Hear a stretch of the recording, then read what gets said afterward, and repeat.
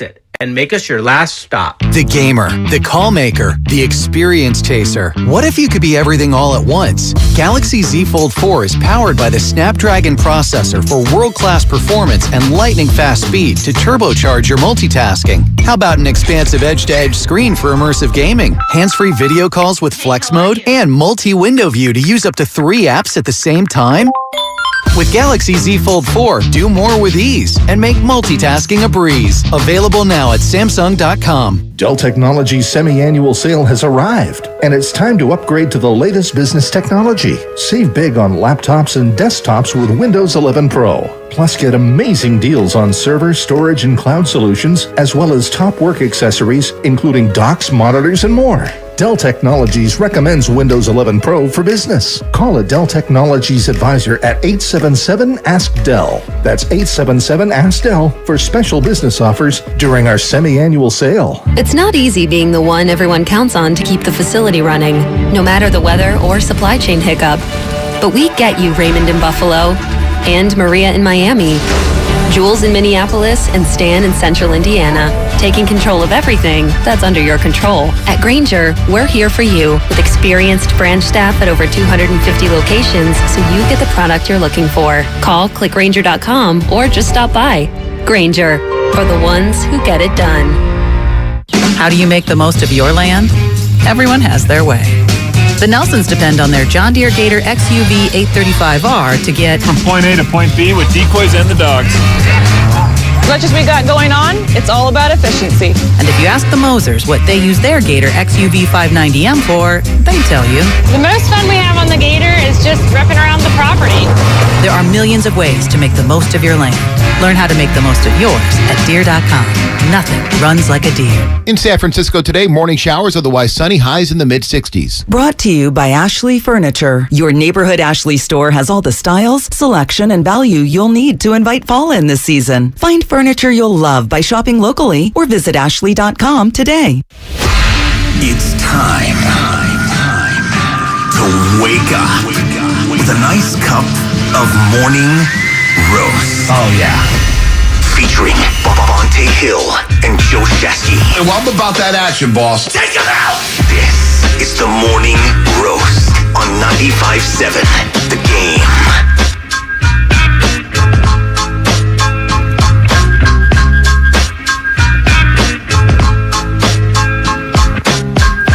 Oh, baby? Is that what we're doing here, Bonte? Oh, baby. Wednesday morning, it's been a long week. The private show. It's been an exhausting week so far. You know, Shashky, this 49ers situation, we're out here flexing, and we're talking about Shanahan, we're talking about Trey, and we're going to go through the Jimmy Garoppolo package today. Went through the Shanahan package yesterday. Oh. You know, we'll continue to talk about it. We'll continue to discuss Trey, because we still both believe it was the wrong play call. It was malpractice to have your quarterback running between the tackles, going head up with linebackers. I don't care. I'm going to die on that hill. We're going to get into Jimmy Garoppolo today. We are. But it's been such an exhausting week. And football fans are nuts. And I'm a football fan, and I'm a nut. I've never been called so many names over this situation. It's unbelievable how many people are, and like, I'm Team Niners. We're both, whoever's playing for the Niners, whoever coaching for the Niners, you're going to root for the Niners. But the division within the fan base, screw you talking about Shanahan. Screw you talking about Trey Lance. Screw you talking about Jimmy Garoppolo. It has been an emotional roller coaster as we try to slowly turn the page to Denver Broncos. I kind of wish that, like, this, big segment of Niner fans who are also Warrior fans would embrace their 4-time winning coach as much as they do Shanahan. Or Bob Myers. I am convinced, whether you love Shanahan, hate him, or whatever, I'm convinced Shanahan could shoot a man point blank in the head, and Niner fans would be like, that's my coach, though. Are you sure it was him? They'll take a bullet for Shanahan. Or they'll say it's self-defense. There's a lot of people who take a bullet for Shanahan. Yeah, that too, probably. It's wild. Before we get back into football, because I know we're football crazy, and that's where we are. It's football season, and we're going to talk football probably close to every single minute of every single day for the remainder of the season. For one little tiny moment, can we talk about the special thing that's going down in the Bronx? Aaron Judge, all rise. All rise. Spinoni, you got been some ripping the Giants all year about, like, they're just boring, and I agree with you. Yeah. The Yankees are not boring, and I'm not a Yankee fan. I hate the Yankees. I hate the Red Sox. I probably lean more Yankees than I do Red Sox. I'm not going to lie. There's an American League team to root for, and I'm sorry, Oakland A's fans. Yeah. It's the Bronx Bombers. That new blue Yankee hat is iconic. I was rocking the Yankee hat. Well, you're also a bandwagon jumper, so that doesn't surprise me, not really. You know? I had a White Sox hat. I love all different caps. Okay, Hove. But that new blue Yankee, who but me? That was fire. But it does, like, the home run derby, the home run chase still means something to me. I know that we're in the era of swing and strike out 8,000 times, Joey Gallo. But, like, seriously, it means something to me. And to do it in a Yankee jersey and to get to 60 in a Yankee jersey at home in the 9th inning against the Pittsburgh Pirates when you're down like a zillion runs. He set the tone. It was incredible. So can you play it? Yeah, Stanton walked it off. But here's Aaron Judge's 60th home run, courtesy of John Sterling. The 3-1. Swung on that. There it goes. Deep left. It is high. It is far. It is gone. He's tied the babe. It's a Judgian blast. His 60th home run of the year. Wow. Wow. All rise. Here comes the Judge. So he ties Babe Ruth for the second most in Yankee history, one behind Roger Maris for 61 home runs. And this guy, I'm going to lose my fantasy baseball championship because the guy at first place right now has Aaron Judge. I know nobody cares. But you talk about one of the greatest contract years of all time. This guy bet on himself, said, I'm going to say no to over $200 million. I'm going to be real with you. Screw you. Let's stop right there. Saying no to $200 million. This isn't the NBA, right? Like the NBA, you see guys from time to time, they'll decline, $200 million because they'll get $280 million or whatever. Right. This is baseball. You could get hurt at any moment. Not that you can't in basketball, but we've seen guys can still tear their Achilles or their ACL and still get broke off. And he's had injury issues. Aaron Judge. But he bet on himself at the age of 30. And this guy has hit 316 so far this season. He's got 60 home runs and 128 RBIs. And he is literally carrying the Yankees on his freaking back. And the Yankees go on to win that game. Stanton ends it with a grand slam. 60 home runs. This guy said no to $200 million? What's the price tag now? I mean, $4? $500 million? $600 million? Paige Ottle is his agent. Imagine how much money he's counting right now.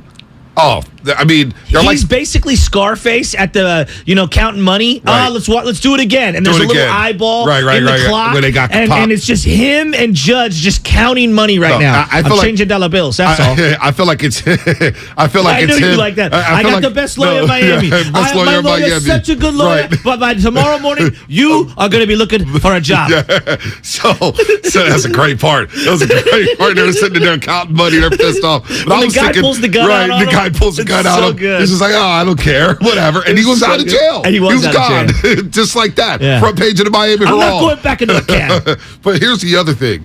God, I love Scarface. Yeah, I do love Scarface. I'm due to watch that over. I just watched it the other day. It's on Netflix. So I was thinking Bill Burr and the big fat black guy in Breaking Bad when they're laying on the brick of money. That's Aaron Judge and his agent just laying on all that money. Just like, wow, what is it like to sit on $600 million? But Aaron Judge is having the most iconic contract years of all time. I know. Of all time, this guy bet on himself, and he's about to surpass Roger Maris. Which is incredible. It's incredible. I mean, it's absolutely incredible. The Roger Maris story, I wasn't as familiar with the nuances. Right. Have you seen that movie 61? Yeah, Bill Murray. That was on HBO. No, not Bill Murray. It was Billy Crystal. Was it Billy Crystal? I don't know. It was another guy, and I forget. But it was on HBO, right? Yes, it was on HBO. And then, like, how Roger Maris is losing his hair. Well, Roger Maris was totally screwed up. And then, like, they weren't even pitching to him because they didn't want him to break the record. They wanted Mickey Mantle to break the record. Exactly. And then Mickey Mantle ended up taking the horse tranquilizer and totally screwing himself up. Directed by Billy Crystal. That's right. There you go. But it was a fantastic movie, and I whether it's 100% true or parts of it are true and some of it are myth and lore, I was unaware of a lot of the things that Roger Maris went through. I just didn't know. A lot of stress. Hell, you're breaking Babe Ruth's record. Right. Babe is God. It'd be like someone breaking a Joe Montana record. Right. Think of how many people out here hated on Tom Brady, or probably still hate on Tom Brady because he's not Joe. Right? This is just natural. It makes total sense.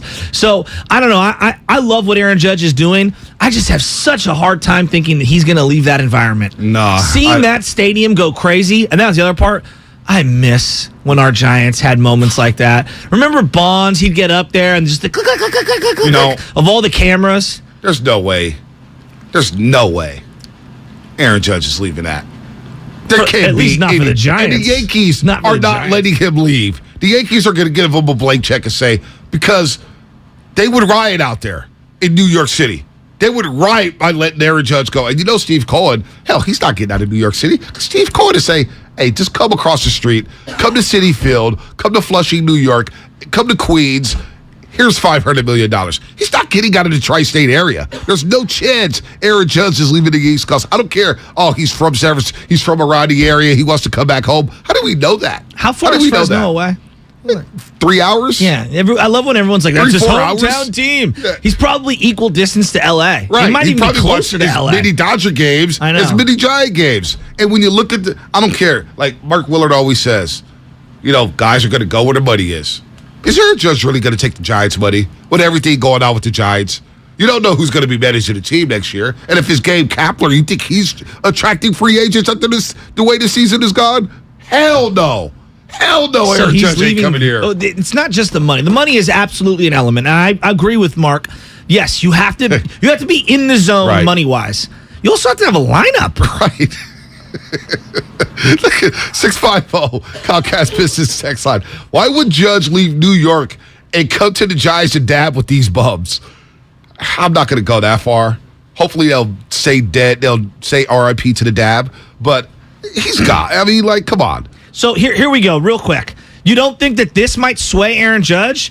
Today, this is 13 minutes ago, the San Francisco Giants, or however many, on Facebook, announced 3-time World Series champ, 7-time All-Star, Buster Posey is now a member of the ownership group. Oh, wow. Do you think Buster Posey being part of the ownership group could help sway some free agents? That's a big-time move. I actually love this move. That's a big-time move. This is bigger than any of the personnel decisions that they've made over the last year. That's a big-time move. You think Buster wants to lose? No. And I think he's going to have some say in the way they play. Guys, this philosophy stinks. Guys, Farhan ain't it. Guys, this is a big move. This is a big-time move. I'm loving this. And look, 209 Comcast Business Text Line. Farhan's not going to pay for Judge. Well, Buster Posey's in the ownership group. He's going to say, go pay for Judge. Yeah. Go get this dude. Buster was in a lineup where, God bless him, and we all love him, and he's a Wall of Fame guy. But there's a level up between Aaron Judge and Hunter Pence. The best guy that he batted around in his lineup in his 10-year career with Buster was Hunter Pence. And I love Hunter. That's not good enough. No, think about this. Hunter Pence left this lineup to come to the Giants. Right. Chase Utley, Jimmy Rollins, Ryan Howard.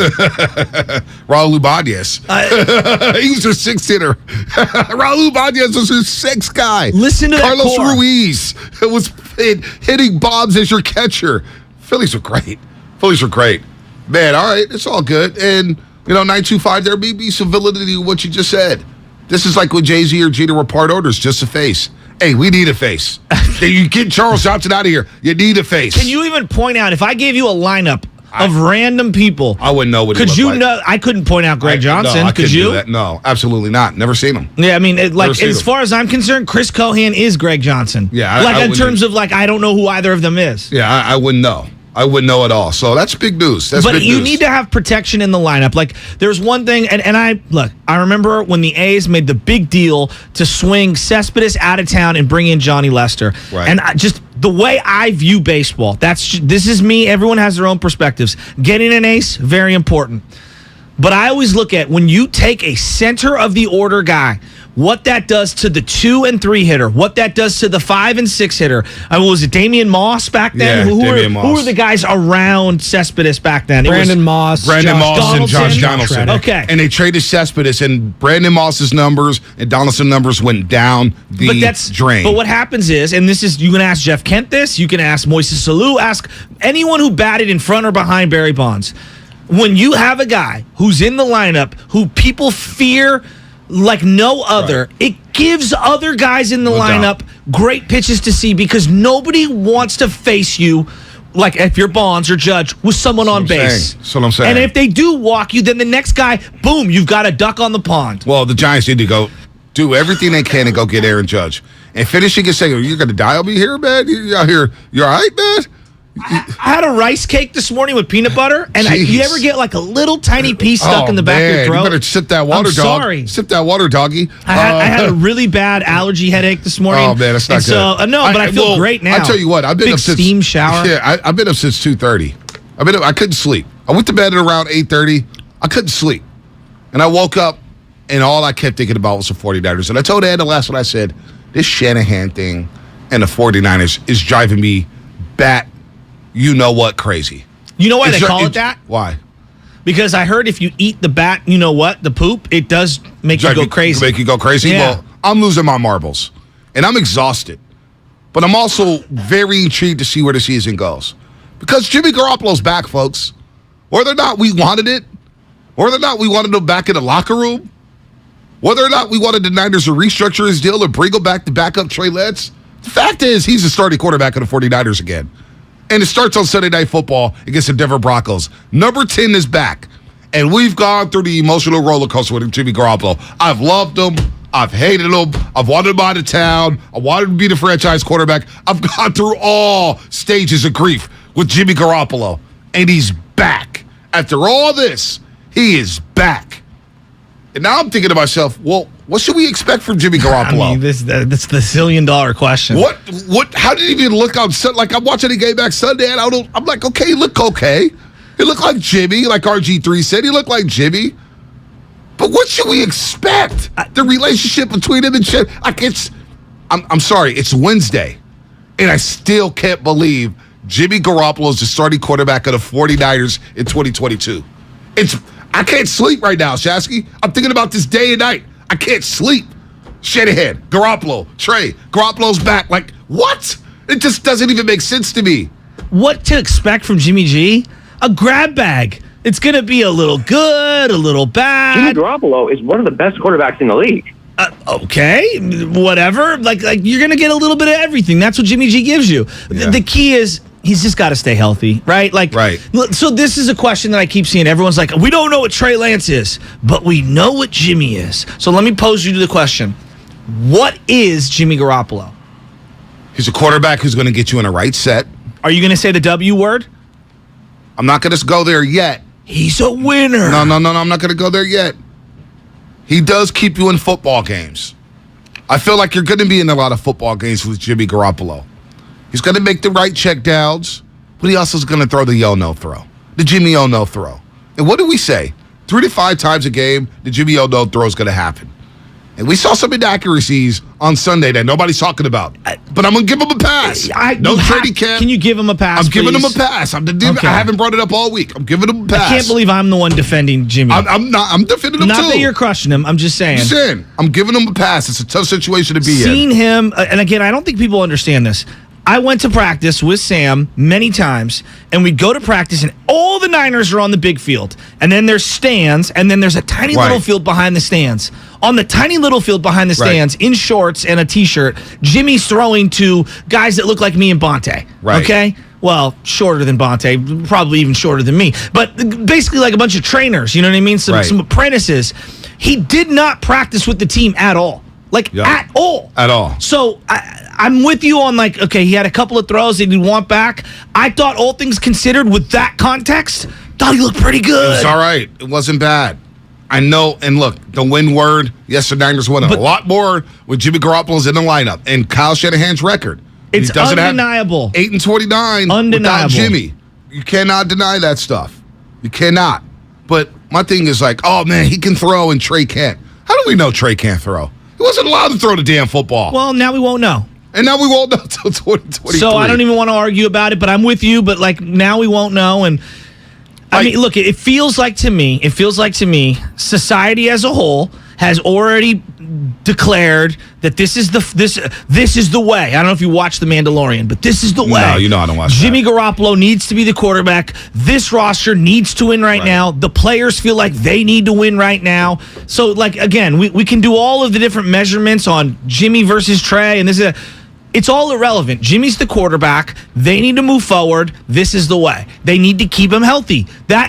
Number one priority. It's not reducing the Jimmy Ono throws. Right. It's empowering Jimmy Garoppolo and protecting him. Right. That's all this organization needs to worry about. Does Shanahan just need to let him go out there and quote-unquote sling it like he was in 2017 when he really didn't know the playbook? So there's a part of me that's like, yeah, go around and feel good and sling it and do what Tua did. The other part of me is you also have to not overexpose the guy to getting hit. He's coming back off a major shoulder surgery. He's going to be in the pocket. So I doubt first row he got plastered. I know he got popped. And he's going to get popped in the pocket. I know what you're saying. Don't want to see any RPOs with Jimmy Garoppolo. Well, that's number one. Throw that play out the window. Yeah, throw it out the playbook. I don't want to see Jimmy Garoppolo. You did it in the fourth quarter. David Bruce almost lost his marbles Monday talking. He wasn't the only one. Me, Rocco, my cousin were sitting there like, is he serious? I couldn't believe it. I just kind of chuckled. I said, Shanahan, the A word, arrogant. Well, I was going to go S, stubborn. Or that. Is this Sesame Street? Are we just picking letters? We're just picking letters. It calls Shanahan. By the way, Shanahan, I woke up at 2:30 in the morning. I can't sleep. Yeah. Can you imagine Kyle Shanahan right now? How much sleep is he getting right now? He looks stressed. I'm stressed out. You know Can what you he's imagine Kyle Shanahan right now? He's calling out fans. He said, I need to educate you guys on the run game. Go watch Buffalo. So everybody goes to watch Buffalo and Allen Rosenball one time. I would love to recommend ease to him so they can get delivered to the facility at 1:30 in the morning as he's studying RPOs around the league. Oh, my gosh. He looks stressed, dude. By the way, are you blown away? We're now 3-4 days in. Are you a little blown away by how many football expert X and O play callers there are out there? Just in general. It doesn't surprise me. Two things that have jumped the shark. All 22 and PFF. Let me just, before we go to break, let me do something. Because PFF, and I did some videos for them a couple years ago for the draft. And I was like, all right, you know what, PFF whatever. Bill and PFF John and PFF Matty. Right. It's like Raider Rob, Raider Mike, Raider Dan, Raider Josh. Like, it's got all, Raider Cody. You got all these different Raider dudes. According to PFF, the 49ers currently have the 1992 Dallas Cowboy offensive line. I'm not sure if you know this. So, Eric Williams, did you see the grade they gave Lamar Allen, Jackson? Nate Newton. Did you see the grade they gave Lamar Jackson? No, what was it? It was like a 60th. It was like below average, right? All Lamar Jackson did. The guy who did. threw for a 75-yard touchdown and ran for a 75-yard touchdown. Threw for 318 yards, was 21 to 29, 3 touchdowns, 9 rushes, 119 yards, and they graded him. What was the grade? And I just was like, PFF is dumb. I basically just tweeted, PFF is dumb. I muted the word PFF. I swear to God. Yesterday, I muted the word PFF.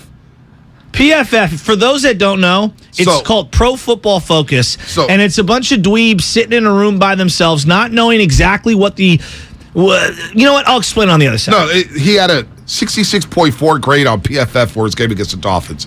Insanity, right? That's insane. How does he not get 100? How does he not get A? PFF. Get out of here, you nerds.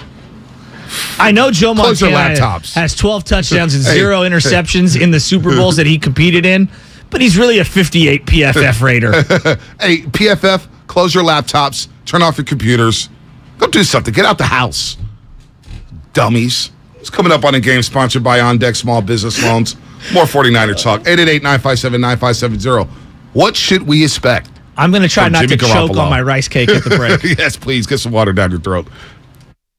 Chelsea Messenger helping you beat the Bucs. The Kansas City Chiefs are 6.5-point favorites over the Indianapolis Colts this weekend. So far, it's been smooth sailing for the Chiefs. And during his career, Chiefs quarterback Patrick Mahomes has absolutely dominated in the month of September. Mahomes is 13-2 in September with 48 touchdowns and only 3 interceptions. Maybe consider the Chiefs laying 6.5 against a Colts team that just scored 0 points last week against the Jags.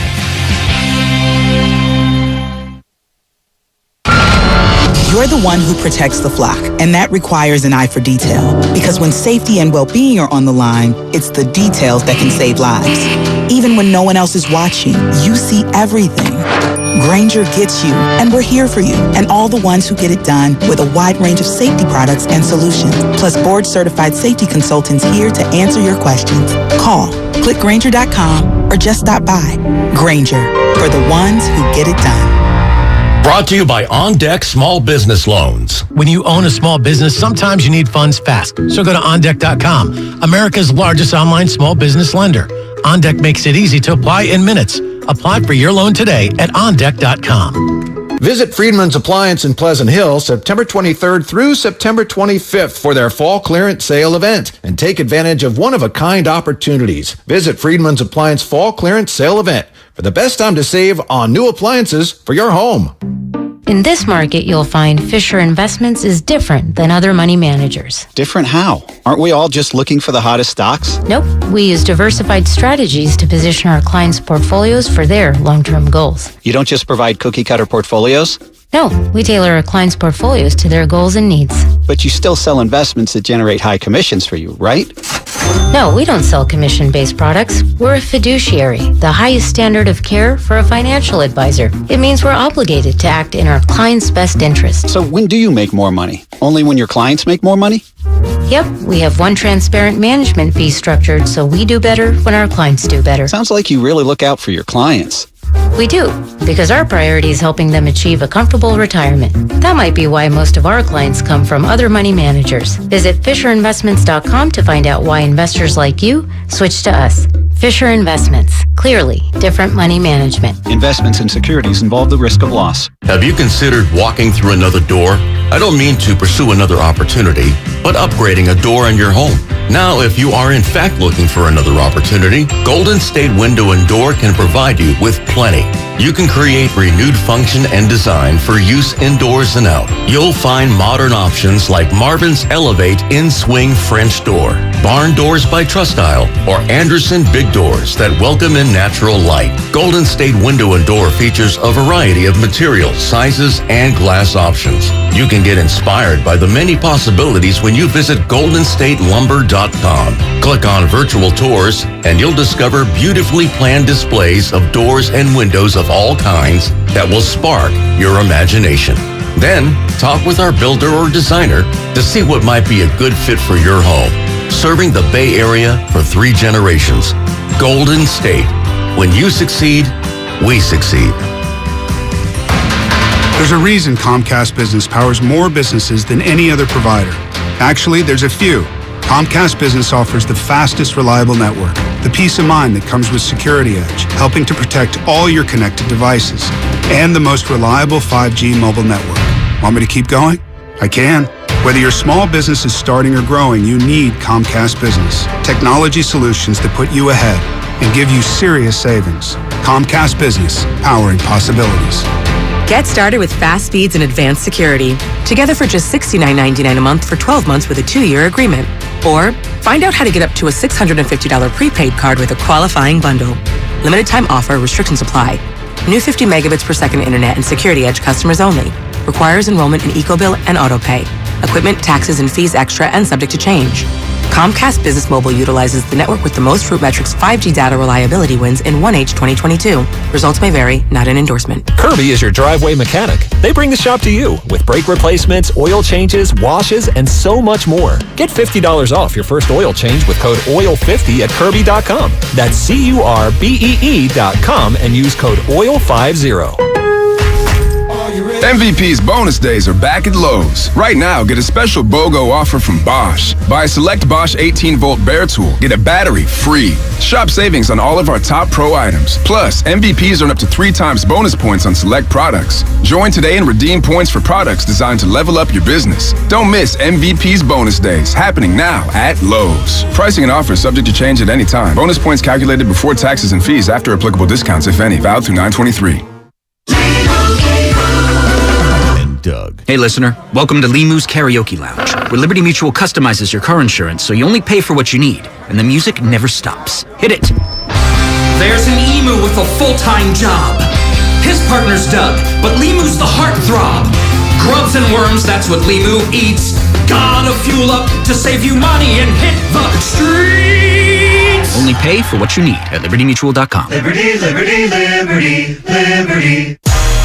Kevin Hart's reality check tour is coming to Chase Center on October 1st. And 95.7 The Game has your tickets. Listen to Willard and Dibs all this week around 10:30 for your chance to win.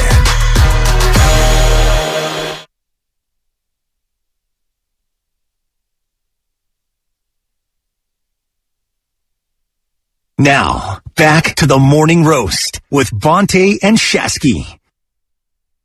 All right, good morning to everybody out there. Sweat on the roadways. A little rain this morning. A little rain coming in to the studio, so drive safely if you're getting off your graveyard shift like my man downstairs in the lobby.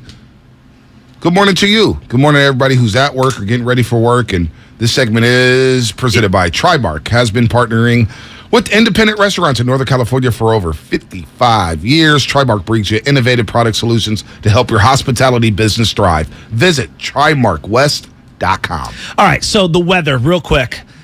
I always leave the windows open, and then my wife got a fan in the room. It's a game changer, right? You don't need air conditioning in San Francisco, but a fan, not bad. Just gets the air circulating. Yeah. Humidifier, maybe? Yeah, well, especially when you got the dog. Sometimes Leo, he's got the stink bombs. The breath. Yeah, that Leo, too. Leo can let him loose. Yeah, he's a Frenchie, so, deadly and very silent. Leo's wild. Yeah, he is. So this morning I woke up and I'm like, God, it's like humid. And yet I look outside and it's like raining. So I left the house and all the floor, the streets are just totally wet. By the time I got here, everything's dry. Yeah, no. It's like Florida weather. Yeah, I left San Bruno and it was like pouring. Got out to get my coffee. It was like, damn, this rain is so hard. Everybody's driving like 50 miles an hour on 101. I'm like, I got to get to work. Yeah. I'm smashing through. You drive like 85. Yeah, I do. I can't help myself. I really can't help myself. Sorry, CHP. I did see him yesterday on 280 South, and I slowed down hella fast, and they got off the freeway and popped somebody else. I was like, whoo. Do you have your NBC badge just waiting? I got the 95.7, the NBC. He pulls a Marcelo Zuna. Bonte Hill, NBC Bay Area. I true story, Shashky. I got pulled over when I first got to Charger, like 2 months in. I was coming on the Bay Bridge. It was night. Nobody was on the Bay Bridge. You go through that tunnel on Treasure Island. And I'm flying. I'm feeling myself. The S-curve. Dude, I'm feeling myself. I'm like, and I'm like, man, this baby's going 90. And then I tried to slow it down. I speed it back up. And the CHP blurt me, right? Yeah. I looked around. I said, man, this is all bad. I speeded the ticket 2 months into having this car. I threw out a credential. Oh. And they were like, where are you coming from, young man? Oh, I was just at a practice, man, late nights, man. And I'm flashing the credential. He does a quick little test. It's like, all right, man, just slow it down, buddy. Get out of here. Second time I got pulled over, I was flying. There's more. There's more. Just one more time. 101 South. I'm about to go on vacation. I'm feeling myself. I'm bumping Larry June. Yeah. I'm feeling You're already in vacation. I'm in vacation mode. I'm flying. Yeah. I get pulled over. Was this the Steiny Guru and Bonte era? This was the BS&G era. Okay. Definitely was the BS&G era. So you were blowing some steam after arguing with Steiny. Probably. Getting 2-on-1 by Guru and Steiny. Guru, yeah. You always get double teamed by those two OGs, right? And by the way, they mollywopped Willard during changeover yesterday. Woo! They mollywopped Mark Willard, man. Mark Willard may want to take the day off. Look, I get pulled over in Brisbane, 101 South. And the guy, he pulled me over. I had to roll the windows out because, they're all tinted. I thought it was the tints. weed. Yeah, no, it wasn't. I don't do that. I I like a little crack, personally. So I pulled out the windows. No, I'm kidding. I rolled out the windows. Cocaine is a hell of a drug. So they run my plates. They check the ID. The CHP officer comes back, and he goes, hey, do you have any 95-70 game stickers? True story. Do you have any 95-70 game stickers? Now, I had no 95-70 gear on. Really? It asked me for some stickers. That's pretty sweet. And I was like, man, we don't have any stickers, but can you write your address down? I'll make sure to get you some swag. That's the biggest lie you've ever told. Yeah, our promotions team was dead at that time. Right? I was like, here, I got some swag for you. Give me your ID. He's like, nah, it's okay, man. Just take it easy, brother. Take it easy. And I was like, whew. 95-70 game saved you, boy. Now, Guru always name drops 95-70 game. I don't do that. Well, I'm just throwing a credential. When he pulls the caddy up and he pulls over, like the fender comes falling off. They feel guilty. Dude, he's on the new caddy. Is he? Yeah, he's on the new caddy. I think he's been in the shop 3 times already. Oh, I didn't know that. The caddy goes in the shop like every 6 weeks. I think it's time for a new car then, bud. Well, he got a new caddy, right, Spinoni? He got a new caddy, Guru. He got a new Cadillac. I don't think it's been in the shop yet, but, I actually talked to Guru yesterday, and he said, oh, B, I got to go. It's my wife's. It's our anniversary. What the hell are you talking to me for? I know, Bonte. The PSG era. What an era. What a an time era. to be alive. It was Bonte, help me. I used to fill in on that show. Yeah, you did used to fill in. You did. You love filling in. You used to call our show. Just call us. So I know we're going to get back into football, and we're going to do a lot of stuff. You got your top 7 King of the Hill's back. Oh, okay. King of the Hill's back. The streets have been calling for it. And this is the power rankings of the NFC. NFL. Of the NFC. National Football Conference. Wow. Because remember, that's what we did. We didn't do the NFL. We did the National Football Conference. So what is there? There's 7 playoff teams now? 7 playoff teams, yep. 7 Interesting. playoff teams. So you're going to give me 7 8? rankings. No, we're just going to do 7. 7, okay. Number 7. I'm going to start from 7 and go up to 1. I like that. I'm excited and you for will this. Be surprised where I have the San Francisco 49ers on this list. Really? Baby. Oh, baby. Really? Oh, yes. King of the Hill's back, baby. Everybody's been calling for it. They want King of the Hill, so we got the graphic ready to go. We got the rankings. We got everything going on. We'll do the NFC power rankings. We'll get back to Jimmy Garoppolo because there's a lot here. Trent Dilfer spoke about Trey Lance. We're going to get into that. We got Mike Florio coming up at 8 o'clock. Mike Florio, Doc. I said what I said. Mike Florio and I are best friends now. Oh, he's going to be strutting. What do you think he's going to say about the situation? Well, I mean, I honestly think he does not like Shanahan. That's what I honestly think. Well, hey, he's not the only one these days. I mean, you want to talk about somebody rooting against another individual? Aren't you not supposed to root in the press box? Can we get Mike Florio on Zoom? Can we try to get him on Zoom in his basement in West Virginia? Smoking weed? Smoking. Hey, it's nothing wrong with a little weed. I didn't say it's legal. It's legal. The first 2 weeks of the NFL season, weed sales are going up.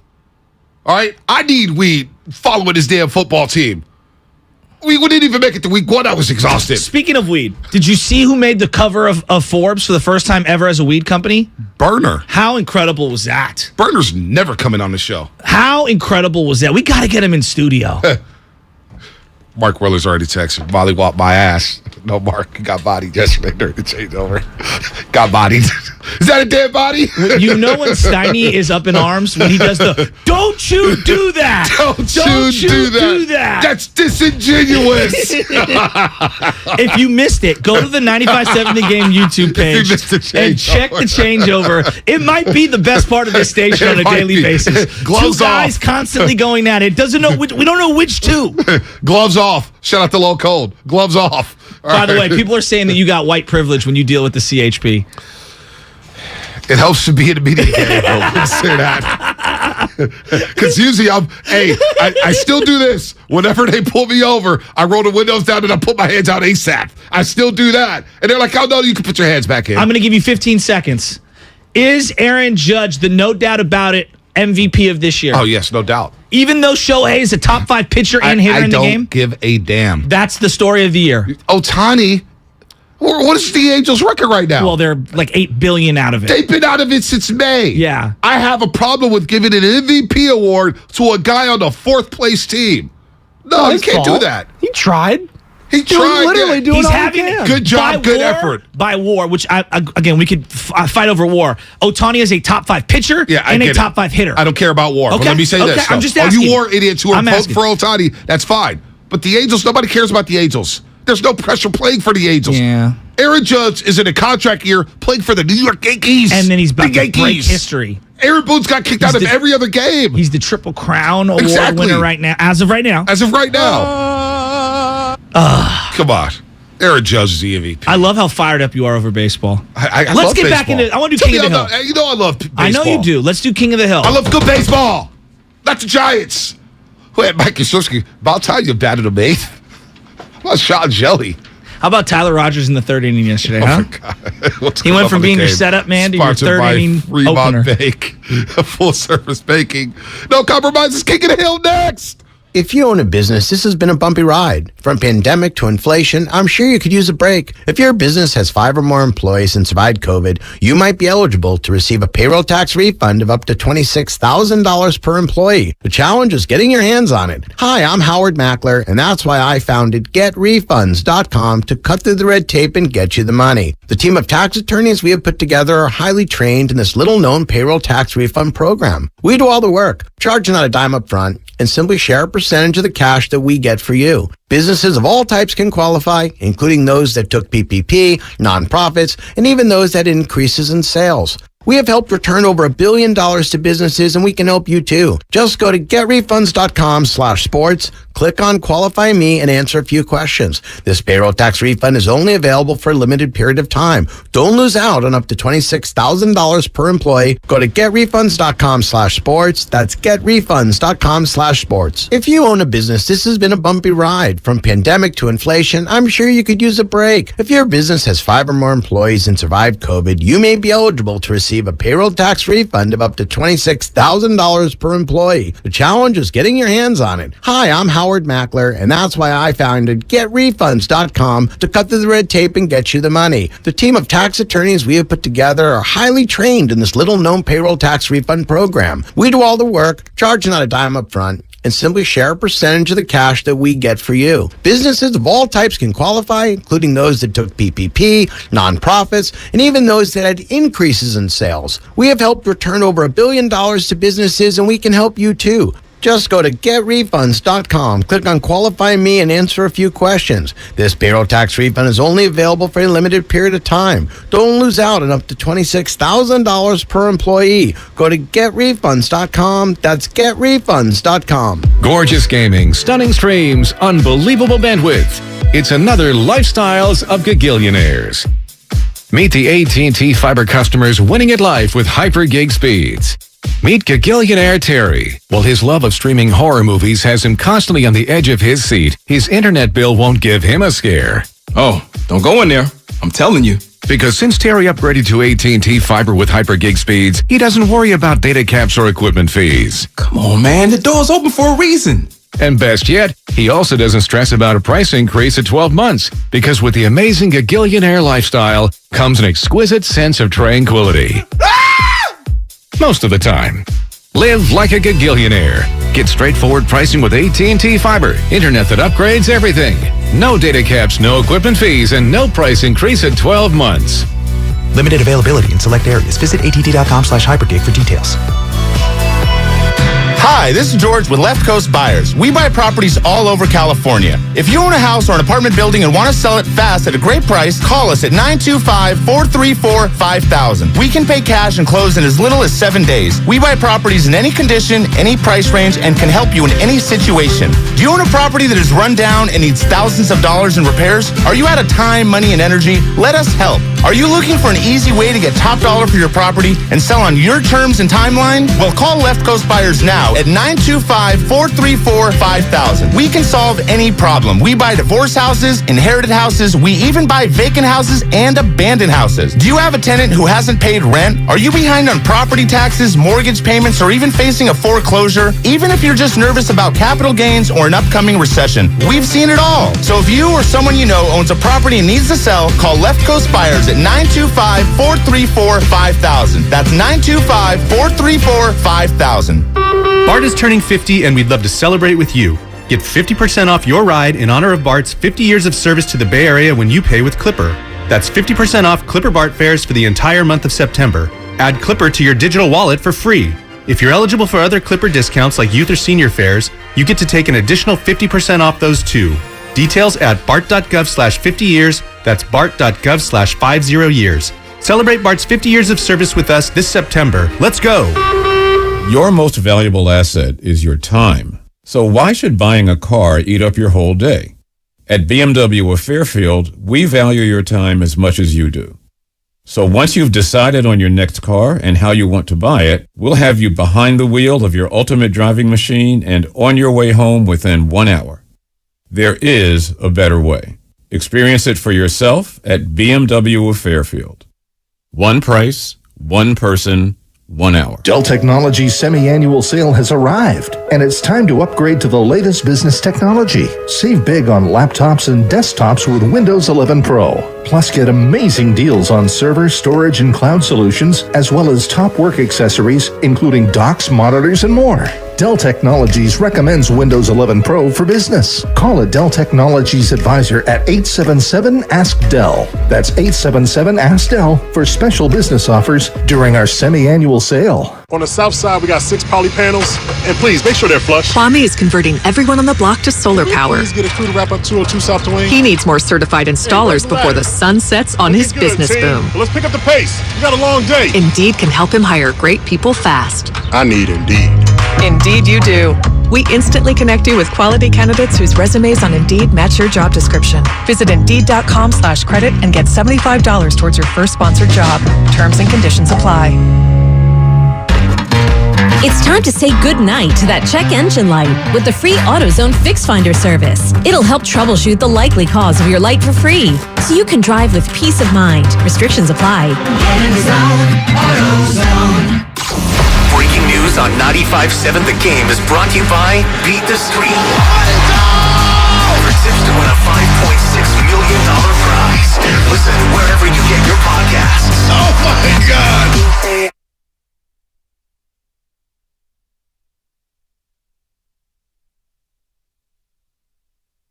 What's going on, Roasters? It's Brian Baldinger with the NFL Network, and you're listening to The Morning Roast with Bonte and Shashky on 95.7 The Game. All right, if you missed Baldy yesterday, he joined us at 7:30 as he does every single Tuesday. It's on He was YouTube. awesome. It's on YouTube. Hey, B, it's on Twitch. We just cracked 10,000 followers on YouTube. Oh, wow. I want to get to 20,000. I want to get to 20,000. If you're when? not following us right now. By the first of the year, right? Yes, that's the goal. And here's the thing. If you want to see, practice footage, if you want to see stuff behind the scenes for the Warriors, you want to see some of the Steph Curry routine, we're going to start posting all of the Warrior stuff this year. So if you're a big-time Warrior fan, you want to subscribe to our YouTube page because you're going to get a lot of the behind-the-scenes stuff. If your kid is a basketball player and they want to replicate Klay Thompson's pregame routine or Steph Curry's, we're going to try to post all those things on there. So if you're not, you got to subscribe to 95.7 The Game's YouTube page. Like us, love us, hate us, do whatever you want to do, but get there. Get on Twitch as well, because we don't forget about our Twitch audience as well. There are day ones here on the Morning Roast. Also, the Comcast Business text line, 888-957-9570. Your thoughts on Jimmy Garoppolo starting at quarterback for the 49ers. What should their expectations be moving forward? Baldy yesterday said with us, and we're going to get to King of the Hill in just a second. Baldy said, it's full throttle. Actually, I'm going to just play it. I've always said, and this is not a cliche, it's just a fact, is that it's hard to win games while you're developing a young quarterback. It just is. And so, sometimes you can just be a Dak Prescott and come in day one, like you take over for Tony Romo, and you're the guy, and there isn't a big learning curve. But he had the league's best offensive line in front of him. He had a great running game, and certain things that helped him, not diminishing anything that Dak's accomplished. But it's hard, especially for a guy that's played as little as Trey has played. So, to your point, I feel the same way. I feel like, okay, it's full speed ahead right now. We don't have to develop. We don't have to have these growing pains. We've got a guy that's been to a championship game, been to a Super Bowl, won big games on the road, all that stuff, full speed ahead. Let's go. So I agree with the sentiment, and a lot of people have come in with this, like, it's hard to win games, period. Just stop right there. Right. Hard to win games Hard in to the win NFL, games, no period. Okay? It's exponentially harder to try to win with a young guy. We all agree there. No one is saying it's easy. Yep. But we also have to understand that there's the short term and then there's the long term, right? The long term is you're hoping that by the year's end, you have a better player. Right. You're hoping that a year from now, 2 years from now, 5 years from now, the development that you put in that maybe sets you back in the first couple of weeks of year one is totally moot by year 5, right? Now, and I know that's the long-term view, and you're going to say, Joe, they got Trent Williams and Debo. And the roster changed dramatically year to year. And when you swing as big as they did, they owe it not just to themselves, but to the player himself. The only way he's going to develop is with live bullets. I think we've all now finalized that. He's got to play. You can't sit on the sideline and develop. You need to develop in game. I don't think people understand the head coach is not off to the side working with the backups to develop those guys. The only way you're going to get the repetitions and the practice and the work is being the number one and playing in real live games where guys can square you up. And I'm looking at this text here on a 408, and this has been driving me crazy, courtesy of the Comcast Business text line. Trey Lance clearly wasn't developed as a thrower enough, which is why Shanahan had no option but to run him. Number one, I don't subscribe to that. He can't throw the ball.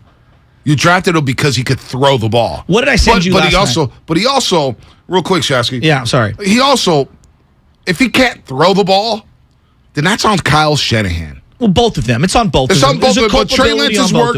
But that's on you, Shanahan. I'm looking at you to develop this young man. This is the guy that you wanted. You've been complaining about, hey, I don't want Jimmy. You got your guy. And you go out there and you run him over 40-plus times. You ran him 16 times last year against Arizona. You ran him 13 times against Chicago. Don't give me this monsoon crap. It wasn't a monsoon until the fourth quarter. First 3 quarters was fine, and you still ran this guy. You ran him when you had a full stable of backs, all right? Don't give me this that Trey can't throw the ball. We all watch practice. We all watch training camp. I heard none of that stuff going into the season. Trey can't throw the ball.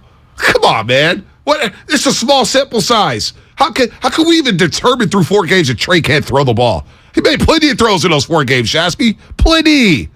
Look, I'm not going to sit here and try to adjudicate with people, who can do what and who saw what. I went to practice. I saw the guys. I saw them last year. I saw them again this year. I went every single day. In terms of throwing the football on the field, now it's practice, and people can say, oh, it doesn't matter. Pads, no pads. Sam, I want you to hop on the line with me because you were standing right next to me. Trey Lance was clearly the best thrower of the football at 49er camp, and it wasn't even close. Sam, am I lying when I say that? Oh, no, you're completely serious. It was just every ball. It was just launched right out of his arm. And, now, does that equate to automatic success in games? No, of course not. No one's saying that. But, there's a maturation process. And if you're going to invest the amount of money that they invested in him, at some point they have to turn that card over and find out, is it a 3 or is this an ace of spades? Right. Or something in between. So, I don't know. Look, the sucky thing is we'll never know about this year. We don't know. And 650, I'm not going to go to the last part of what you said, but Comcast Business Text line. How do we know Trey can't throw? That's where I'm at. Why the bleep will we draft him if he can't throw? Someone needs to be fired if Trey can't throw. Well, that's bad draft compensation. You moved up in the draft and gave up an additional 2 first-round picks and more picks to go get this guy, and he can't throw. If Lance can't certify G 415, this is where I'm at too. If he can't throw the ball, why was he playing? I don't know. So anyway, but here's the thing. I would say this before we move on, and I want to do King of the Hill.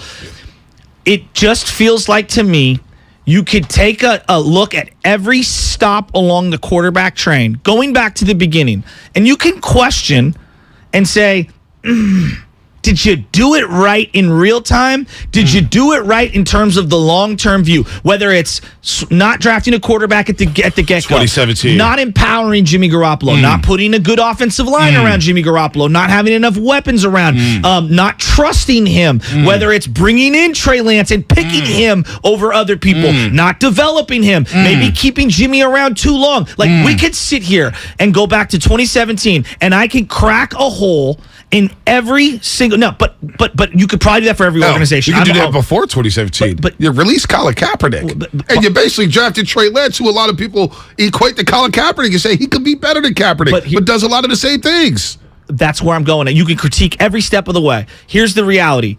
I don't want to go backwards right now. Today, I want to move forward, and I want to embrace Jimmy Garoppolo. Got to get that out though. But I hear you. I just think to me right now, They get the guy. They get the guy that apparently some of the players wanted, maybe some of the coaches, it sounds like, which is a whole nother conversation I'd like to have with you in about 20 minutes regarding the coaches. But they get their opportunity, and they can hopefully get into the playoffs because everybody's telling us this is a win-now organization, a win-now team. My pushback to that would always be, and I said this during the Harbaugh era, a lot of players come and go. You flip the roster over 30, 35% every year, and that's minimum, right? If you get the quarterback right, that guy could be there for 10, 12 years. No doubt. 925, you guys are paid to be optimistic, so I get it, but he looks like a bust so far. And that's the problem. He was a number 3 overall pick, and that's another first-round pick that, as of now, hasn't panned out. And since 2017, when they had their picks, go back to Solomon Thomas or Reuben Foster. Go back to Mike McGlinchey. But it's too early. I know it's too early. But we know about Reuben Foster, Solomon Thomas, did not work out. You had 2 first-round picks. They're both gone.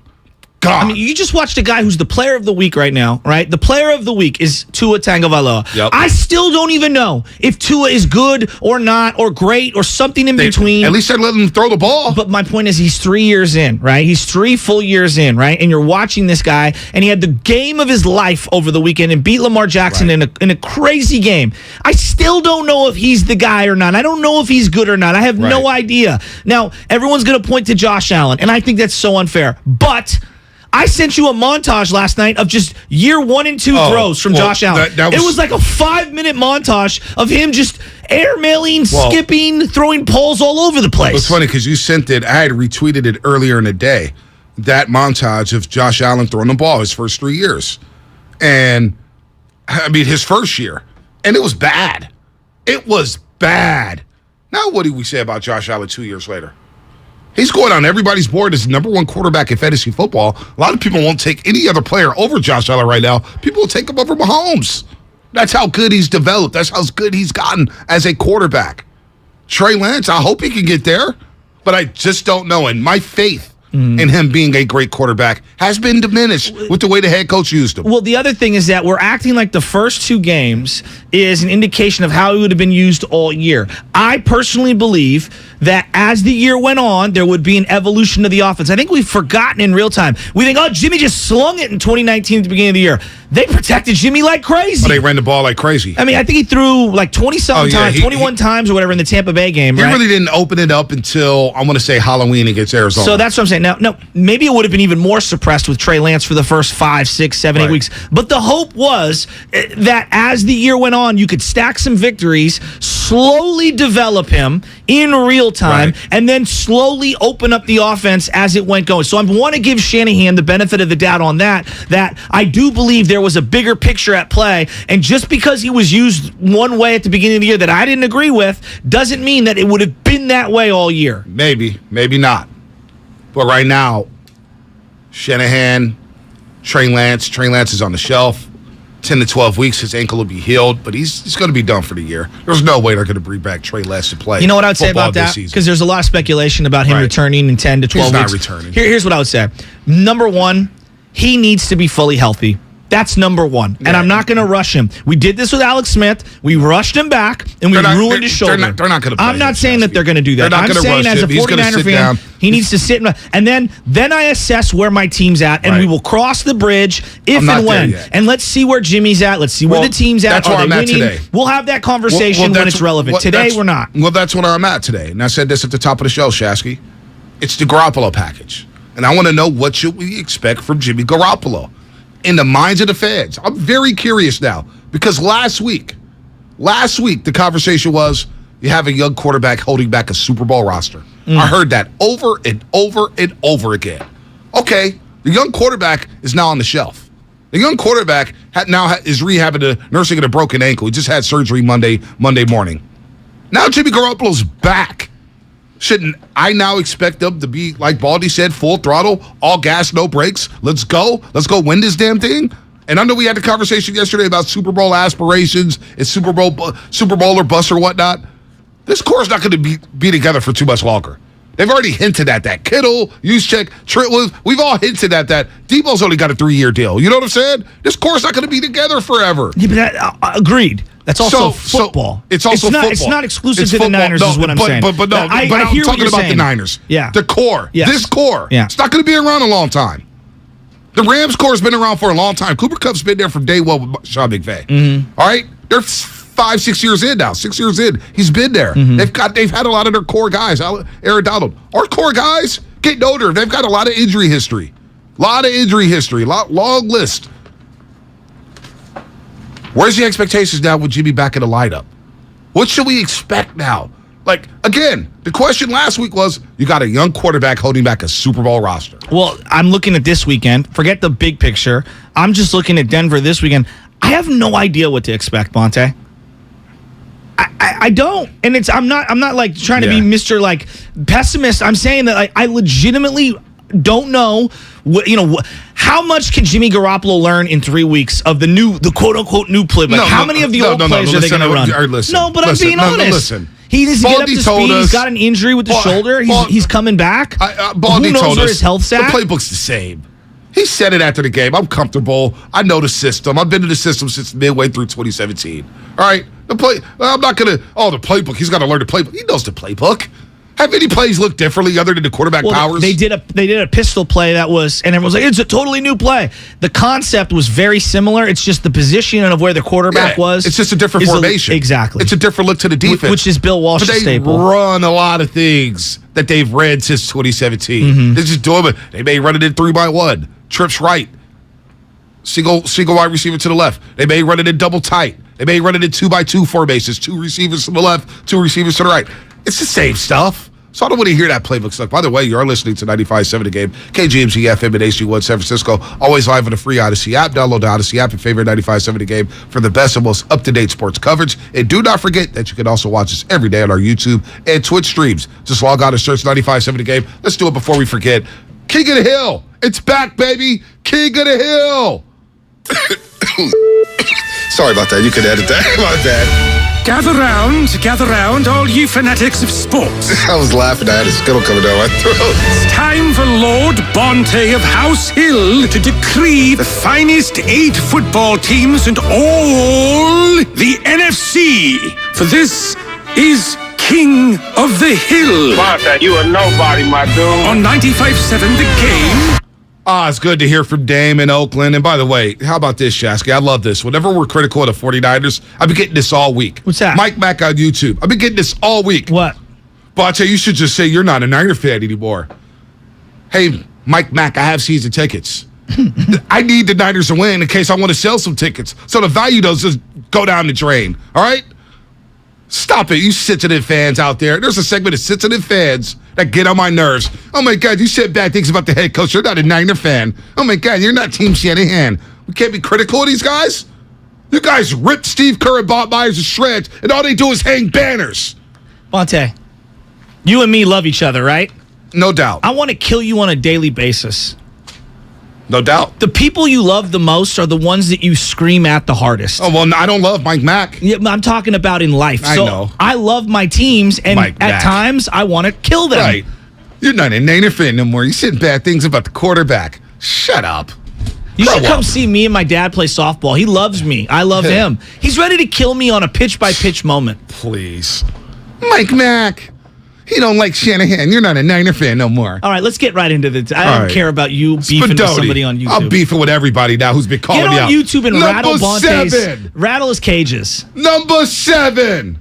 We're going with the Minnesota Vikings. Whoa. Everybody's NFC favorite. Whoa. Kirk Cousins is a pumpkin. 60-2? Oh, my gosh. It was 60-2 what? 60-2 is his record. Oh, 60, Mr. Mediocre.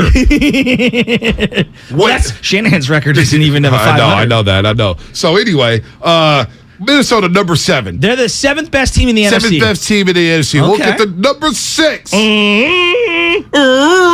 7th. You're 7th. Because Kirk Cousins ain't winning nothing. Nothing important. All right, number 6. Number 6. The LA Rams, the defending Super Bowl champs. They got blown out in week 1 against Buffalo. Also, the Rams, they went life and death with the Atlanta Falcons. Really? What's going on in LA? Big game for them this week against the Arizona Cardinals. Before you keep going, I want you to check out Unwind on West Portal. My homie Dino owns it. The best lamb chops in town. I'm not talking about the LA lambs. I'm talking about lamb chops. All right. Delicious. There we go. Number 5. Number 5. The Green Bay Packers. Oh. All right. Go, Pack, go. Go, Pack, go. They lost in week 1 in Minnesota, but I think they're going to win the North. And then they beat up on the Bears, which the Niners couldn't do in the quote-unquote monsoon. Packers, Aaron Rodgers, those young receivers starting to get better and better and better. And We're going to bite a kneecap off. Hey, no, the Lions. Your other kneecap. Hey, the Lions didn't make the list. I'm going to just say that right now. Spoiler alert. They didn't make the list. But you know what? The Packers, they got a defense. Yeah, 2 50s. I'm dope. 2 50s. That guy's a nut. What is going on here? Number 4. Number 4. The New York Football Giants. Brian Dable's got something cooking. I had the Panthers winning that game. The New York Giants. Look, I had they go to Tennessee and win that game. Saquon looks back. Daniel Jones does it all to say he looks comparable. Looks like he can win the damn game with him now. And that Carolina game was a physical football game. That was a desperation game. And the New York Giants in front of their faithful at MetLife, They got a big game on Monday night against the Cowboys. They could improve to 3-0. 3-0. The New York Giants are number 4. Wow. All right, number 3. Number 3. This is going to be the shocker of them all. Hey, Mike Mack. You think I'm not a Niner fan, Mike Mack? How about this, Mike Mack? I get the Niners at number 3 in the NFC. Ooh. Niners, that defense travels, baby. They've only given up 26 points. They shut out Geno Smith and DK Metcalf in that offense. That defense, Hufanga is flying around, and he's also delivering McDonald's to Trey Lance in the hospital room. That's my guy, number 29 jerseys all over Levi's now. The Niners going to Denver, Colorado. This is a big Sunday night game. I can't wait to start breaking this down. I really can't. This is good. I watched the Broncos yesterday, that defense. Yeah. Ooh, little baby. Bradley Chubb. It's going to be a physical football game on Sunday. You know me, I love a good body back game. Phillips, oh man. Patrick Surtain, the second. I know. Nice. He's hurt. Oh! He might not play? Might not play. Oh, Spadoni, this is why you're the man. That's a break for the Niners. All right, who's number 2? All right, number 2. Number 2. Number 2. You know, I can't stand Howard Eskin. I can't stand this fan base. I may not hate a fan base even more than Philly. And that's right, Philly Zoo. I know you're out there listening, Sean Singer. I hate the Eagles. I really hate you guys. Yeah. Hit them I up, hate their Bronte. fan base. Attaboy. But you know what? Taylor Hurts looks good. A.J. Brown. How about Darius Slay Jr.? There was no grittying on Monday night for Justin Defensive Jefferson. player of the week? There was no grittying in Philadelphia at the link. You had James Houghton sitting there. You had, who's my guy, Bradley Cooper in the suite. Oh. Silver Lining Playbook. Great movie. Great movie. Oh, absolutely. Yeah, I passed on that. What? Yeah. That's an amazing. Hey, Spadoni, help your boy out. Tremendous movie. Jennifer Lawrence, Robert De Niro. Great performance. This is a great performance. Chris Tucker. Yep. De Niro actually had a good movie? Right. That's good movie. rare. Good movie. Well, All I mean, right. Godfather Part All 2, right. but. All right, here we go. No, I'm saying the last 20 years. Since Heat, he's really been like a character. Here we go. himself. Here we go. Number 1. Let's move it along. Number one. Meet the fans, yeah. It's the Tampa Bay Buccaneers. Tom Brady's back at the top spot. That defense is flying around. They had Jameis Winston seeing double. I mean, that defense is physical. They're hitting. They got the best linebacker. Best linebacker core is not in Santa Clara. It's in Tampa Bay. I'm sorry. White, Levante David, boom, bodying people. Whew, that was a big win for them. Now they play the Green Bay Packers in Tampa this Sunday. We got some big games this week. Big games in the NFL. You know what So I'm that's just thinking King of the about? Hill. You What's got up? Green Bay versus Tampa. I'm Yeah. thinking about LaFleur not going for it in that game. Oh, the NFC Championship? Yeah. Wow. I can't unsee it. All right, there we go. So am I a Niner fan again? Huh? Look at everybody. The list is so controversial. That's the point of King of the Go Hill. 7-1. 7, Minnesota. I should cross them off and put the Cardinals in there or something like that because Kirk Cousins is a pumpkin. He stinks. Shanahan loves him, though. Okay, just LA give me the Rams, list. number 6. Okay. Green Bay Packers, number 5. Okay. New York Giants, number 4. Wow, that's shocking. Niners, number 3. Oh. Is that shocking? Even though they're 1-1. Hey, it is what it is, Okay, baby. keep going. High expectations for you. Super Bowl aspirations. Let's go, Niners. Philadelphia, number 2. Wow. Tampa Bay, number 1. Interesting. And we've got the graphic up on the graphic's YouTube up. page. You look like Biggie right there. That looks like the Is the graphic already up? Yeah, you got a crown Oh, I and you're love that wearing like a graphic. khaki jacket. I You do looking love it. By the way, phenomenal. Sleepy Floyd, man. He had me in this Earth, Wind, and Fire concert. Did you see that? I did see that, and it was What hilarious. was that? People are memeing me all over the place. Meme Shashky. He's got a memeable face. Come on. King of the Hill. How you like that? What do you think? I just can't believe I haven't seen Silver Lining Playbook. Everyone's telling me I got to see it. Yeah, how do you not see that movie? It's an I amazing watched movie. Batman for like the 75th time The last new night. one? Yeah, it's awesome. The new one, it's dark. Dude, it's awesome. It's dark. The I like Nirvana it. music. Yeah. The Hey. beans Oh yeah, in no, the it's way. I watched that on the way to It's Rome. so good. I watched that on the way to Yeah. Kaylee. That was pretty and good. who's the girl? It's Catwoman? Zoe Kravitz. Yeah. Lenny Kravitz's daughter. Yeah, she's she was phenomenal as phenomenal. well. I watched that and Silver Lining Playbook on the way back from Rome. I can't believe that the Penguin was what's his face. Come on. Yeah. What's the guy's Colin name? Farrell. Colin Farrell. Hey. It looks nothing like him. Hey, the Rams stink right now. Hey, Bonte, who do you think will be rolling down that hill in 5 weeks? I'll tell you who will be rolling down that hill. It may be the New York Giants, and it may be the San Francisco 49ers. Because that schedule gets tougher and tougher and tougher. I've got a big fight for who's going to go to the Chief game. Grandpa's on the inside track. I was talking about it with Anna yesterday. I can't go to the Chiefs game. You know that? Why not? I'll tell you on the other side. Well, maybe I'll take your tickets. No, you will not. Sponsored by the San Diego Tourism Authority. When you're happy and you know it in San Diego, there's no limit to how you can show it. Endless sunshine, coastline, and outdoor adventures. Inspire waves and feel good vibes. Plan your trip today at sandiego.org. Hey, Becky, what about this beat for your next song? It's cool, but I'm into faster stuff lately. Like Xfinity that gives me beyond gig speeds. Got it. What about this then? It sounds powerful, just like Xfinity. Because its supersonic Wi-Fi has 3 times the bandwidth, you can connect hundreds of devices at once. That's what I call power. Unbeatable internet from Xfinity. Made to do anything so you can do anything. Get the Xfinity Supersonic Bundle with unlimited gig speed internet, Wi-Fi equipment included, and a free 4K streaming box. All for $50 a month with a 2-year internet rate guarantee and no annual contract when you add Xfinity Mobile with unlimited data at regular rates. Go to Xfinity.com/gig, call 1-800-XFINITY, or visit a store today. Limited time offer. Restrictions apply. Requires paperless billing and autopay. New gigabit extra internet customers only. Taxes and fees extra and subject to change. Xfinity Mobile requires post-pay Xfinity internet. Reduced speeds after 20 gigabytes wireless usage. After 24 months, regular rates apply. Requires compatible Xfinity gateway. Everything, our farm, our stand, our pop-up shop, it really all started when we discovered the benefits of local, raw honey for our family. And then we decided to turn it into a business. We were looking for something to help us get up and running. So we got the Chase Business Complete Banking Account. It's more than a bank account. It comes with Quick Accept, which lets us take card payments anytime, anywhere in the U.S. using the Chase mobile app. Plus, we get same-day deposits at no extra cost. For us, it's more than honey. It's about sharing a little sweetness with the world. Get the Chase Business Complete Banking Account with the essentials you need to help get your business going. Learn more at chase.com/business-complete-banking. Chase for business. Make more of what's yours.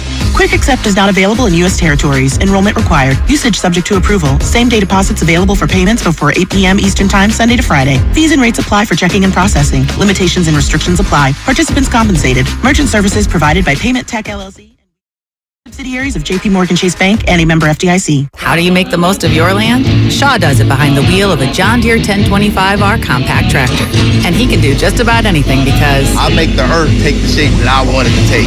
But the Hubbards use their 1025R because we really are trying to create this homestead. There are millions of ways to make the most of your land. How will you make the most of yours? Nothing runs like a Deere. Get a 1-Series tractor for just $124 per month at your John Deere dealer today. For additional cost information, please call toll-free 855-633-2315. You're the one who protects the flock, and that requires an eye for detail. Because when safety and well-being are on the line, it's the details that can save lives. Even when no one else is watching, you see everything. Grainger gets you, and we're here for you, and all the ones who get it done with a wide range of safety products and solutions, plus board-certified safety consultants here to answer your questions. Call, click Grainger.com, or just stop by. Grainger, for the ones who get it done.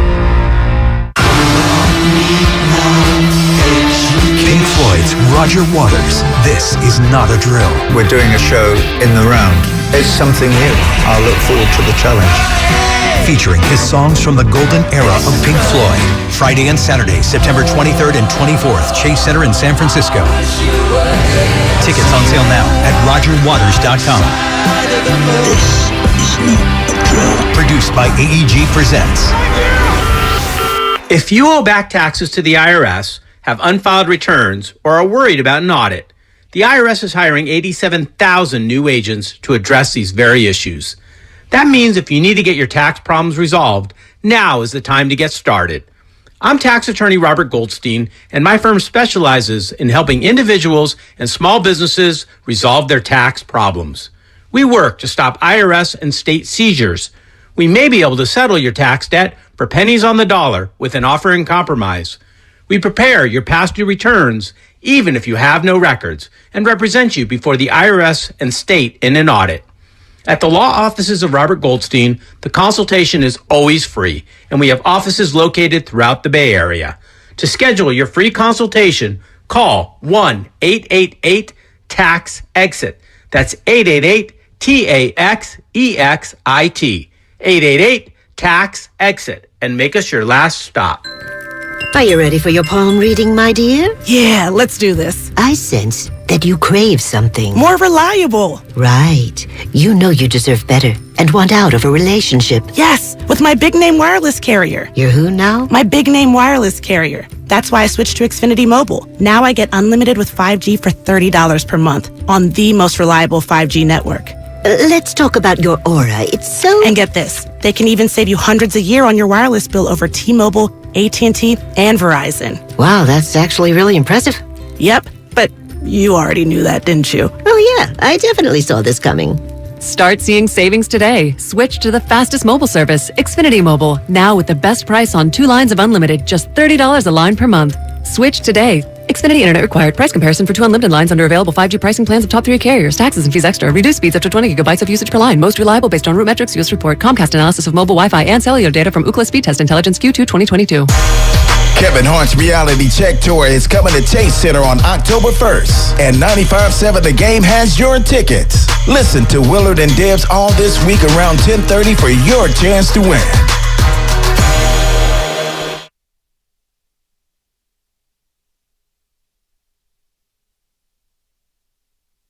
Now, back to the morning roast with Bonte and Shashky. Hey, B, we got a little baseball meetup this weekend, and we're going to get right back into football in a second. But if you're a baseball fan out there, and you're a Giants fan, A's fan, it really don't matter. A bunch of guys that follow the Giants on Twitter. There's a group called Giants Chatter, Giants Cove, if you will. We're all going to meet up 11 o'clock at Balboa Park. Just throw the ball around. Have a little fun, a little meetup before the season ends. So I may do that because Chez has been getting up. Baby Chez has been getting up around 5:30. Okay. And I want to shout out the DC Stars Pop Warner team. Pop Warner organization. They play at Jefferson High School, the Jefferson Grizzlies. And my buddy Nance P., my brother. Yeah. His son, Fat, plays for the 6 and under team. Oh. He's out there playing corner, and he's playing on the line. And they won 18-0. Wow. 6 and under team against the San Jose Hitmen, right? Oh. And look, you know how I am with names, man. I forget names left and right. Yeah. But I walk in, and right away there's, morning roast, baby. We better hear about the DC Stars. And I'm like, geez, right? And took Baby Chaz to the game. No pressure. No pressure, right? Baby Chaz like, boss. She's having a good time. She's running around. DC Stars and everybody there that supported the morning roast. Met a guy named Brett. I know that name. He went to Sacred Heart Cathedral, class of 2014. He was like, I love what you and Shashky do. You guys do it for the culture. My big Tongan homie. I want to say it starts with an N. Starts with an N. We took a selfie. That's my guy. He actually paid for me to get in because they wanted cash. And I was like, well, do you have Venmo? So I was about to Venmo. And he was like, no, I got it. I was like, come on, man. I got you. And he's like, no. What you guys do on the roast, you get me through my day. Him and his wife are listening right now. Please text me the name. French. You know who I'm talking about. You know what I'm talking about. He had 2 kids. Played for the 8 and under team and the 10 and under team. Wow. And they were some beasts. One's a linebacker. One's a back. I mean, DC Stars got something cooking. They were out there hitting. I grew up in Excelsior. There's one thing I learned. Do not go head up with any of the Polynesians. No. They will run you over like a rhinoceros. They had a kid, so now they don't do weight limits in Pop Warner anymore. Yeah, it used to be weights, 110 and under. 110, because I played junior midgets. Yeah, my brother played for the Seahawks. Oh, you played for the Seahawks? Yeah. Did he really? Yeah. Wow. Yeah, I didn't know that. Yeah. What year? This was before, this is... What did he play, Pee-wees or junior midgets? Talk to my brother. He'll tell you. Wow, I got to talk to Daily Boy about that. They used to play at Kimball Park. Yeah, we practiced at Kimball Park. But they didn't have the 49ers out at Crocker when he was playing. No, it was just the Hawks. It was later. It was just the Hawks. Later in life. When I left Seahawks, then they had the 49ers, and they had the Brown Bombers. And then they had the San Bruno West Bay Rams or something like that. The West Bay Rams, yeah. San Bruno Rams / West Bay Rams. Now they got the Pacific and Tiger Sharks. Yeah, I didn't even know that. DC Stars. My little cousin Davon played for San Bruno for years. So, yeah, no, it's good to see the kids playing. Let me say, they had a number 97 on the 8 and under team. This kid, number 97, he was walking by from DC Stars. I said, okay, number 97. This kid may have been $180. Oh, he's the Danny Almonte of Pop Warner? They said he was legit 9 years old. This guy's playing D-tackle. Did he drive himself to the game? He was one of the captains. He was one of the captains, right? This big kid, number 97. He was one of the captains. He's got an NIL deal to Alabama. They doing a coin toss. Yeah. This poor kid, he was terrible. It was like me looking down at you, Shashky. Oh, yeah? On the football field. Like that Derrick Henry photo from back in the day? Yeah, with Mark Ingram. Yes, exactly. Where it looks like one guy is in 8th grade and the other guy is in the pros. Dude, I'm telling you, this 97 kid was huge, and he was out there hitting. But they said, stamina is an issue right now for the young man. So he was out there 2 snaps, boom. 2-snap guy. Stamina is an issue. So shout out to the DC Stars. Nice. Shout out to the San Jose Hitman. Shout out to the Oakland Dynamites. Shout out to the Brown Bombers. Nice. Shout out to all the Pop Warner organizations out there. They really do a good job, though. I love it. The parents, they put on the snack bar. They had the barbecue rolling out. Hey, there's some good things going on in Jefferson. So it will not be the last time I see the DC Stars play. Very cool. Pop Warner. There we go. So I wanted to get into something. I know we want to talk 49ers. And we'll get to the calls in a second, too. We will. But There's just something that I noticed yesterday, and I think Mark Willard has been referencing this Mike Silver article in the Chronicle Sunday night. By the way, Richmond Steelers, Darius Bright, they ain't messing with the Richmond Steelers. We'll see about that. Richmond Steelers. I'm glad you squeezed that in. Sorry.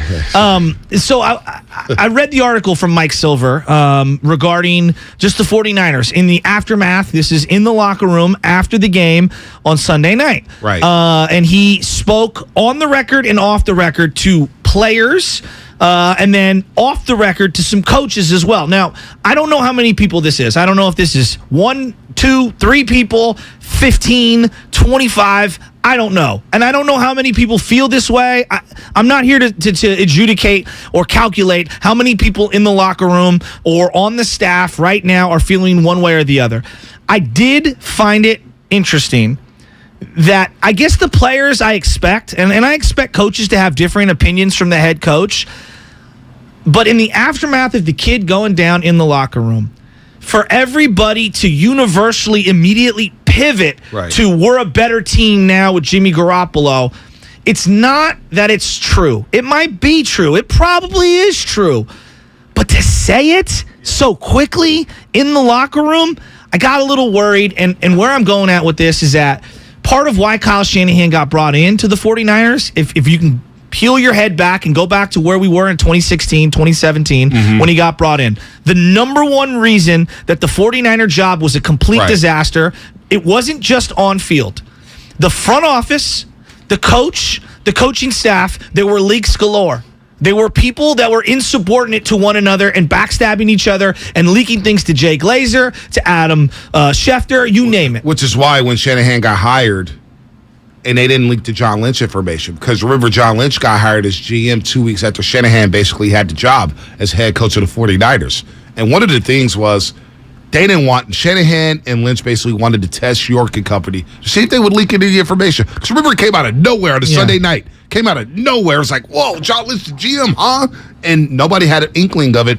But they basically said this when they got hired, like, we wanted to see how they would react to it. Can they keep information close to the vest? That's been a staple for the Shanahan and Lynch era up until this point. Absolutely. And it does feel like the first couple of years, everything was airtight. You know, it was really airtight, and I want to give them credit for this. Like, everything was on the inside of that organization. They would make a move. For example, the Jimmy Garoppolo trade in year one. Nobody saw that coming. Nobody saw it coming. All right? They made a lot of different shrewd moves that nobody saw coming. Kind of like Jimmy Garoppolo sticking around to being a backup to start the season.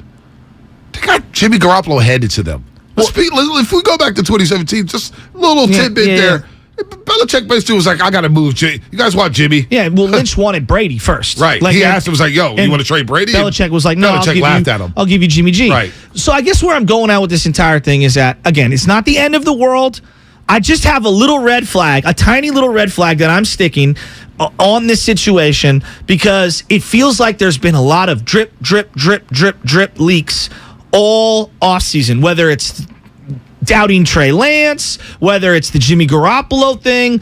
It just feels like to me, when I saw all the different offensive staff leaving, some leaving for a new job, some getting, fired, basically. Right. Rick Scangarello was fired, right? Straight up. Fired. They brought in a bunch of new people. The fact, whether it's a holdover or a new hire, the fact that a coach, and I'm going to go with Michael Silver's word here. People can disagree on. Benjamin Albright's going to join us Friday. Okay, and he's going to disagree with the report. I can tell you that right now. I saw him on Twitter last night. If the report is true, is what I'm saying, and I kind of believe it to be true. I just don't think that he's very look. Whether I like Michael Silver or not, it's irrelevant.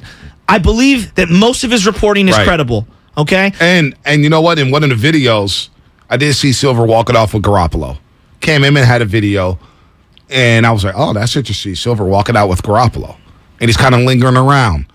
And we all have inklings on who's talking and who's not talking. But I expect people, because even in our profession or any profession, there's a lot of gossip. People talk like, that guy's not a good journeyman. Right. That guy's not a good lawyer. That guy's not a good police officer. Like, well, pick the profession that you're in, right? People have their own feelings and guys gossip. So that's neither here nor there. But the fact that even off the record, a coach immediately in that locker room would say something to Silver, I just have it red flagged. And then the other part of this is like, guys, can we let the dust settle before we take a celebration. Now that part, and I get it. It's a reality. If it is a coach, it's a reality. But man, it just felt like, can we have a little tact? I guess is the way that I'm going with that. There was no tact in terms of just a little bit of respect for the fallen guy that just went down. I'm not going to lie to you. I've been watching a lot of Kyle Juszczyk interviews, and it rubs me the wrong way on how open he is about, oh man, having Jimmy and that was Niner football. When he said that, I was just like, damn, did you really have Trey's back?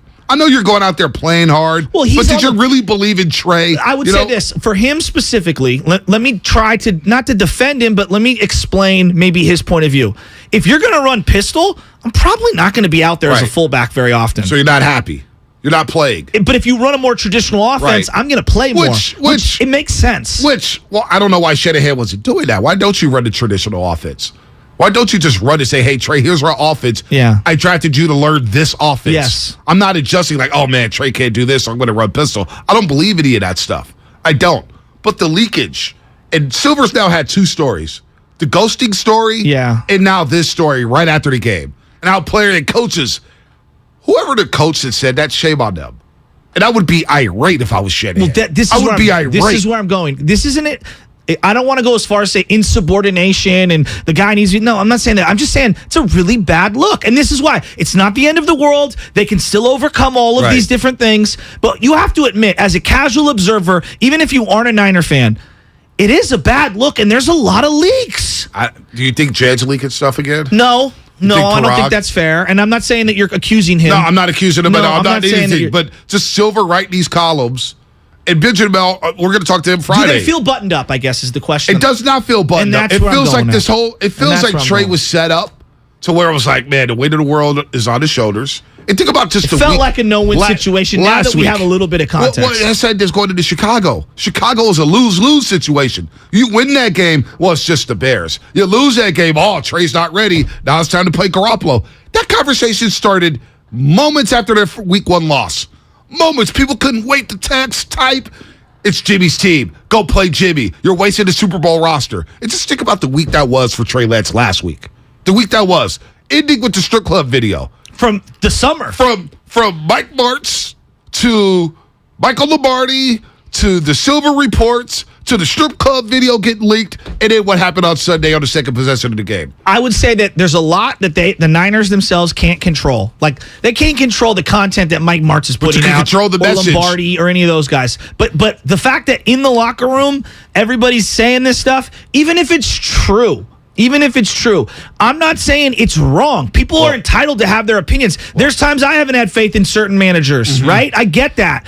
But to say it that day in the locker room, to me, I just read a tiny little red flag. That's all I'm saying. You go watch those pressers. Not Shanahan, but like the Juszczyk and the Jimmy. And there was a lot of jubilation. Because I get it, they won the football game. But I remember being in the locker room up in Toronto when Kevin Durant tore his Achilles. And this is a finals game. This is a finals game that they won. That they won. Yeah. And all they could think about was Kevin Durant, Steph, Livingston, Iguodala. And everyone knew he was probably leaving. Yeah. The mood was, they were all despondent. Well, it was like, we won. Soldier. It's cool, but our brother went down. Exactly. The mood, and they were somber. I've been in a lot of other locker rooms where injuries happen and guys are just like Kyrie, for example. Finals game 1, 2015. His knees buckled. He does an interview in his locker, and I'm sitting there, I'm doing a video, and we leave, and the locker room's just like, Cleveland, they just lost a classic. Series is still on. They win game 2, but that locker room was like, we just lost our fallen soldier. We lost our point guard. And I didn't get that same sense with Trey. Now, I saw the mic'd up with Fred Warner. That was cool. Fred Warner Jr. said, hey, we got your back, 5. Yeah. We got your back, 100%. I saw that too. That was really cool. But for the most part, heartfelt. we watched those interviews and the presser, and I was just like, I get it, we won. But I couldn't get over the Trey injury. That stadium couldn't get over the Trey injury. There was not a lot of celebrating that win. And they beat the Seahawks for crying out loud. And we haven't even talked about that. So let me ask you this. Is this just simply a byproduct of the gladiator sport of the NFL? Meaning we're referencing basketball, and I don't think it's a like-for-like comp. That's what I want to be fair here, because basketball's so different. The team's so much smaller. You rely so much more on individual players. Is this just a byproduct of how physical and how dangerous the sport is, the NFL? where they're just wired completely different? Yeah, but I'm trying to think of injuries that's happened. For example, perfect example, Derek Carr, Christmas Eve against the Colts. Okay. Raiders are rolling in what was that, Spinoni, 2016? 2016, my first year here at 95.7 again. Covered a lot of Raider games at that point. 2016, they beat the Colts. They rolled the Colts, Shashky. Roll them. Raiders are 1 win away from winning the division and having a bye week. They blew out the Colts. And you go in that locker room, and they were like, we lost our quarterback for the season. Nobody cared about the win. Kelechi Osemele damn near had tears coming out of his eyes. He had to go to the back room. Mac was gone. You know what I'm saying? Who else? Rodney Hudson couldn't even speak. That locker room was despondent. And that was coming off a big win, and they were 1 win away from winning the division and going to the playoffs. Was Carr so much more established as the clear-cut guy and not having a guy behind him? Does that factor into it? That's a good point. Because I do think the nuance of where Trey is and having Jimmy behind him factors into all this. That's why it's like that's why I was like, damn, you brought Jimmy back. This is weird, right? Well, this is why I'm saying, but that's a good point. It's not the end of the world, Devontae. It's clearly something that, like, it may be nothing. It may be something. I don't know. I'm not really sure. I just found it to be odd. Yeah, there's no doubt. That's a good point with Carr. He was there. Found it odd. He was riding with them. But I'm just trying to, like, think of big-time injuries where I've been in the locker room in the mood. Like Kevin Durant, like you said, they all knew he was leaving. Everyone. And they were still despondent. And he was like, and of all the acquisitions in recent memories, the most mercenary acquisition that most people can cite. Right. It's just something. I just thought it was a little too happiness in there from some of the players. And then the report comes out from Silver where guys are talking, like now guys are talking. So now if the season snowballs, how many more reports are going to come out? Well, that's the thing I'm worried about. They have to win. No, but they have to win. This goes back to the have to win. Like to tamp down all of this noise, you have to win. I'm just more worried about it. Just feels like a lot is getting out. And I remember that when it started to go bad for Harbaugh, it was drip, drip, drip, drip, drip, drip, drip, drip, drip, and it became more toxic. And it wasn't anything until the end, and then you look back and you had more of the perspective, and you're like, wow, how did I not see this coming? Now, I'm not saying that we're there. We're nowhere near there. But if they start to have any hiccups, if Jimmy goes down, if they don't win, I worry about what might end up happening with this, just the whole organization. Well, we had the approval rating, right? We did the poll yesterday about the approval rating of Kyle Shanahan. And Kyle Shanahan, now the poll yesterday on 95.7 The Game, at 95.7 The Game, or excuse me, at Morning Roast 95.7. What is your approval rating of 49ers head coach Kyle Shanahan right now? 43% approved. To me, that's still low. 30% disapprove. Strongly disapprove, 12%. Strongly approve, 15%. You bring up they have to win. We had the conversation yesterday about Super Bowl aspirations.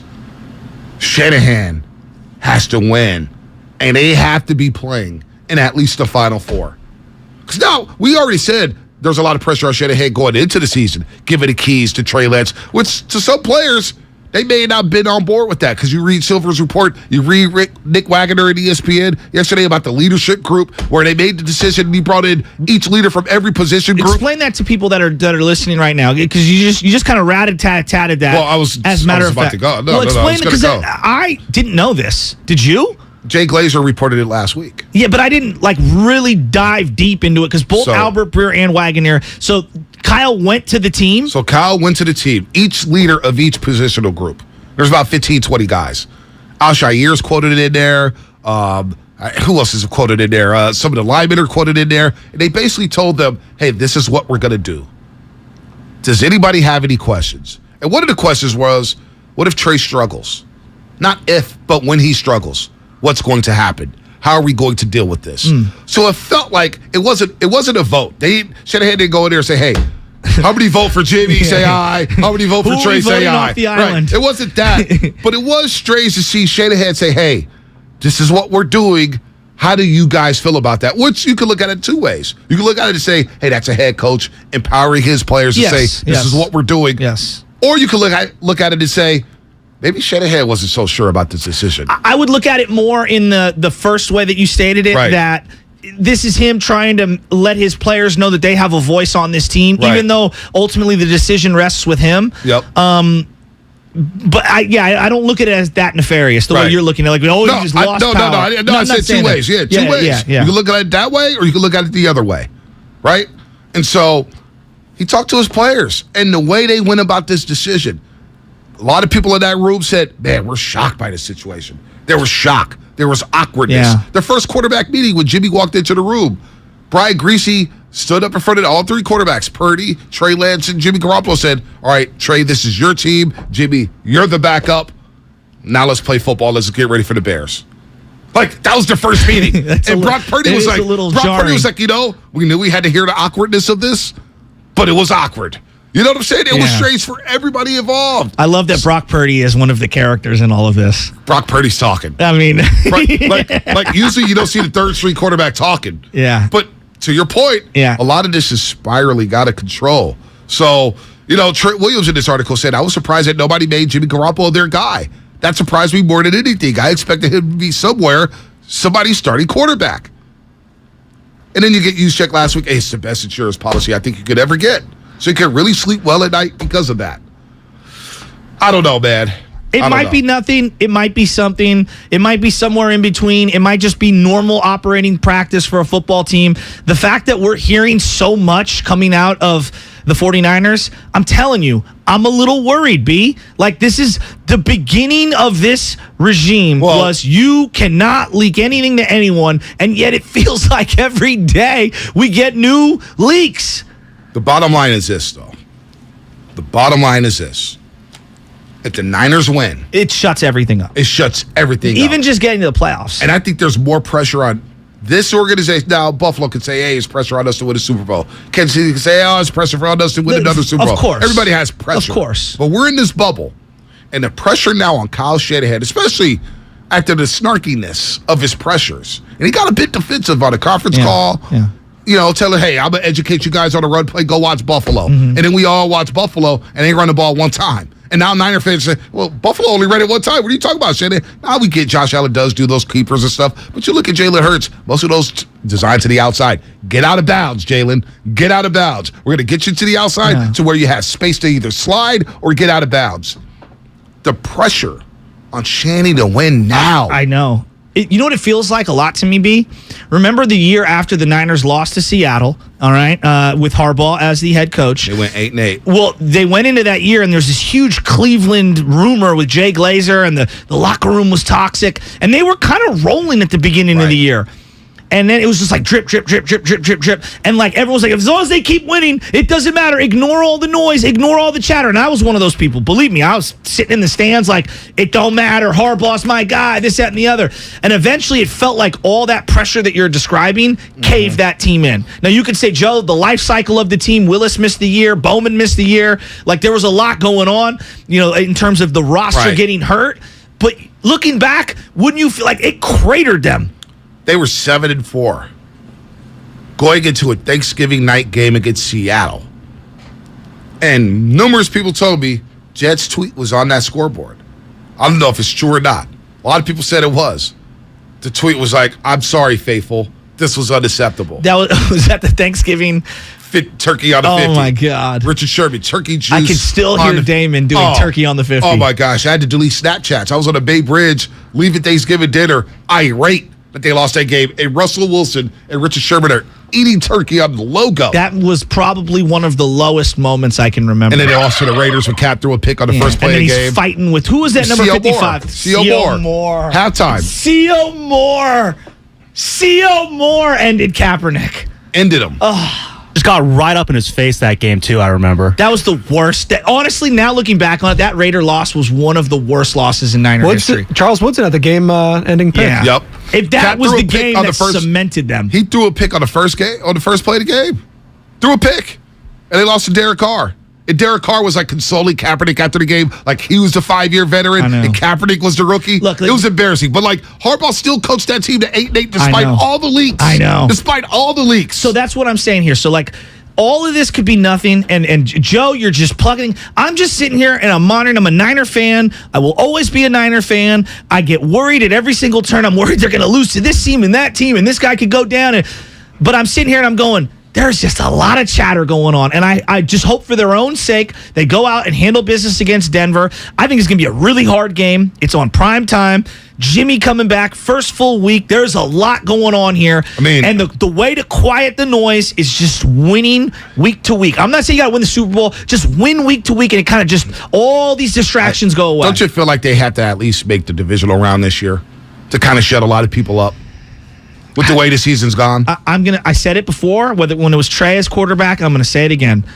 Getting into the playoffs is an accomplishment. There's 7 teams going to the playoffs now, I know. Shashky. It's not as hard. As prestigious as it used to be. Right. But 7 Bonte, teams. I still hold that in high regard. 7 teams. We've only been to the playoffs, 5 or 6 times since Jeff Garcia? Yeah, no doubt. But this regime, this is year 6 of Shanahan. He's got the new extension. He's been to the playoffs twice. And you keep saying it. They were down 17-0 against the Rams in Week 18. I know. Down 17-0.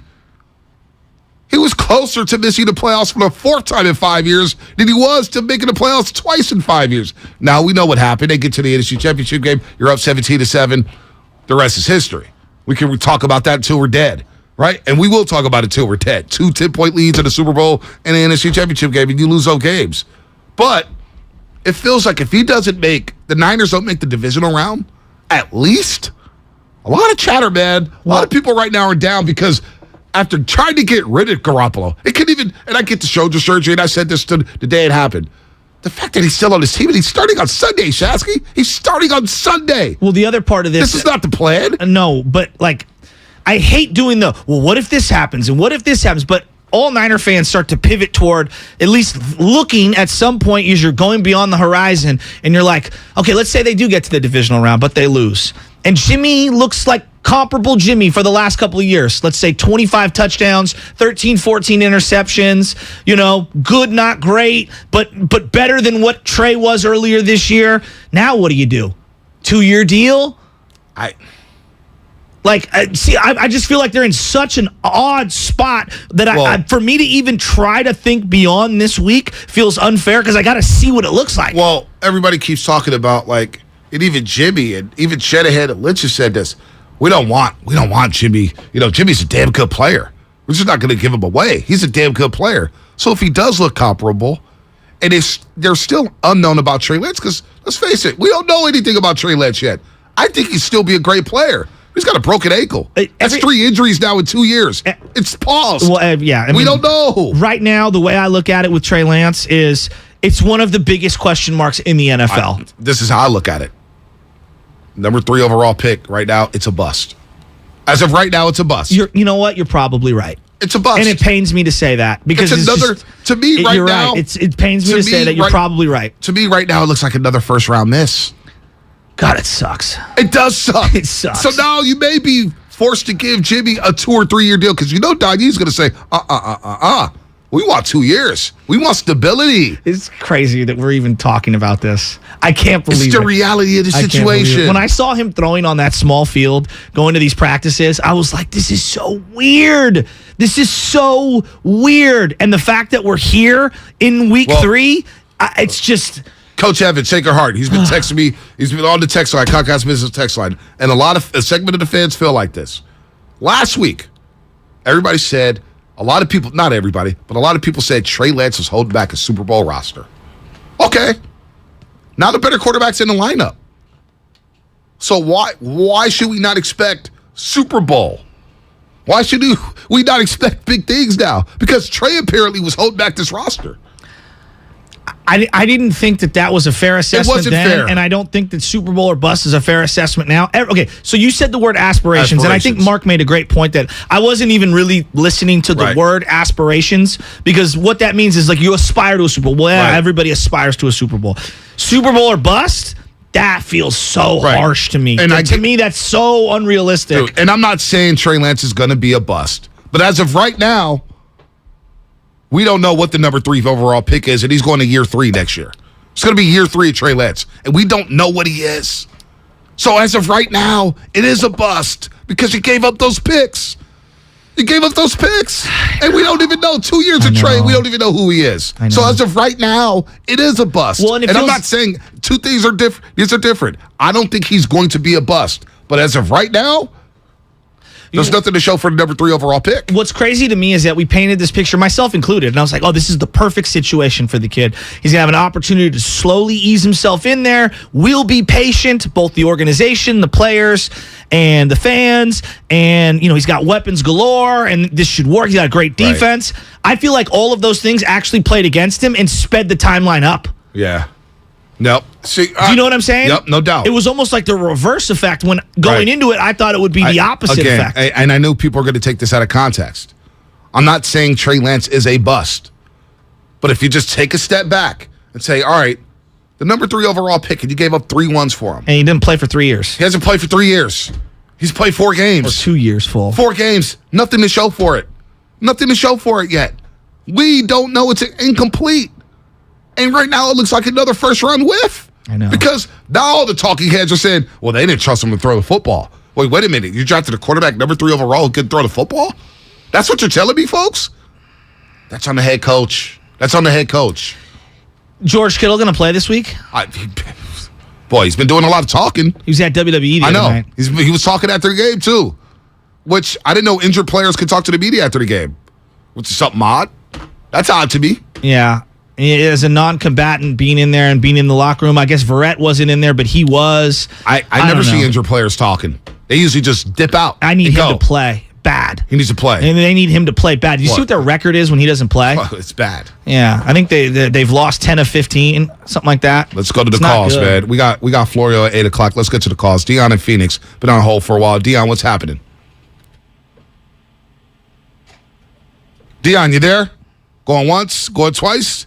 He gone. By the way, I'll get to the calls just in a second. Coming up at 6 p.m., 95.7 The Game and Odyssey present I'm Listening, a 2-hour special bringing awareness to mental health. You'll hear from some of the biggest names in music and sports, as well as featured interviews with Drew Robinson, the baseball player of the Giants organization, whose story is incredibly powerful, and former Heisman Trophy Award winner Ricky Williams. I'm Listening, coming up at 6 p.m. right here on 95.7. Mark Willard did those interviews, and he did a fantastic job with those guys. It's something that you like. Everybody, as we start to know about mental health a little more, tap in on that. Mark did a great job on that. No doubt. Let's go to David in Brentwood. David, what's happening? You're on the roast. Hey, guys. Good morning. Just 2 comments and 1 quick question. My first comment, the leaks going on with the 49ers. Well, it'd be 2 comments combined in 1. Okay, the leaks with, going on to Mark Silver. And also some of the players making comments about, the team being better with Jimmy G. Okay, I think that there are symptoms of what's going on with management. They keep looking at Kyle Shanahan, and from their point of view, Jimmy G has taken them to 2 NFC championship games and 1 Super Bowl. That's from their point of view. Trey Lance is a player that they don't really know what's going on with him. If we don't know, I'm sure they're still guessing what's going on with Kyle Shanahan. Is he trying to force feed Trey Lance to them? Is he really good? What's going on? In addition to that, I think they're starting to question the way he handles the players. I mean, can you really trust him 100% that he's going to handle you the same way that he handled Jimmy G? I mean, Jimmy G kind of got screwed big time. And my question would be, let's say Jimmy G actually takes him to a Super Bowl. Do you really think that he will want to sign back with the 49ers with the way he's been treated? I mean, I don't know. I didn't think he'd be back in the 49er uniform right now. So Shanahan, for me to try to predict, I'm almost done predicting when it comes to Jimmy and the Niners. I can't. And I've been wrong at every turn. And in this article by Nick Wagner, ESPN, Shanahan is in there. Basically, Nick Wagner reported that Shanahan said Jimmy's not going to want to come back as a backup. He's not going to want to come back for less money. But if you want to ask him, John, let's go ahead and ask him. It's in their article. Jimmy came back because he said after the game Sunday, I'm comfortable here. I know the system. I know the players. I know the locker room. And the players looked like they were comfortable around him. So let me rephrase what I said. As of right now with Trey Lance, as a number 3 overall pick, he's trending toward not being an impact player. And if you were just if the spectrum is Mahomes and then Jamarcus Russell, right? Because like Jamarcus, most people would put at the low end, and I have empathy for Jamarcus. Right. Ryan Leaf. If there was a scale, put Ryan Leaf. Okay, there. if there was a scale, and Mahomes is the best version of these young quarterbacks drafted, and then you look at some of or Trubisky. Let's use Trubisky as an example. He's more toward Trubisky than he is Mahomes, and that's not he just hasn't played. I think that's a fair assessment right now. That's where I'm at, folks. Right, for all you guys getting on me about yes, no doubt, I get what you're saying. And I don't even think it's fair because we've only played 3 or 4 games. And you understand where I'm coming from. As of right now, the number 3 overall pick has gotten nothing. If we can assess that Solomon Thomas through 2 years did nothing for the team, we can do the same for the quarterback. Solomon Thomas did not pan out with the 49ers. Reuben Foster did not pan out with the 49ers. Mike McGlinchey, number 9 overall pick, hasn't played like the 9th overall pick. And you also have to hold out this part. I thought Alex Smith was going to leave the team 4 different times. Yes, same here. Okay? I thought his career was over 5 different times. And he proved me wrong every single turn and actually turned his career around and made a lot of money and made a Pro Bowl. It's not the end of the story for Trey Lance. Not even close. But he's got a very long road to go. We still don't know. He's so young. You brought it up the other day. By the time he starts another football game in 2023, that will be his 7th start in 45 months. That's insane. But Alex That's Smith, nearly 4 years. Alex missed almost 2 full years with the Niners. He did. Because of the shoulder But he injury. also played a lot of college football. No doubt. 3 and years that's the thing in with Utah. Trey Lance. Agreed. He only played 1 year of college football. 1 year. And I want Trey Lance. We got the cue card up there. I might as well take the cue card down because I thought Trey was going to explode this year because I thought he would throw the football, not run quarterback power. I thought he would throw the football down the field. I thought that's what you got him, to take the top off the defense. That's why Danny Gray's in the slot running deep routes. I thought Trey was going to take this offense to another level. So I didn't, but as of right now, the number 3 pick's gotten you nothing. Nothing. I know. And it looks like a whiff as of right now. Trey could change that. But do we really have faith in Trey under Shanahan right now? I mean, I have no faith that he can stay healthy right now. And do you have faith in Shanahan right now developing him? As of right now, no, because Jimmy's regressed under Shanahan. Shanahan's track record is better than Trey's track record, but they need to be tied at the hip. So it's a weird, there's a correlation between the two. Right. I believe in Shanahan to a degree. I'll admit to you, though, I'm the biggest Shanahan fan, I believe, on this station. And yet at the same time, my confidence is shaking a little with him. Shook. And I'd be lying if I said anything else. All right, let's go to Rob and Pinot real quick, and then Randy and San Lorenzo before we get to Florio. Rob, what's happening? You're on the roast. What's going on? Good morning, guys. How you guys doing? Good. So yeah, no, man, I'm hearing what you guys are saying, but it sounds more and more like that. You guys are assuming that Jimmy's going to want to stay. He's not going to want to stay. He has to win a Super Bowl in order for even the fan base to want him back. Because if he takes them down to the Super Bowl and loses, it's going to be the same story. Everyone's going to be calling for a new quarterback, and then Trey Lance is going to come back right back in. It's a lose-lose situation for him. He has to win it all, or he's gone. And just the whole vibe of the building, I feel like, he's better off going to a different team and showing them what he got rather than staying here. It's so hard to try to extrapolate what we think's going to happen over the next 15, 16 weeks. Don't know. Can he stay healthy? Does he look good? Does the team respond to him? Do they win games? There's a lot of layers to this. Yep. And if they win, we'll worry about the offseason in the offseason. A lot of people asking us, what about the Broncos? We'll get to the Broncos. We'll get to Today's Russell Wilson. Wednesday. We'll get to the Broncos Thursday, Friday. Be heavy preview of the game. But I'll break down their defense. Monday was a Trey package.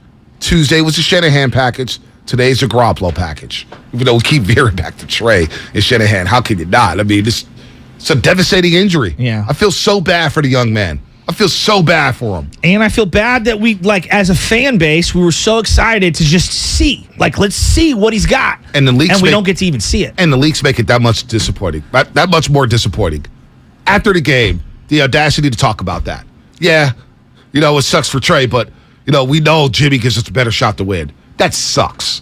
That sucks that people will talk to Michael Silver and leak that right after a football game. Coaches and players. Shame on them. Spadoni, you know what time it is. It's time for the injury report. That really hurt. Brought to you by Boxer & Gerson, Northern California's premier workers' compensation law firm, helping injured workers get their lives back for over 40 years.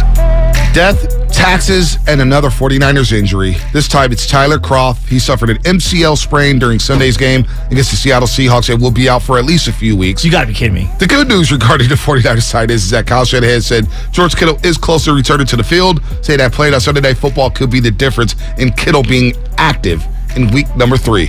I need to see 85 on this field. Got to see him on his field. Yeah, they missed him in the run game, even though they ran the ball quite well. And they missed him in the passing game. Ty Davis-Price, Elijah Mitchell, Tyler Kroft, Trey Lance, Jimmy Ward. Another injury. Injury report brought to you by Boxer & Gerson, Northern California's premier workers' compensation law firm, helping injured workers get their lives back for over 40 years. What's coming up on the game, sponsored by Fremont Bank, full-service banking, no compromises. Our best friend in the whole wide world. Pro Football Talks Mike Florio. Oh, I can't wait. On the 49ers situation. That's coming up next on The Roast. Are you looking for a rewarding new career? Join the United States Postal Service and apply for roles nationwide. Serve your community with pride and receive benefits including competitive pay and opportunities for advancement. Whether you are looking for full-time, part-time, or seasonal positions, we have options that may be perfect for you.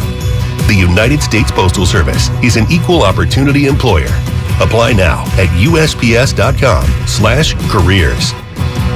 Kirby! It's your driveway mechanic, and they bring the shop to you. Brakes and tire replacements, oil changes, and more. And they've just added an eco-friendly wash. Barely uses any water and makes your car look brand new. I'm actually going to use it today, Bonte. Hopefully it just stops raining so then I can actually call this bad boy in. The ultimate convenience. Easy booking, transparent pricing, on-time arrival, service in your driveway. No waiting rooms, no coordinating rides. Direct access to the mechanic. Friendly and reliable service. No middlemen and no upsells. Get $50 off your first oil change with the code OIL50. That's OIL50. Check out Kirby.com. That's CURBEE.com. Are you looking for a rewarding new career? Join the United States Postal Service and apply for roles nationwide. Serve your community with pride and receive benefits including competitive pay and opportunities for advancement. Whether you are looking for full-time, part-time, or seasonal positions, we have options that may be perfect for you. The United States Postal Service is an equal opportunity employer. Apply now at USPS.com/careers. Bart is turning 50, and we'd love to celebrate with you. Get 50% off of your ride in honor of Bart's 50 years of service to the Bay Area when you pay with Clipper. That's 50% off Clipper Bart fares for the entire month of September. Add Clipper to your digital wallet for free. If you're eligible for other Clipper discounts like youth or senior fares, you get to take an additional 50% off of those too. Details at bart.gov/50 years. Celebrate Bart's 50 years of service with us this September. Let's go.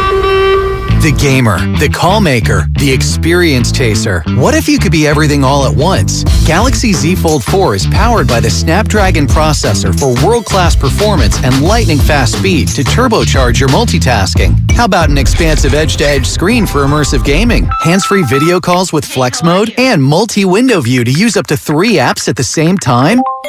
With Galaxy Z Fold 4, do more with ease and make multitasking a breeze. Available now at Samsung.com. Do you think all premium fuels are the same? Well, your engine doesn't. Shell V-Power Nitro Plus helps keep your engine running like new because it's engineered to defend against 4 main engine threats: gunk, wear, corrosion, and friction. So next time, choose Shell's most advanced fuel ever. It's fuel for thought. In engines that continuously use Shell V-Power Nitro Plus premium gasoline.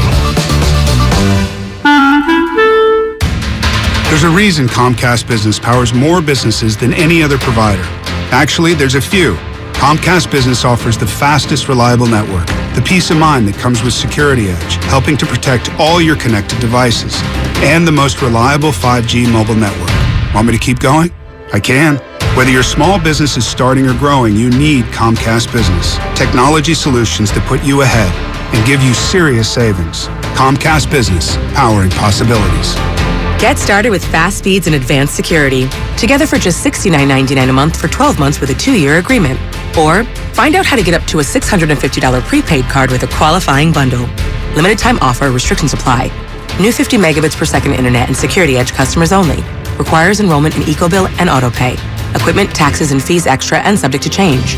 Comcast Business Mobile utilizes the network with the most RootMetrics 5G data reliability wins in 1H 2022. Results may vary, not an endorsement. Come into Friedman's Appliance in Pleasant Hill September 23rd through September 25th for their fall clearance sale event. Take advantage of factory direct prices, one-of-a-kind opportunities, special pricing on floor models, and convenient financing.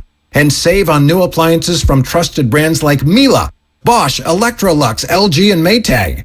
Visit Friedman's Appliance in Pleasant Hill for their fall clearance sale event, September 23rd through September 25th, for the best time to save on new appliances for your home. Hey guys, Mike Valeni for Cash the Ticket podcast. If you like sports betting or if you just like sports, it's the podcast for you. We try to cover all the big games and maybe some of the games you didn't even know were important. Give you some angles, pick some winners, have a good time, and hopefully help you meander through college and pro football season. So join us a couple times a week to get all your information you need to bet the games that you watch. It's Cash the Ticket on the Odyssey app or wherever you get your podcasts. Finding great candidates to hire can be like, well, trying to find a needle in a haystack, but not with ZipRecruiter. Its powerful technology actively finds and invites qualified candidates to apply to your job. So while other companies might deliver a lot of hay, ZipRecruiter finds you the needle in the haystack. See why 4 out of 5 employers who post a job on ZipRecruiter get a quality candidate within the first day. Try ZipRecruiter for free at ZipRecruiter.com/free. That's ZipRecruiter.com/free. Hey, I'm Andy. If you don't know me, it's probably because I'm not famous. But I did start a men's grooming company called Harry's. The idea for Harry's came out of a frustrating experience I had buying razor blades. Most brands were overpriced, overdesigned, and out of touch. At Harry's, our approach is simple. Here's our secret. We make sharp, durable blades and sell them at honest prices for as low as $2 each. We care about quality so much that we do some crazy things, like buy a world-class German blade factory. Obsessing over every detail means we're confident in offering a 100% quality guarantee. Millions of guys have already made the switch to Harry's, so thank you if you're one of them. And if you're not, we hope you give us a try with this special offer. Get a Harry starter set with a 5-blade razor, weighted handle, shave gel, and a travel cover. All for just $3 plus free shipping. Just go to harrys.com and enter code JOY at checkout. That's harrys.com, code JOY. Enjoy. You're listening to 95.7 The Game, KGMZ FM at HD1 San Francisco. Always live on the free Odyssey app. It's time to wake up with a nice cup of morning roast. Oh, yeah. Featuring Bonte Hill and Joe Shashky. Well, I'm about that action, boss. Take him out! This is the morning roast on 95.7 The Game. Oh, baby. Good morning, everybody out there. Niners and Broncos, Sunday Night Football. Both teams 1-1. This is going to be a big-time game. We'll see Russell Wilson back. Russell Wilson. You get Seattle one week, Russell Wilson the next week. Telling me the NFL don't got a little WWE in them? Let's ride. Let's ride. Oh, my God. You see him trying to copy Brady with his videos now? Oh, God. Russell. He's leaning into the corniness, though. I give him that. Brady, there is a lot going on with him and his wife. My wife is all over monitoring the Giselle Brady situation. Oh, boy. We need an update from Michelle, then. Need an update. She's all over it. All right. We're going to do that. By the way, good morning, everybody on YouTube, Twitch, Comcast Business Text Line, all the phone calls. She says it's worse than 60-day marriage. 60-day marriage. You know you watch it. Don't hate on him. Anna watches it. I don't. You can ask Anna. I don't watch it. I walk out the room.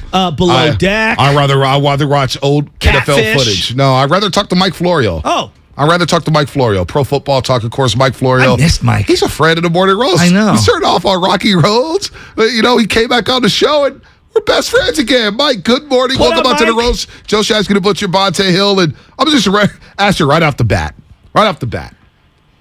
how would you assess the way the 49ers handled the quarterback situation dating back to the offseason? Well, I mean, it's been a roller coaster. It's been unconventional. It's been bizarre. And ultimately, this was something that we said many times on PFT Live during training camp while the 49ers were waiting out the possibility of a starting quarterback being injured elsewhere and opening the door for a trade. There's a chance that the injury is going to happen in their own backyard to their own starting quarterback. And it ultimately did. Now, it happened after they abandoned the idea of trying to trade Jimmy Garoppolo. They kept him on a reduced contract for which he will make more and more money as he now plays. But sometimes things just have a way of working out. And maybe they needed to go through that process of trying to trade him to realize there wasn't going to be a real trade opportunity out there. Maybe Jimmy Garoppolo needed to understand that no one was going to beat down the door to try to sign him as the starter. And the best move for everyone was to be patient. And now he gets a chance to play. The 49ers, unless they sign him to a new contract before next March, can't keep him from becoming a free agent. This is a win-win for the team and for him, because without him around, it would have been Nate Sudfeld most likely still on the roster to be the guy who steps in for Trey Lance. So they've got a chance to salvage the season. He's got a chance to reignite another stage of his career, and it worked out well. And they didn't deliberately plan it this way, but they had to at least be thinking it somewhere in the back of their minds that this could happen. And it did. And now they're in much better shape than they would have been. Mike, let me ask you this, because you brought up Nate Sudfeld, and I wonder if Shanahan would have used Trey Lance the way he used him in the first 2 games of the season. Going back last year in Arizona, he ran the ball 16 times. Not all of them's not quarterback design runs, but 16 rushes for the quarterback. Then we saw what happened in Chicago, and it wasn't a monsoon until the fourth quarter. I was at that game in Soldier Field. The rain was relatively light during the first 3 quarters, and yet we've seen Roquan Smith take shot after shot on them, and then, of course, against Seattle. Do you like the way Shanahan handled Trey Lance and utilized him in those 4 games that he's played before he broke his ankle? Well, look, we saw him get injured last year. In the 2 games he started, he got injured in the preseason. The durability questions have been there, and that's the ultimate irony of the entire experiment with Trey Lance. They fell out of love with Jimmy Garoppolo fundamentally because you can't stay healthy. They can't trust him to stay healthy, and it turns your season upside down when your quarterback's gone for the entire year like he was in 2018 or 2020 when he suffers a week 2 ankle injury and he's gone for an extended stretch, and by the time he's able to go again, it's too late for it to make a difference. And now you get a guy who has a separate durability issue. Now, what can you do to protect and avoid a broken ankle? Those things can happen. It's unfortunate for the team. It's very unfortunate for the player. But this all gets back to the question of whether or not they made the right move when they decided to invest the resources in getting the 3rd overall pick. They ultimately invested 3 first-round picks and a 3rd-round pick in the player, Trey Lance. They could have drafted Justin Fields. They could have drafted Mac Jones. They didn't have to go up to number 3. They did. And it's going to continue to resonate into next year and beyond. So I think you don't draft Trey Lance without planning to use him in a way that suits his talents.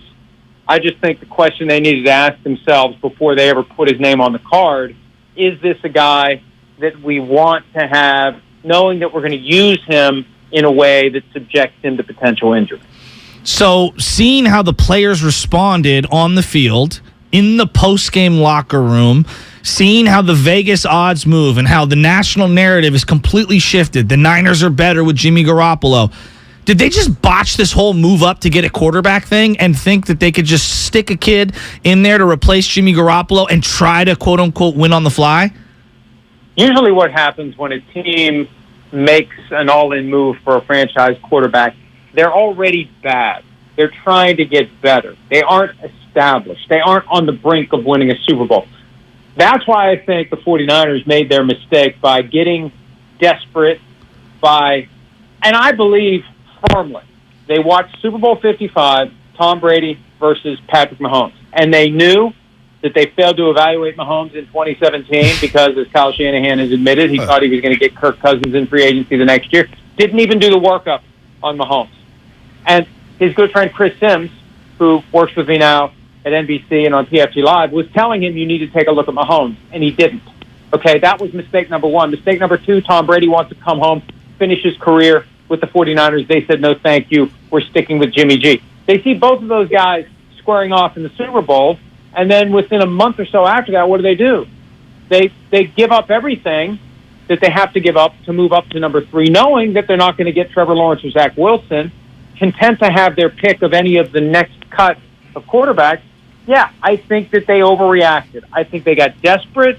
I think they just decided, screw it, we're going to go get somebody that's going to be better than Jimmy Garoppolo, and it puts so much pressure on Trey Lance. So much. He's the only one in all of this I feel sorry for because he didn't ask for it. He got drafted into it. It's a horrible situation for a guy to try to start his career in, and now the pressure on him next year is only going to be worse because next year is the payoff year. It's now or never. And he's trying to recover from a broken ankle. It's going to be horrible for him next year. Mike, I find this a very fascinating conversation for a variety of reasons. But going back to when they hired Lynch and Shanahan, part of it was the leaks, and all the negative stuff that was coming out of Santa Clara and just the 49er front office, right? That's what was happening. And it was quiet for a long time. Now, people are saying, hey, it's because they're a box office team. Everyone wants to talk about them. But it feels like it's drip after drip after drip, whether it's the Mac Jones thing, whether it's Jimmy and Matthew Stafford. I mean, there's so many different angles to this and all of the drama coming out. What do you make of all of the leaks and the drippage and the players celebrating and saying we're better? And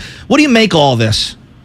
Well, the bottom line is it's a team that's very fascinating because it has a set of dynamics that other teams just don't. A team that had a Super Bowl 10-point lead with 7 minutes left. Not that I need to remind. Thanks. We bring it up every day, Mike.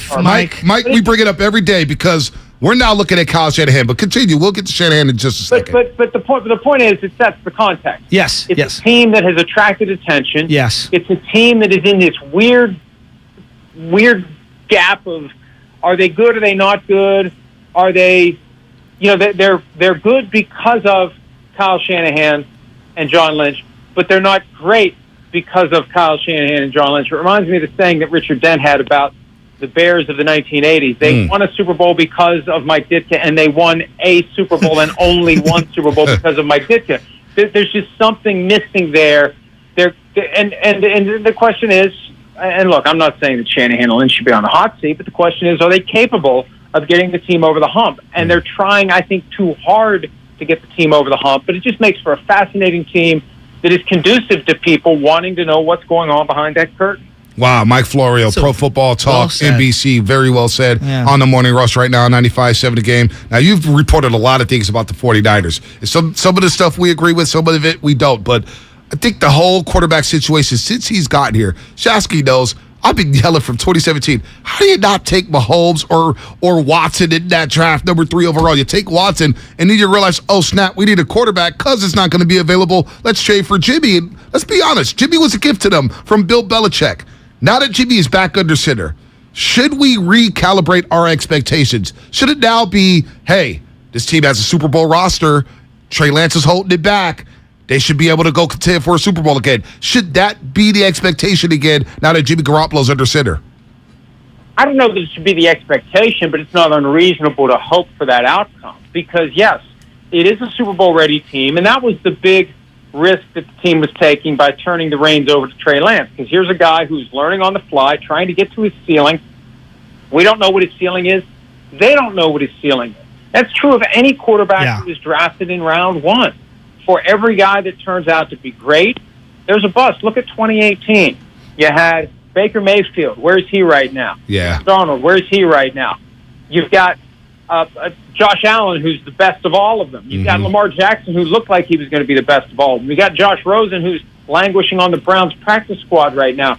So, it's going to work for some guys and it's not going to work for others. But I think the bigger question that teams need to ask themselves, are we putting these young kids in a position where they can naturally thrive? And I think the deck's been stacked against Trey Lance from day one. He comes through the door with a guy who took the team to a Super Bowl. He sits on the bench while that guy almost takes them to another Super Bowl. And then all of a sudden, he's given the keys. But, oh, by the way, you're going to have a backseat driver. The guy that we got rid of, we're still keeping him around. And now next year, I doubt that Jimmy Garoppolo is still going to be on the team next year. But who the hell knows at this point?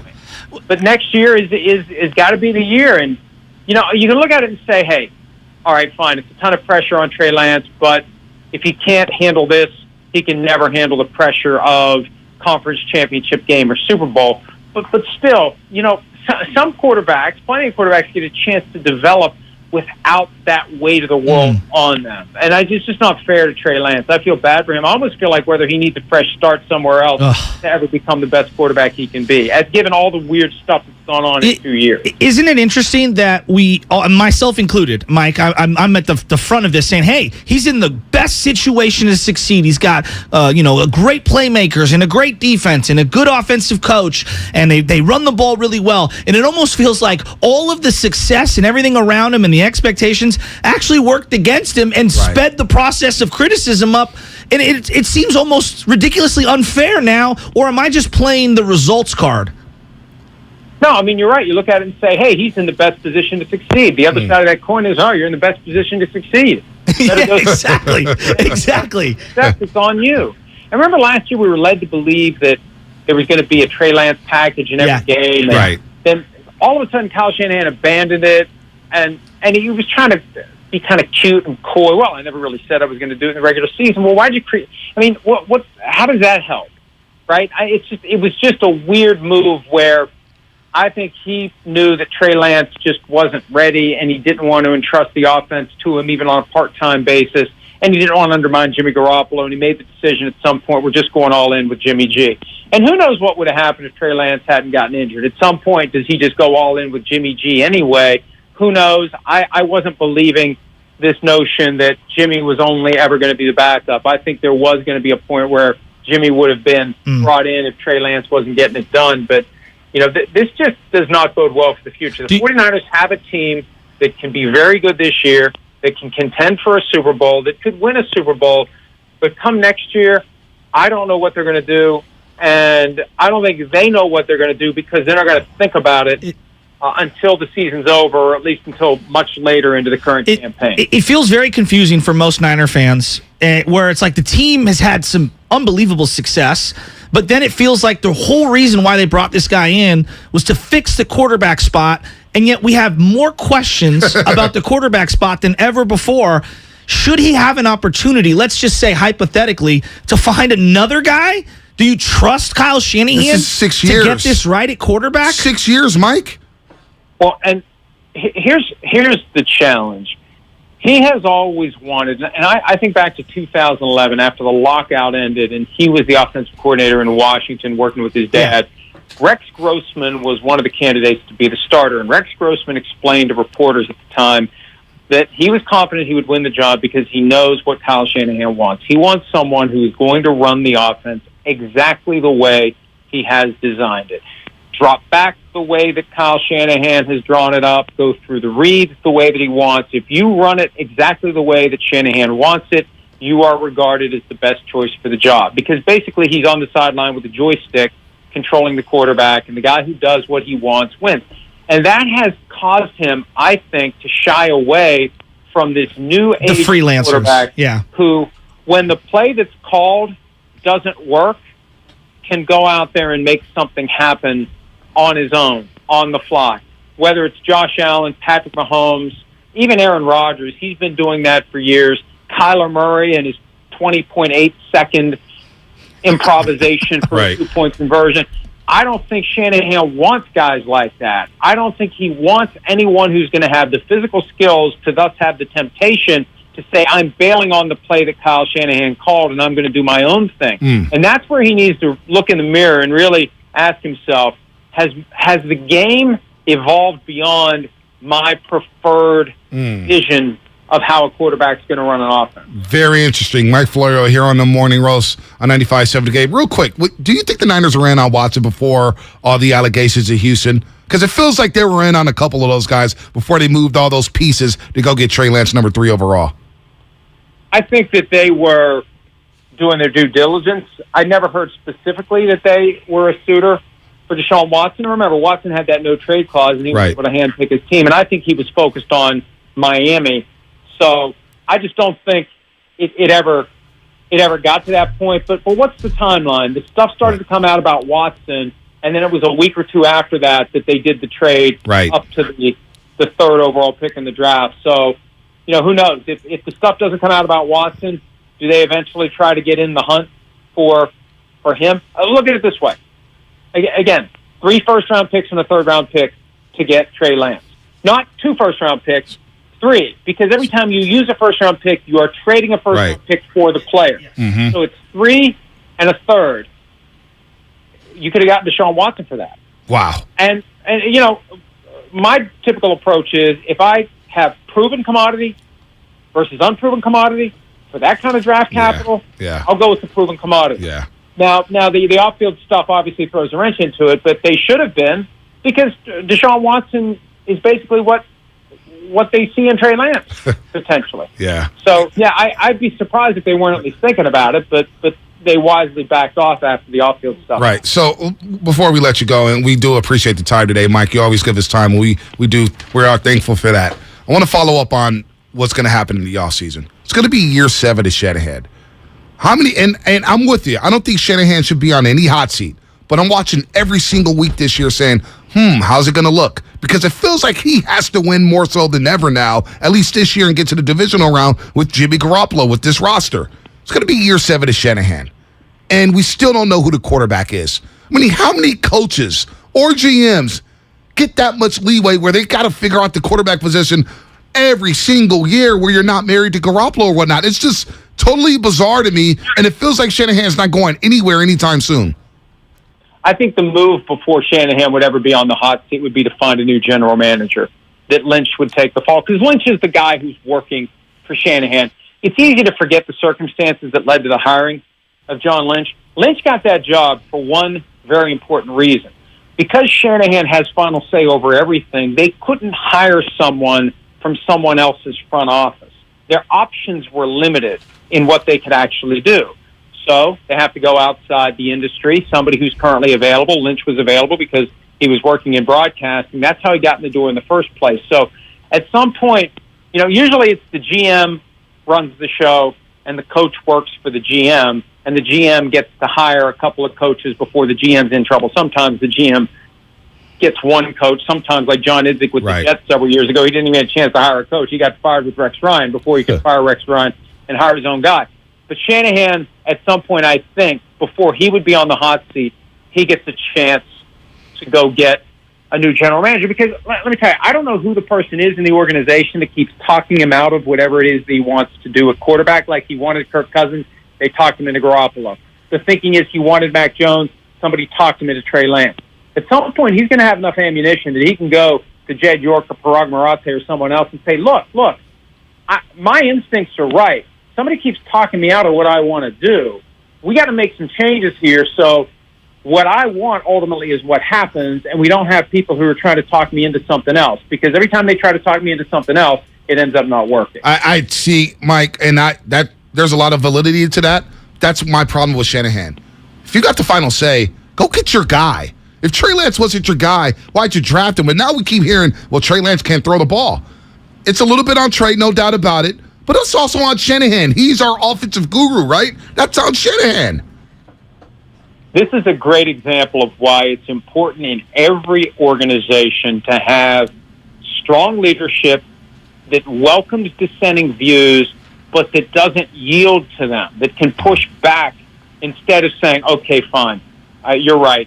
I got nothing to say in response to the argument you made that talked me out of what I wanted to do, even though as time goes by, it's obvious that the boss should have held firm. So, I'd never really thought of it that way, because I do think it's important to have voices in your organization that will push back tactfully against leadership. But leadership has to know when to listen and when to say, thank you for your input, but I'm still going to do what I wanted to do anyway. Thank you, Mike. Mike, that was great. Good stuff, Mike. A lot of great stuff. We really appreciate it. Good talking to you. Mike Florio, Pro Football Talk. Pro Football Talk, NBC. A lot there. What's the most compelling thing that he said to you? Because I see people can have their opinions on Mike, but I like that he is very firm on things that he believes, whether I agree or not, and they make me think. I don't have to agree with everyone, but every now and then when I hear somebody who makes me think outside my parameters, I find it interesting. He's still very firm in that someone had to convince him into Trey Lance. Do you believe that? I don't know how much I believe it, but it is alarming. Now that we have alarming. Some of the play. That's an indictment on him. On who? You have on Shanahan. Okay. If you have final say, don't do something you don't want to. I don't make you say what you, hey, Shashka, I need you to say this. Blah, blah, blah. You're going to say what you want to say on these airwaves. Head coach and quarterback is as close to a marriage as you can find. And we all agree, prearranged marriages, unless you're the queen and the king, totally bad. Yeah. do not work. You want to find someone that you 90 love. 90-day fiance, do not. Otherwise, you're going to be miserable, right? You are. So on that, if that's true, which I don't even know. I don't know if it's true. Seeing the play calling, who knows? Could it be that the kid didn't develop as much as he wanted? He didn't trust. I don't even know. Hypothetically, if that's true, Shashky, I don't even know. It makes me feel worse about Shanahan right now. If he got coerced? If he got coerced into this, because now we're going to year 7. You mean to tell me you've been coaching this team for 6 years, your first ever head coaching job, and you're going to die on somebody else's sword, and you're not going to make the final decision? You're going to be like, oh, yeah, you know what? Yeah, talk me out of that. Well, the one thing that I don't pretend to be a draft expert, but when I heard Andy Reid say we had to move up to get Mahomes in front of these other teams, he had clearly identified a specific player. He knew the value of the board and where he would get him. Now, if he knew Mahomes was going to be Mahomes, who knows? Sean Payton, for example, said he knew who Mahomes was, and they took Marcus Lattimore. But they wanted Mahomes. But they did. Yeah. But they took Lattimore. And everyone agrees quarterback more important than corner. Corner's great. You traded up to number 3 to have the 3rd pick, and you thought that you could make it work with the quarterback. Now, looking back on it, I do think it's fair to question. That's a big swing and a miss, Shashky. If you move up the 3 and said, we're gonna move up for the pick. Yeah. But we're not sold on the player. Come on, man. It's a lot to move. That's a lot to move to not know who you're going to draft. More coming up here, brought to you by the San Diego Tourism Authority. Hey, Becky, what about this beat for your next song? It's cool, but I'm into faster stuff lately. Like Xfinity that gives me beyond gig speeds. Got it. What about this then? It sounds powerful, just like Xfinity. Because its supersonic Wi-Fi has 3 times the bandwidth, you can connect hundreds of devices at once. That's what I call power. Unbeatable internet from Xfinity. Made to do anything so you can do anything. Get the Xfinity Supersonic Bundle with unlimited gig speed internet, Wi-Fi equipment included, and a free 4K streaming box. All for $50 a month with a 2-year internet rate guarantee and no annual contract when you add Xfinity Mobile with unlimited data at regular rates. Go to Xfinity.com/gig, call 1-800-XFINITY, or visit a store today. Limited time offer. Restrictions apply. Requires paperless billing and autopay. New Gigabit Extra internet customers only. Taxes and fees extra and subject to change. Xfinity Mobile requires post-pay Xfinity internet. Reduced speeds after 20 gigabytes wireless usage. After 24 months, regular rates apply. Requires compatible Xfinity gateway. Everything, our farm, our stand, our pop-up shop, it really all started when we discovered the benefits of local, raw honey for our family. And then we decided to turn it into a business. We were looking for something to help us get up and running. So we got the Chase Business Complete Banking Account. It's more than a bank account. It comes with Quick Accept, which lets us take card payments anytime, anywhere in the U.S. using the Chase mobile app. Plus, we get same-day deposits at no extra cost. For us, it's more than honey. It's about sharing a little sweetness with the world. Get the Chase Business Complete Banking Account with the essentials you need to help get your business going. Learn more at chase.com/business-complete-banking. Chase for business. Make more of what's yours. Quick Accept is not available in U.S. territories. Enrollment required. Usage subject to approval. Same-day deposits available for payments before 8 p.m. Eastern Time, Sunday to Friday. Fees and rates apply for checking and processing. Limitations and restrictions apply. Participants compensated. Merchant services provided by Payment Tech LLC and WePay Inc. Subsidiaries of J.P. Morgan Chase Bank and a member FDIC. Pink Floyd's Roger Waters. This is not a drill. We're doing a show in the round. It's something new. I'll look forward to the challenge. Featuring his songs from the golden era of Pink Floyd. Friday and Saturday, September 23rd and 24th, Chase Center in San Francisco. Tickets on sale now at RogerWaters.com. This is not a drill. Produced by AEG Presents. Do you think all premium fuels are the same? Well, your engine doesn't. Shell V-Power Nitro Plus helps keep your engine running like new because it's engineered to defend against 4 main engine threats: gunk, wear, corrosion, and friction. So next time, choose Shell's most advanced fuel ever. It's fuel for thought. In engines that continuously use Shell V-Power Nitro Plus premium gasoline. Kirby is your driveway mechanic. They bring the shop to you with brake replacements, oil changes, washes, and so much more. Get $50 off your first oil change with code OIL50 at Kirby.com. That's CURBEE.com and use code OIL50. Dell Technologies' semi-annual sale has arrived, and it's time to upgrade to the latest business technology. Save big on laptops and desktops with Windows 11 Pro. Plus, get amazing deals on server, storage, and cloud solutions, as well as top work accessories, including docks, monitors, and more. Dell Technologies recommends Windows 11 Pro for business. Call a Dell Technologies advisor at 877-ASK-DELL. That's 877-ASK-DELL for special business offers during our semi-annual sale. Man, I slept. New ZzzQuil Pure Z's Restorative Herbal Sleep is made for people who are tired of being tired. I've never slept like this before. I've never woken up like this before. A melatonin-free sleep aid made with a botanical blend that contains clinically studied and effective valerian root, hops, and passion flower, shown to help promote better restorative sleep.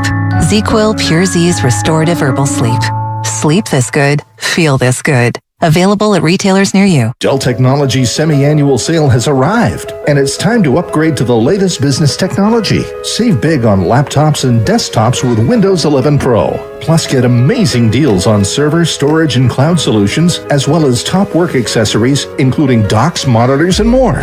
Dell Technologies recommends Windows 11 Pro for business. Call a Dell Technologies advisor at 877-ASK-DELL. That's 877-ASK-DELL for special business offers during our semi-annual sale. In San Francisco today, morning showers, otherwise sunny, highs in the mid-60s. Brought to you by Ashley Furniture. Your neighborhood Ashley store has all the styles, selection, and value you'll need to invite fall in this season. Find furniture you'll love by shopping locally or visit ashley.com today. Score big with Xfinity Internet.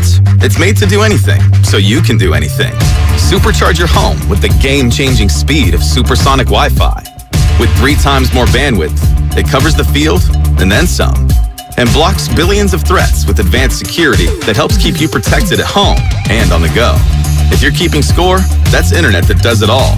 That's unbeatable internet from Xfinity. Learn more at Xfinity.com. Restrictions apply, not available in all areas.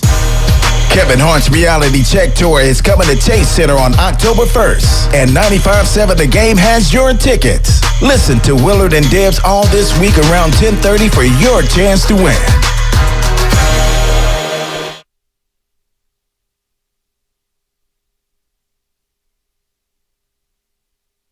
Oh, my God. Now, back to the morning roast with Bonte and Shashky. All right. You know how we love the callers.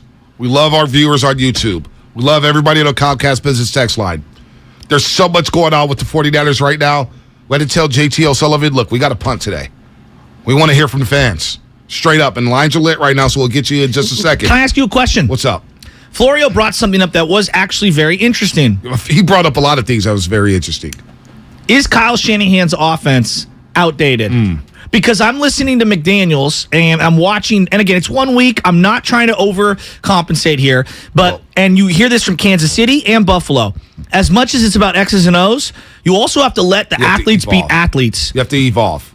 And there's an artistry involved in this. And now I think that there's a happy medium between the two, but to be so rigid in how you play, I do think there's something there. I'm not saying it's outdated. I'm not ready to go that far. I asked you that between the break. I do think there needs to be some wrinkles. Full disclosure, private show.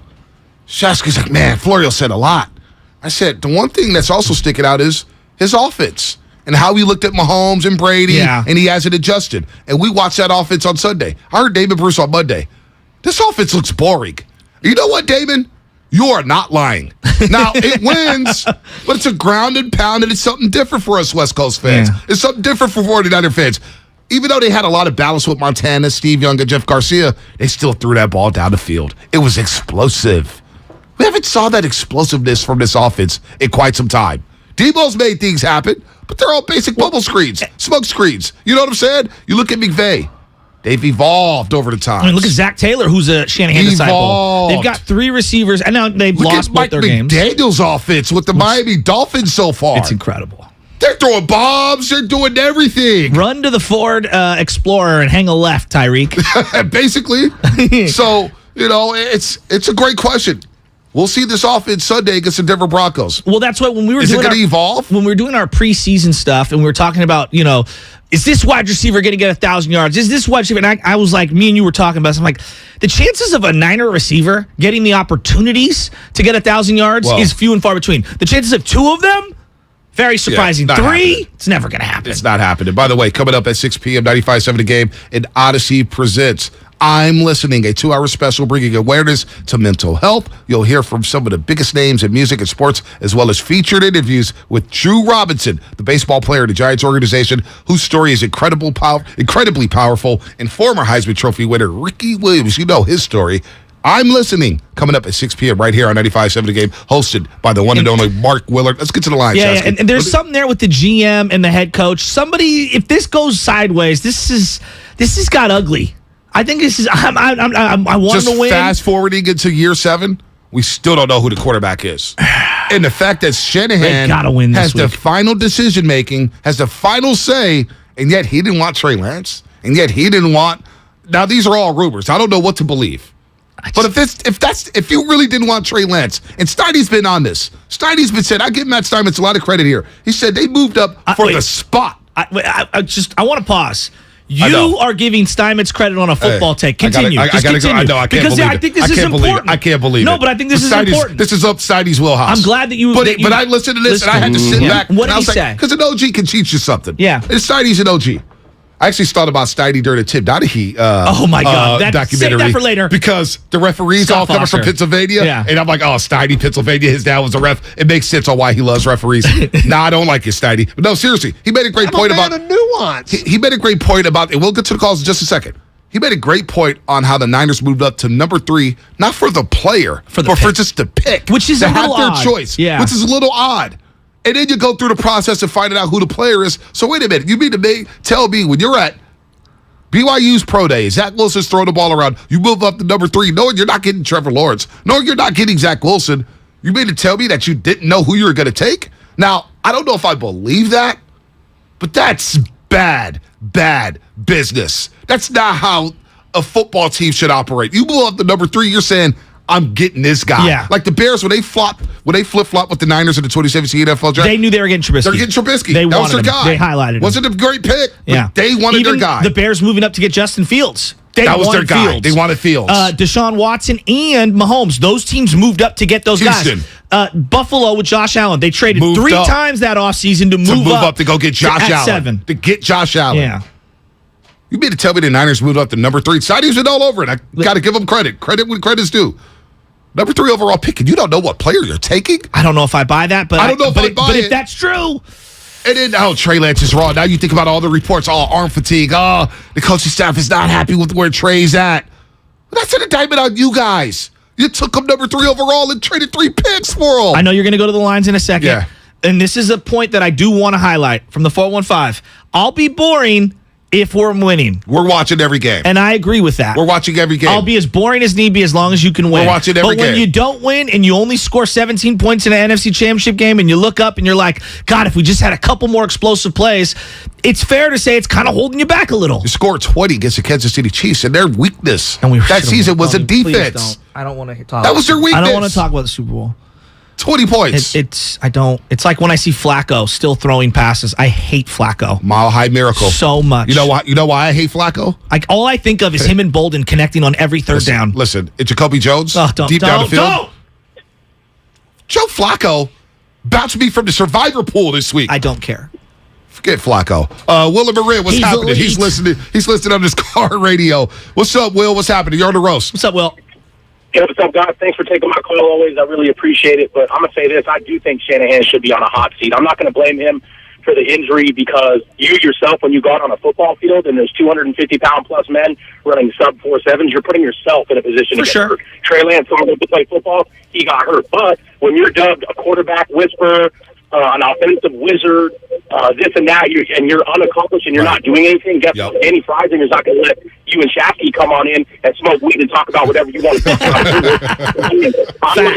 I'm not allowed to come over to my job and do whatever I want and just brush off my customers and not go do my stuff. Right. I'd get the boot. So year 7, it should be a serious consideration. You know what they should do? Here's my hot take. Go get Sean Payton. Get him. He's chilling. Well, get a real coach that's going to have people playing. He knows how to run. He knows how to develop a quarterback, and he can play with an elite defense. Everything that the Niners have. Wow. I think that'd be a great move. So the Sean Payton thing's interesting because Jed York did flirt with Sean Payton years ago. Yeah. Remember when yeah. And by the way. Yeah. And I know you hate Sean Payton. Do you know who Sean Payton is represented by? Don Yee.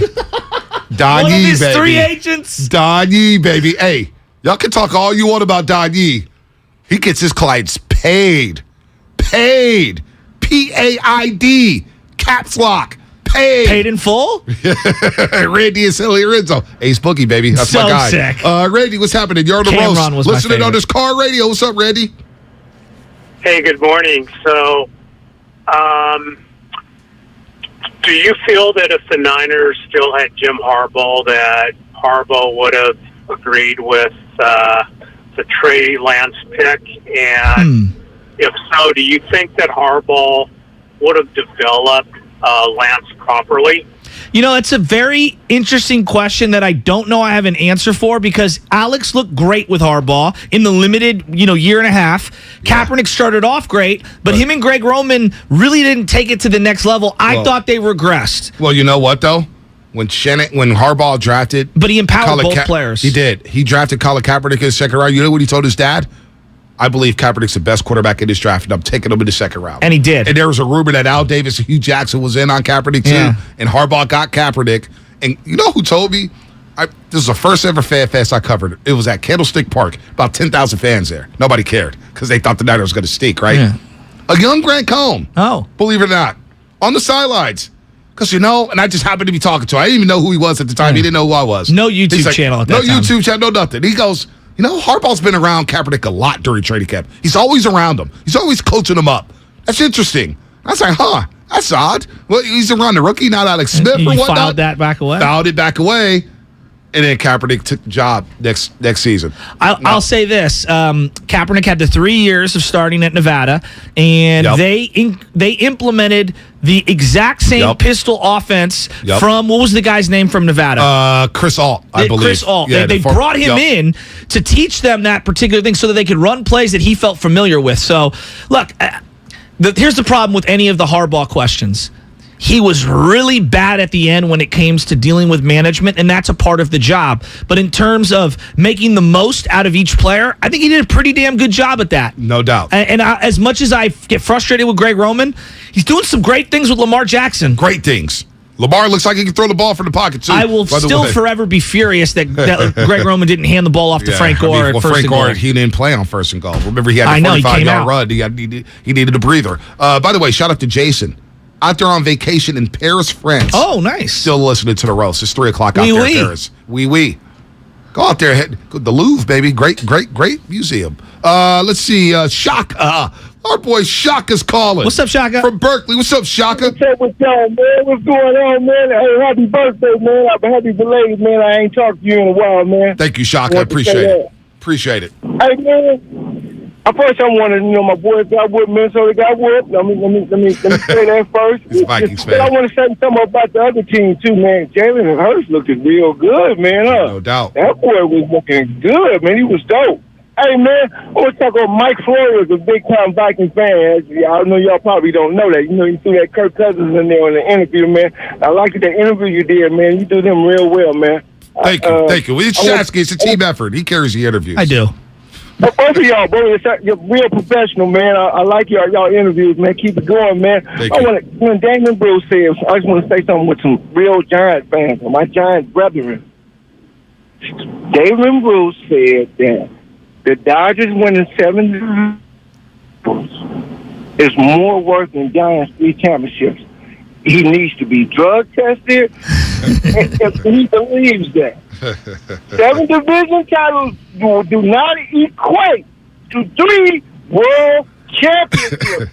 3 different parades. Shaka, what you got on the Niners? Yeah, Shaka, you ain't talking no baseball, took a left Shaka. turn on me. Hey, but look, this is what I do got on the Niners, man. The man is doing quarterback sneak. I said on this air, those plays he was running were no good. He basically they were no good. They probably want to play. That's what I said, man. And a week later, the man gets hurt. No doubt. The third pick, he was the third pick, right? Yep. The other third pick, nobody never talks about is the draft, the defensive end, the defensive tackle that's no longer with the team either. Solomon Thomas, no doubt. Those picks, man. No doubt. Well, and even like the Kinlaw pick. So, like, you and I can disagree on this, but I believe when you're drafting in the first round, it's about value. No doubt. And when I look at the way they use their defensive line throughout the tenure of Kyle Shanahan, if you're going to rotate the defensive lineman, if you're not an edge rusher, why would I sink $20 million guaranteed into Eric Armstead? Why would I sink a first-round pick, 13th overall, when all of these playmakers are on the board, when a center is on the board that you needed a center, Ruiz. Tristan Wirfs is available. Right tackle. There were guys, Justin Jefferson, there were guys available, and it just, to me, taking a D tackle didn't make a lot of sense. So forget the quarterback. I've differed with them philosophically on their drafts for a variety of reasons. So the Kinlaw thing, because we did the draft show, and you were out on Kinlaw. I'm in on Kinlaw. I think Kinlaw could be a real good player. What didn't make sense to me was, wait a minute, you traded Buckner? Because I heard from people from the 49ers who was working with the 49ers at the time. They said, this is devastating on and off the field. He's a leader in that locker room. But Buckner had been the better player. And everybody said, well, he can't play in the wide. No, he can't play in the wide. Whatever. Buckner's a baller. Yeah, he's a baller. He'll play in any scheme. Any scheme. You traded Buckner to go draft another D tackle, but then you gave Armstead all the money, who had been inconsistent at that point. And by the way, Eric Armstead, through 2 weeks, maybe I need to watch more film. Maybe. I don't know. Yeah, but $20 million when you're not Aaron Donald in the middle of a defensive line, like there's three guys. It's not good business. There's three guys. Buckner's one of them. Then you got Fletcher Cox, and you got Aaron Donald. Yep. Outside of that, I'm not paying $20 million for rotational defensive linemen. Maybe Cam Hayward inside. Okay, but think about, like, they get good production out of Givens. They let DJ Jones go. Yep. They have been able to find guys late in that draft who could be a rotational interior D lineman. So to me, that's a way. This goes back to value. And so they've done the same thing in the second round. They reached and they took Dante Pettis. Okay? That was bad. Okay? They took a wide receiver in the third round who got hurt, Jalen Hurts, and then hung on to him forever, and everyone knew he was hurt. And they did a fourth-round running back, a third-round running back, a third-round running back. Yeah. Like, we could go right down the list. Like, and again, I'm not saying that you don't get credit for finding other picks. Hufanga looks fantastic. George Kittle. But these premium picks, you got to hit at a higher rate. At a higher rate. You're going to miss some, but you got to hit at a higher rate. And it feels like at some point it's going to catch up with them. At some point, it's going to catch up with them. Because now you're looking at the next offseason year, Florio. Jimmy's probably not coming back. It did in Harbaugh and Trent Baalke. It did. You know, when they couldn't replenish the stock and they started paying all these top-end guys, James, it really hurt them. And then Borland retiring. I mean, he was a replacement for Bowman. They made the Alex Smith trade during the Harbaugh era. Okay, they made the Alex Smith. And it turned into Corey Lemonnier and Carlos Hyde and a bunch of nothing. Was it Tate Carradine? Tate Carradine. He had a little cup of tea with the Raiders. No doubt. Let's go to Jeff in California. He's, by the way, all-time defensive lineman name. Tank Carradine at the top. Sick. Florida State, but I watched a lot of Florida State, and I was like, he was garbage. And 408 Comcast Business X line. Don't forget, Buckner cried in his locker when he got the news that they were trading him. Damn. That was in the middle of COVID. He was in his locker? It was middle of COVID. Yeah, I don't know if he was out of his locker, but I do remember hearing that happened in the offseason. That was with BS&G. That was BS&G. And their argument would have been, well, Joe, they got to keep Eric Armstead and Jimmy Ward, and I would say, look, paying Eric Armstead edge rusher money after that 1 year was probably a poor decision. Again, another example. Has he played up to that potential? Another example. Joe, why don't we use the franchise tag? The guy had one great year on the edge, and I'm not saying he's not a good football player. He is a good football player. But you could have used a franchise and kept Buckner. Why not keep your defensive line together? And Arkansas first. You had a whole nother year before you had to really pay Buckner. Yeah, no doubt. No doubt. Let's go to Jeff in California watching on YouTube. What's up, Jeff? Good morning, guys. How you doing? What's up? Good. Hey, I just wanted to touch on a couple things real quick. I was heartbroken about what happened to Lance. You know, I was really excited. I think he worked really, really hard in the offseason to come out there and show us what he's got. He didn't get the opportunity.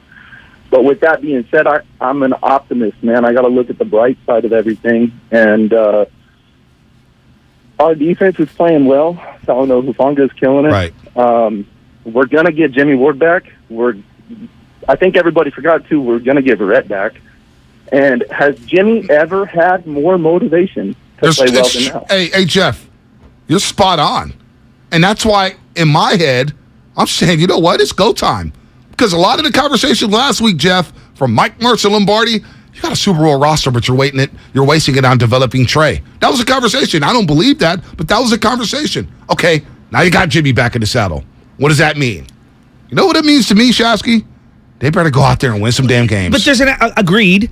long term, but there's an acclimation period where he's got to ramp himself up. That's all I'm saying. Like, to instantly snap to the other side of the room. You don't have time to do that. I know, but I don't think that's fair. You don't have time. Denver, the Rams, Chargers, Falcons, Panthers. Things heat up when you got to play the Tampa Bay Bucs and the Saints and the Dolphins. Just don't get any easier. That Cardinals are bringing back Hopkins. That's not an easy game. It's only going to get harder. I know. I don't have time to wait. I know. They don't have time to wait. But the one thing that I'm trying to learn. We're not going to wait for Trey Lance. I'm trying to be patient. Yeah. I tried to extend patience for Trey. Yeah, but so I need to extend a little bit of patience for Jimmy. People are already ready to bench Trey Lance. Well, if they go 1-3, you got to bring in Jimmy to save the season. If he goes 2-5, people are ready to bench him after week 1. Week 1. I know. Patience is out the window. It's out the window. Let's go to Martin in Pacifica. Martin, what's happening? Like I'm on the raft all alone. No, you're not. Going down the river. You're not. I'm there with you, but Up you know current, what? No paddle. Can't do it. Martin, Pacifica, listening on the radio. Transistor Radio. What's up, Martin? Hey, what's up going on, guys? up? First-time caller. Love the show. Thank you. Thank you. What I was saying is, you know how you guys are always saying, Shanahan, go get your guy. You got your choice. Go I've get him. been saying that all the time. Yep. I think they moved up so Shanahan could create his guy. I think they saw potential in this young, athletic kid with a lot of potential, but unidentified. You know, sky's the limit. Let me ask you, Martin, real quick. Was that the right move to try to create a guy instead of getting a guy? Not for that draft. Not for all those picks. Definitely, I don't think so. Well, and then the other part Good call, Martin. Call us back, man. Call. Good stuff. Like, I trusted him to create a guy. Maybe I gave him too much credit. I don't know. And it's still to be seen. Like, if we were going to make the most optimistic point of view on Trey Lance, right? Yep. Part of what made Steph, and again, Steph is such a unicorn. Yep. I don't want to do this to the kid, but part of what made Steph so incredible and so great was he signed a $44 million 4-year deal because of some ankle injuries. Now, if you wanted to be an optimist and you'd say, you know what? He's still 22. He's really young. Yeah. Maybe he can come back, suppress his salary a little. Feel like there is that path that feels very pie in the sky today because he's laid up with a broken ankle. I still have a lot of hopes for Trey Lance, but it's true. The injuries are starting to pile up, and now in my head, I'm like, "That's undeniable." Damn, can he stay healthy? It's undeniable. I know the arm talent's there. But can he stay healthy now? And now we're going to year 3, and we don't even know if he could deliver the ball from the pocket consistently. We don't know. And what team is he going to be coming back to? You know, where are they at with Jimmy? Right. Where is he at? Where's are they George at in Kittle the records? Where's Debo at? Where's the coach at? Where's Trent Williams at? That's a great. Is D'Amico on his way out the door? Man, that's a good point too. Right? Man, you may not want him leaving out the door. Consultant in Walnut Creek. Consultant, what's happening? Then we'll get to Doug, Danker, and Bay Rob. First, consultant in Walnut Creek listening on the radio. What's up, consultant? Hey, what's up, guys? Hey, look, it's dark and dreary outside, so I'm going to bring a little sunlight on this. Yeah. You know, good sports talk radio. I'm going to take the other side of this, and I'm going to say, look, well, let me acknowledge that you guys aren't saying to fire. No. And so, not saying that. That's awesome. So we're all good there. Just for the sake of argument, though, right? I think when I take a look at what's happened in aggregate over the last 6 years of Shanahan being here, and this is his 6th year. The first year, write it off. He overtook for sure. the worst rosters in the league. Mm-hmm. Agreed. Made it, and we were a joke. And the 4 years since, because this is 6th year now, in the 2 years he's been healthy, we're going to the Super Bowl. We went to the Super Bowl, right? Those are good years. Now, when I take a look at the move up to get Trey, I think when I look at back in history, I think it was the right move. And why not? Look, at the end of the day, you got a gift that you got everybody injured. Everybody was injured. Agreed. Injured team in history, I think. And they went in there like, look, we're not going to get a chance like this again. We've still got the roster. We know that there's 5 amazing quarterbacks on the board. 2 are probably going to be gone. We know number 1. We're not quite sure who number 2 is. But of the 3 that are going to be remaining, we think one of those guys could be our guy. And what have we got to lose? If he bets on himself, those 2 picks that he's giving up to get that 3rd, those might be late first round, early No, they already were. Picks. They already were. And 29 overall. And let's take the risk. Yeah. So we get Trey Lance, and at the end of the day, I think we are all on the same page. At least I was. Hey, rest. You got to give the guy a year to develop. Exactly. Jimmy Garoppolo. Bring him in year 2. We were 5 quarters in. Unfortunately, he got injured. We don't know. He might think that Trey's the guy, but his entire plan got derailed because of injuries, which is totally fair. No doubt. Thanks for the call, consultant. The more I've been thinking about this, I think he was going to evolve the playbook as the year went on. I think early on was probably going to be run-heavy stuff, and then eventually they were going to slowly open it up after they calculate a couple wins. I thought this team could make the playoffs, and by the playoffs, they were going to start to peak. I didn't need them to beat the Buffalo Bills in week 1. Agreed. I need them to beat the Buffalo Bills in February. That's what Arizona's been the last 2 years. Right. And they've blown their peaked wad. early and blown their wad. Exactly. Now, I think the opposite could happen for them. Let's get to all these calls. 30 seconds or less. 30 seconds or less. Rat-a-tat-tat, baby. Rat-a-tat-tat. Doug at Berkeley. 30 What seconds up, or less. Listen to the car Teach radio. me how Doug to at Doug. Berkeley. What's happening? Hey, guys. Thanks for taking the call. I'll be quick. Shanahan's a good coach, but I don't think he really knows how to, develop a quarterback. From Montana to Mahomes, those are quarterbacks who could evade the rush. They were not running quarterbacks. Halfbacks don't last long in this league. Thank you. Quarterback into a halfback is a losing proposition. Final thing I'll say is I always found it curious last year when everybody was clamoring for a trade to start, that Shanahan, you could count how many times he said, Jimmy Garoppolo gives us our best chance to win. Jimmy Garoppolo gives us our best chance to win. It's curious to me that he said that many times last year. Those are my thoughts. Interesting. Thanks for the call. There's a lot of things I wonder. Yeah, we'll get to it tomorrow. To them. Danker in San Francisco, 30 seconds or less on YouTube. Danker, what's happening? What's up, boys? Real quick, 2 things real quick. I think Shanahan's guy isn't a quarterback. He needs a bell cow running back. And you look at Terrell Davis with Elway. Yeah. Elway couldn't win until that system got the running back. And then, so I think, get Derrick Henry at all costs. And then looking at, I think the biggest fumble in any NFL management in all NFL history is not signing a Hall of Fame quarterback to his own backyard. Parate needs to be on the chopping block as well, if potentially if we're going to start throwing names out there, because Buckner is also part of that. No doubt. Making by him. Good call, Danker. Good call, Danker. We got to run real quick. Bay Rob, 30 seconds or less, and then we'll get the Polo to end the show. Bay Rob, in the Bay on the radio. What's happening, Bay Rob? What's up, fellas? Yeah, just like he said, I'm going to piggyback on Danker. What quarterback have this dude developed in the first place? Then you get rid of Buckner. You didn't even give Buckner a chance, bro. You didn't even go rap with him and say, hey, what you do is you willing to do this, willing to do this. You give up the best for something that we don't even know about. And, you know what I'm saying? I just feel bad for Trey because Trey wasn't ready, and we didn't even have to reach and go give up them picks like that to get Trey, because I don't think nobody was really eyeballing Trey like that anyway. Maybe Atlanta. We don't know. Atlanta. I don't know. Maybe Atlanta, it's easy to play that game now. Maybe. Look, in real time, I will still defend them. They went bold, and I appreciated them going bold. All right, that's it for us. Polo, call us back tomorrow. I'm a believer Thanks in for going all the bold. calls, man. This was a fun show. Tomorrow we'll start to turn the page and look at the Denver Broncos and what's going on with the Broncos. They're a 1-1 team with a rookie head coach. It's like the never-ending story. When she's reading the book, or is it a boy? I can't remember. Got the little candle. You remember Never-Ending Story? It's been a while. Falcor? It's been a while. Was that? It's been a while. Look at you. It's been a while. Once with the air to start that movie. It's the never-ending story. Yeah. I just love, Exactly. remember those dudes that were like plugged into the side of the mountain and they're just like, oh. Yes.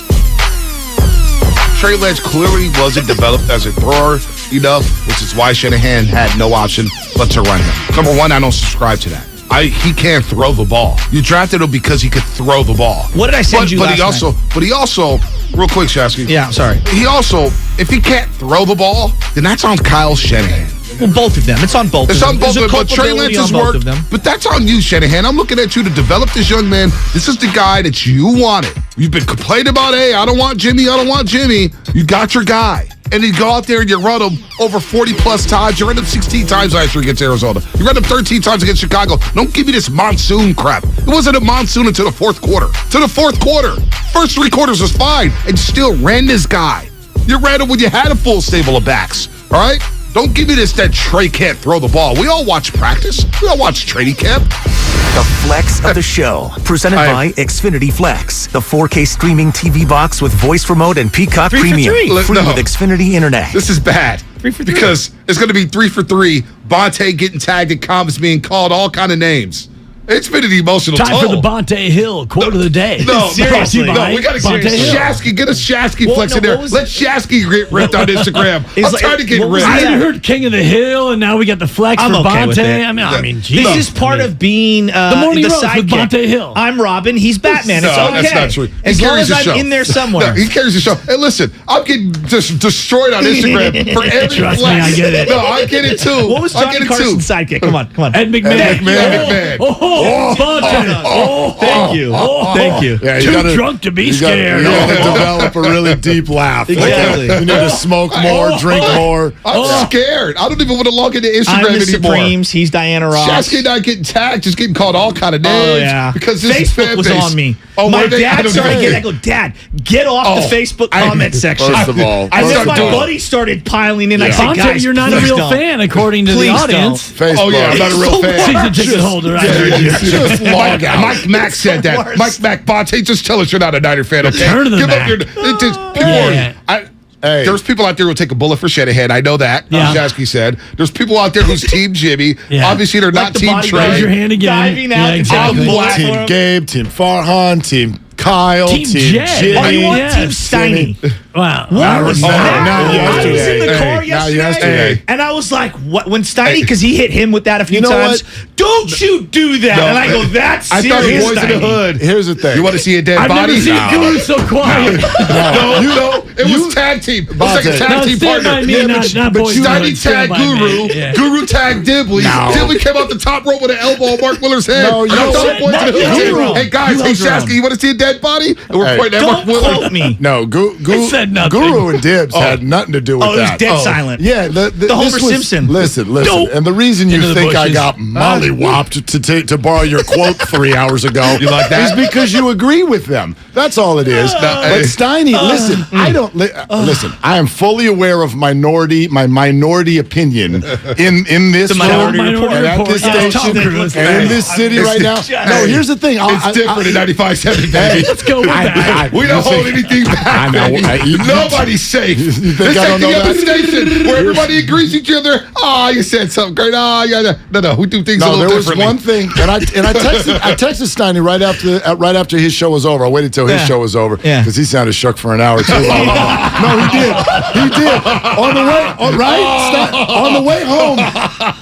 No. I say this because I felt bad. I'm driving home, listening to the show. I'm like, oh, he's out of sorts. Like and I know what he. And I don't mean like I took him I down. know nothing about I meant that. like his mind. Right, it goes to a different place where you're like, instead of focusing on your show, you're like, oh crap, did that sound like That escalated quickly. Is he mad at me? Is he this, that? I don't know why Steiny was shook. He had the winning hand yesterday, Mark. He didn't have the winning hand. No, see, but you're focused He on hit our 21. You're focused on our opinions, and I'm not. I don't get like everybody gets your opinion. That's all cool. I just thought it was funny. Right. It was funny. I thought it was Great. funny. I thought it was funny. And I told him this. Nothing what more. ticked me off.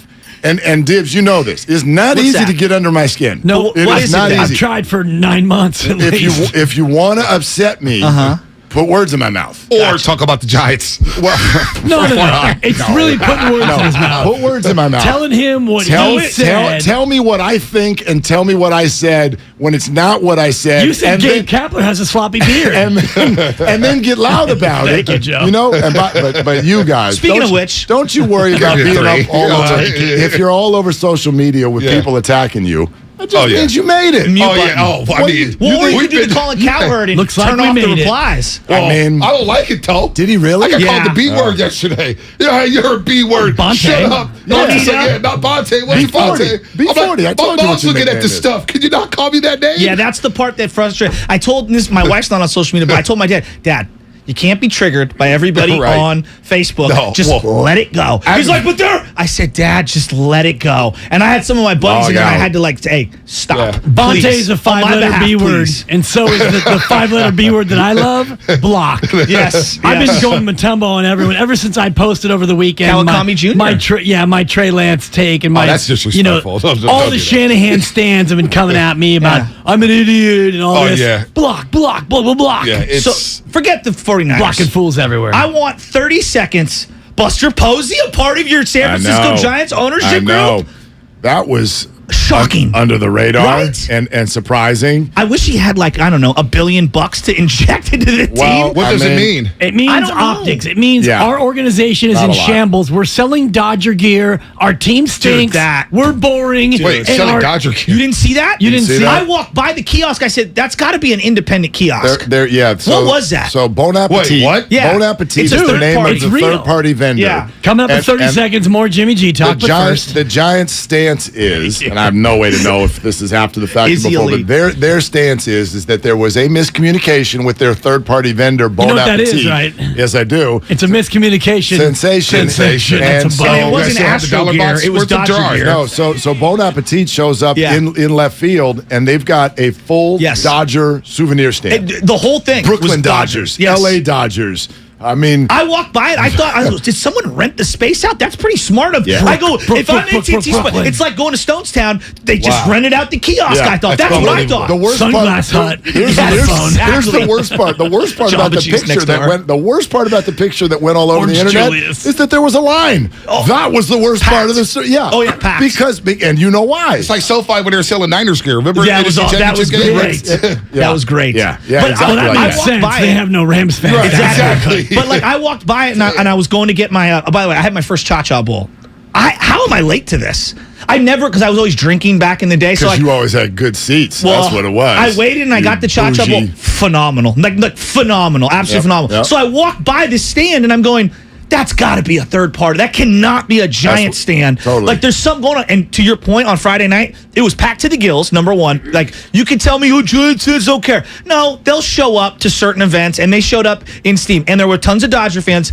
Line longer than any Giants dugout spot or whatever they're called, the Giants app merchandise spot. I mean, wouldn't you, if you saw a Giants stand at Dodger Stadium, wouldn't you go buy something just for the hell of it? sure. You're just like, what And the take the hell is photo. this? No, exactly. Take a photo. take the photo. So that to bring this all back to the Niners. This is what the Buster Sorry. Posey news is about. Your team stinks. You're boring. Your president of operations has left, and you're selling Dodger gear. What do we do for the optics? Hey, Buster, you want 0.00001 of the team?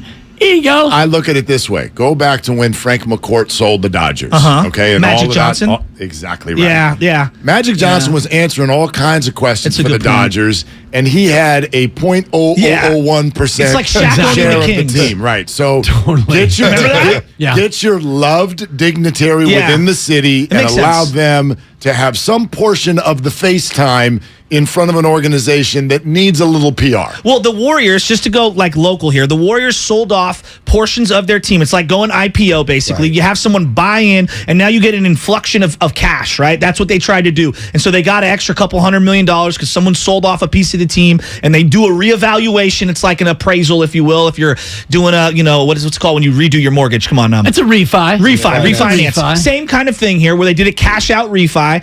And so I'm saying, okay, if you did this with Buster, is there a tech billionaire somewhere who wants in on this? Because like right now, I'm looking at Aaron Judge and I'm like, is it 6?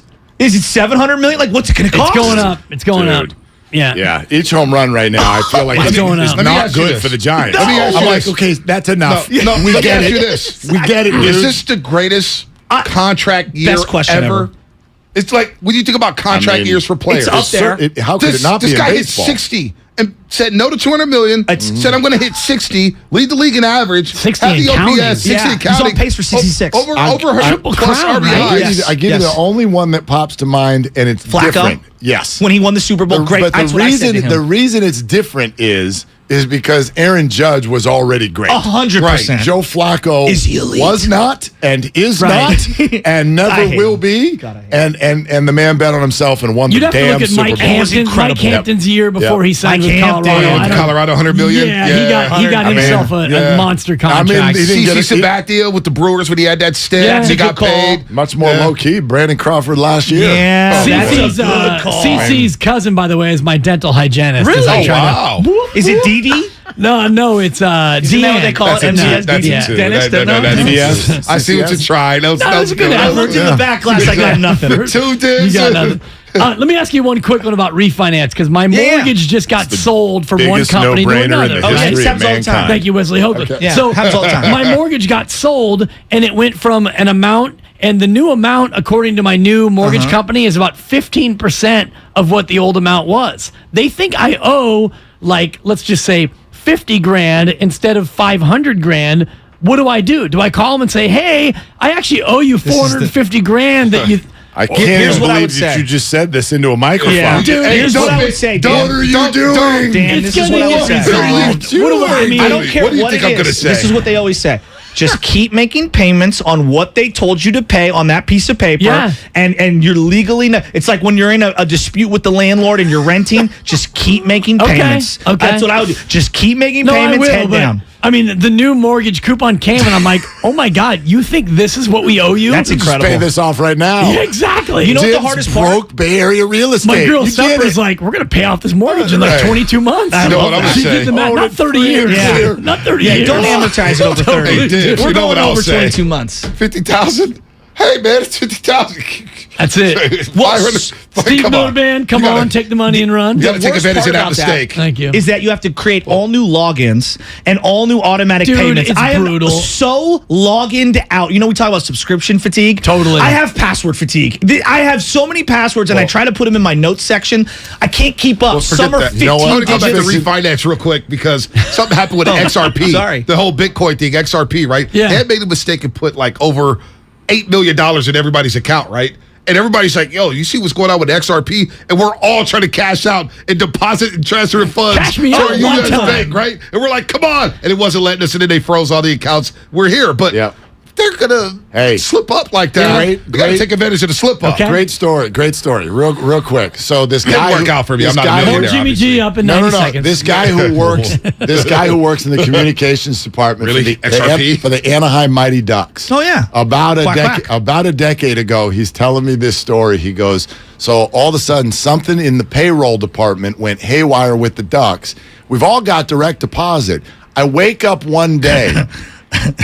Long story short, Teemu Solani's contract got shut down. Paul Correa's check. No way. To this dude in the communications department. He opened up his banking app and he's like, he spit his coffee up. I mean, more money than he's ever seen in his life. Did he relocate to Cabo? He's just like, and obviously, within about 48 hours, unfortunately for him, they had figured it out. Yeah. But, this guy's net worth about quadrupled on one paycheck from Paul Correa. Hey, you know who would never make that mistake? Joan in payroll. So you need to walk that off. Yeah. I want to. As we bring it back to the Niners. That was a good transition. That was a good transition. It's a 3. It's a 3 for the transition. That's a solid 3. At? Do you think she's still employed, Joan? You just shut your mouth. Joan? Is Joan deployed? I remember they had a Joan in Payroll Twitter account that was hilarious. Yeah. Oh, gosh. Oh, God. I love those fake accounts. Where's Tom Sula doing nowadays? Is he coaching? He was a D-line coach somewhere. He shaved the mustache off. Yeah. I actually heard from many people as a great person. Just a great person. His kids played ball with some people that I knew. I heard he was a great person. Want to know where he is? Want to know where he is? I just looked it up. D-line Game show music. Washington. Denver? You guys could guess from now until Steiny and Guru get in here. Eastern Carolina. Seriously. He is a head coach. Where? He is the head coach of the Rain Fire of the European Football League. They're back? What? The Rain Fire's back? Didn't even know that still existed. League's back, Dibs? Never Didn't know that left, existed. dog. Yeah, that's what his Are you wiki serious? says. You should have saw them on your big European vacation. Man, I should have. I should I have saw visited the you stadium. walking in the rain. He's a head coach in the European Football Oh, League. that's what it says right now. I didn't know that still existed. But yeah, Rain Fire. Wikipedia's got him as 2022 to present. Wow. He was just hired this year. Congrats on He's the in gig, Jim. Germany. Wow. Yeah. He was a D-line coach for the Cowboys as of 2 years He was ago. with the London Monarchs and the Scottish Claibornes. Oh, look at you Claibornes. I used to watch that league. No, he's not that league was reading good. that either. No. I used to watch that league. 5 games. Hey, that league was great. 5 games. I will never. When they won that first one, people were flexing, and Carlos Hyde went for 200 yards, and I said, "Oh my, are they really going to win a couple of games?" And he won one as an interim, too. Yes. That was before Harbaugh. Yeah, the first and then he lost to Johnny Manziel. Right. I wrote an article at another station, and I said, the Jim Tasula hire, it could be a lot worse. I wrote that article. I got to talking about Google wearing that. pom-poms. You're talking about waving the pom-poms on the 49ers. Wow. I was like, it could be a lot worse. You are a real fan. Is this before Lincoln put you on payroll? You are a real fan. Yeah, I was a real fan, baby. Man, tell Mike Mack. Some people were sold. And then he won that first game. He's like, "Oh, we're gonna go to Pittsburgh In the and beat black the Steelers." jerseys. Oh, they went to Pittsburgh and got roasted the next week. It was my goodness. Oh, the Tom Sula days. The highlight of Kozumore's TV career. That was just incredible. And now Shanahan, Garoppolo's starting on Sunday. Can you believe it? When you said that earlier on my drive, well, it wasn't really a drive. I was parked at the Bay Bridge for about 45 minutes. Boy. Shout out the metering lights. Oh, boy. It hit me the same way it hit you. Jimmy Garoppolo is starting this week in Denver. Yes, that Jimmy Garoppolo. Sunday Night Football. Yeah, and he's going to be starting, by the way, all the way through. It's not like, Trey Lance has a doctor's appointment or something. He's the starting quarterback. He's going to throw for $190 and win, too. Totally. That's exactly 14 what to he's gonna 21. do. Go ahead and pen it in. Exactly what he's going to do. 14 You for know what? 21. If they win, 1-1. If they win, it just calms everything down, and it just keeps the train along. They just got to win and just kind of just chug along and keep going. I mean, there's really no reason. I mean, we were looking at it. There's no reason that this team should not make the playoffs in the NFC. The playoffs, yes. There's no. But Dante Whitner saying they're going to go 16-0 throughout the rest of the year, that seems a little hyperbolic. Nobody's doing that. The Chargers and the Chiefs and the Bills, I don't think, are doing that. I mean, the Niners did it one time during Bill Walsh, 15-1, and lost in the NFC Championship. Why are the Chiefs only a 6.5-point favorite at Indy this weekend? Anybody want to scream trap? Trap game. Yeah. Like this There's is a lot of nasty games this week. This is the NFL, man, and we're while we're 2 weeks in is when I feel like you can start to get a little bit of a vibe of what teams are. Take the Niners and Broncos this weekend. Mm-hmm. I even heard you say this yesterday, Bonte. Denver's got a really good defense, and we know the Niners have a good defense. Stop. What do we know about these two defenses? Give me the quarterbacks that these two defenses has played through 2 weeks. They've both played Geno Smith. Yeah. Yep. Okay, and the Niners 49ers played Justin Fields in a monsoon, and Davis Mills. That's who these two. We don't know. I mean, I have no idea what to make of Denver. I think the 49ers. And I've watched a lot of Denver. Obviously, they were on national TV week 1. I watched a lot of them week 2 because I didn't see it because it was my survivor pick. Okay. So what do you think of them? Their defense is not that great. So Bradley Chubb, I've always thought he's slightly overrated. Yeah, the defense. I mean, Davis Mills was moving the ball in a way that there were open receivers, but they're not a dynamic offense. Was hurt, right? And we know what Geno Smith in the first half looked like. They look great. Carved him up. Yes. Right, and then they made an adjustment, and he never moved the ball again. But we saw what Geno Smith was not even going to get a first down against the 49ers. So I think the 49er defense is better, which is why I think they're going to win this football game. But both defenses, I mean, okay. Now play Russell Wilson, and that's you the part that's you scary. play the 49ers, and then let's see. But Judy's questionable, right? Yeah, he is, because I got him in fantasy. Yeah, he got hurt. Russell Wilson, like, how many times have the Niners had the better team versus the Seahawks? And this particular guy finds a way to do his Russ stuff. Yeah. It doesn't quite look the same, though, so far. It doesn't. It doesn't. But I mean, I'll take your word on Well, that. you know in the first game, they could have scored 30 if they didn't fumble twice at the goal line. Right, but he was 12 of 14 on third down in that first game. He threw for over 300. He should have won the game. He's Russ. Yeah. Like he should be 2-0. He's going to be the best quarterback they've faced so far. Newsflash. So he's Russ, but I know Denver has some weapons. I do like the two guys in the backfield, all of that stuff, but it doesn't. Part of it just seems to be even the connectivity or lack thereof between him and his sideline. Oh, yeah, Hackett? I mean, but it does not look, because he was looking for a partner. Right. I don't know if you know this. It does not look as it does not look Kyrie style. Right. It does not look as dynamic. But where's Jimmy going to be at? Where's Jimmy going to be at the game? I mean, he's going to be at the game. Yeah, he's going to be at the game. We know Check down, Charlie. He's always there. Said that with such calmness. Well, I hope he's at the game, because that means Brock Purdy would be playing quarterback. So I hope he is there. But what is he going to look like? What is this outfit's going to look like? He's going to look like Jimmy. Well, it depends if George Kittle's playing or not. And you guys made a great point about Juszczyk earlier. We don't know if he's playing or said not. Last week he's playing. Yeah, but George Kittle is one bad step away from being hurt again. This guy, we talk about the fragility of Jimmy G and how injury prone he is. George Kittle cannot get on the field and stay on the field. I don't know. I mean, you mentioned it about Kyle Juszczyk and how it makes sense that he was maybe a little disgruntled because he's not playing a lot in the pistol. Exactly. If Kittle's playing and Jimmy's playing and Juszczyk's playing, you're going to get a ton of 21 personnel. Right. Which is their strength. Personnel. It is their strength. 30% of the plays last year was out of 21. So 21 personnel. If Kittle plays, I like their chances because they're a totally different team. I'd love to hear from both of you on this because you helped launch us into a conversation we want to have with all the listeners here coming up in about 10 minutes. Give the number. I noticed something. Yes, 888-957-957. And the text line and Comcast business, YouTube and Twitter. Anyway, I noticed something. I noticed something yesterday. 20 minutes late. Yeah, whatever. Right. You're Odyssey, you're listening. Good for you. All right, here we go. So here's something I noticed. It felt immediate and obvious to a healthy portion of the Bay Area as soon as Trey got hurt. Mm-hmm. It felt immediate and obvious to many.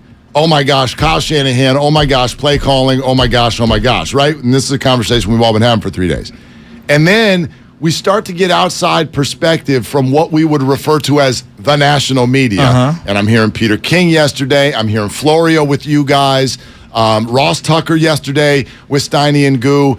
Even going on social media and seeing how many people out of this area were like, it didn't even occur to them. I've seen a lot of people ask, is this, like, and I've actually been on shows and whatnot, is that what people are saying in the Bay? They're blaming Kyle Shanahan for an injury? Like, it didn't even occur to him. So this point and conversation that we're having feels very local. While nationally, people are like, somebody got hurt. I don't even understand what you're talking about. Is a running quarterback who we knew was going to run and he's running. And so I'm like in a genuine space. How does that grab you, and why do you think that is? This is my biggest problem with just the national narrative. They pick up they're looking at an isolated play, and some are going through all the film. All of us here are watching the context of everything play out, right? And it's not the one play for me. It's the totality of the amount of overall hits that the kid was taking in general. And yes, the play where he got hurt, you could say, Joe, that's a normal play. Everyone's running and all that. I was screaming to the high heavens in my seat. He's taking overall too many hits. And I would say the same thing if Jimmy was in the pocket and not running and he was getting tagged left and right. I would say, he's taking too many hits. I'm just a believer in I am trying to reduce the amount of times my quarterback is hit at any call. I don't care if it's Mullins, Jimmy G, Trey Lance. I think everybody gets that, but by the same token, when it's football, and we do have examples all around the league, you know, Jalen ran at 11-10. I know we go outside, inside. And Dak got hurt on the outside. We can. Zach Wilson got hurt running outside. So I guess that's a good point. That dynamic to me is interesting, and yes, I will firmly believe like people in the Bay Area watch every play, and maybe people nationally don't. Bonte, I heard you ripping PFF earlier, and that's fine. But they said Lamar Jackson had a subpar game. Yeah. Forget their ratings. Right. But Sam Monson, who used to come on the show with us a lot last year, he tweeted last night. He's like, "Is this honestly like? Are we having this conversation that a mobile quarterback got hurt and somehow this is? Can I step in here? I wonder. I'm just wondering why that is. But think about this. We all agree in this room. God, Steph Curry is incredible, and yet nationally. What do we hear about Steph Curry for years? This is a four-time champion. Yeah. Four-time champion. Well, and the national media can't get on the page. I think to this topic, though, and I was telling Mark this in our show thread, it's the emotion of Trey Lance because we've all been waiting for this. We've been waiting for him to be the guy. We haven't had a real franchise quarterback since Steve Young, and apologies to Alex Smith, went down who was number one overall, but we didn't have the same hype for Alex as we do for Trey Lance. We've all been waiting for the Trey Lance era, and it ended before it started, and that's why I think locally, Bonte, we feel differently than they do nationally. No doubt. And the thing about Steph Curry, I remember being in Boston, WEEI, how could Steph Curry can't lead a team to a championship? Right. He has to. And it's like, did y'all say that about Larry Bird playing with 3 other Hall of Famers? I don't get this. And they all of a sudden start thinking like, oh, well, that's a good point. Look, the whole Trey Lance thing, and he's right. That was our flex moment of the show last Wednesday. I was like, you continue to run this guy like this, it's just a matter of time before he goes down. And it's not even like, okay, I get it. He's a mobile quarterback. But it was cool that you let Joe have the flex moment last week. Yeah, well, nice. I know, right? That was a flex moment in and of itself. Well, you know what? Hey, Dibs, he was bragging about getting flexes early on. I just sit back and said, okay, watch this. Watch this. And now we're about to clean sweep the week. Now we're going to give him we'll give him a sympathy flex tomorrow. Guaranteed, a sympathy flex. But don't put that out there. I'd already bet plus 1,200 on it. Come on. But seriously, like, I also don't believe Trey Lance should be a mobile quarterback. Like, we all keep throwing in Lamar Jackson and Josh Allen. He doesn't run like that. Look, he doesn't have wiggle like that. Yeah, he doesn't have agility like that. From the pocket, this guy can make throws. And the whole conversation about him not being able to throw the ball, which is why Kyle ran him into the ground, then that's on Kyle for drafting No this guy. doubt. And that's what's bothering me. If that's the case, there's no doubt, and that's what I've been saying the whole week, which is if you want to really examine Kyle Shanahan based on what they're doing, let's go backwards. Let's go to 18 months ago. Let's go to the process. It's the totality. Right, it's the totality of the whole that's thing. not what you said at all. I know. So anyway, Look at me work. But what Dibs just said, what Dibs just said is important, and I think everybody, all of us, should acknowledge that. What's that? Okay, you bring up Steph Curry.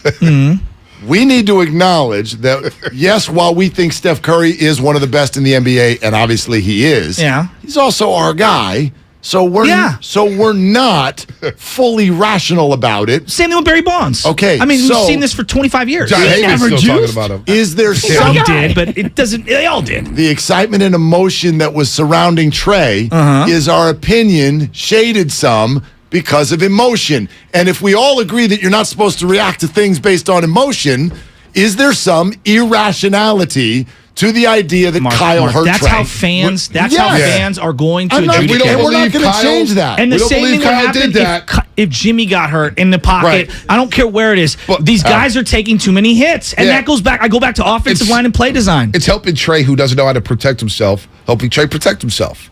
Minimize the risk. Minimize it. Seatbelts That's all we're are asking there. about. You're going to get in an accident. You're going to get hurt. Seatbelts are there. But we also want you to win. Yeah, okay. So I agree with that. We're asking him to thread one hell of a line. He's the one who chose that. No path, doubt. No doubt. And that's where I have my issues and questions. All right. Willard and Dibs coming up by Chilton Auto Body. No dead bodies today. No dead bodies yesterday either.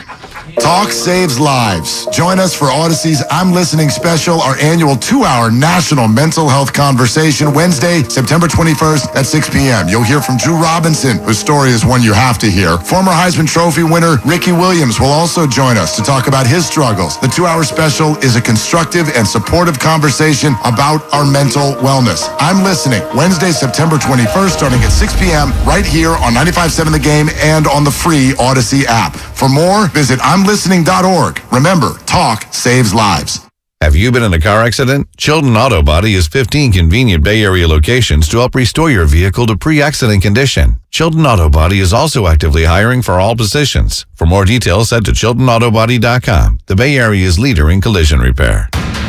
There's a reason Comcast Business powers more businesses than any other provider. Actually, there's a few. Comcast Business offers the fastest, reliable network, the peace of mind that comes with Security Edge, helping to protect all your connected devices, and the most reliable 5G mobile network. Want me to keep going? I can. Whether your small business is starting or growing, you need Comcast Business. Technology solutions that put you ahead and give you serious savings. Comcast Business, powering possibilities.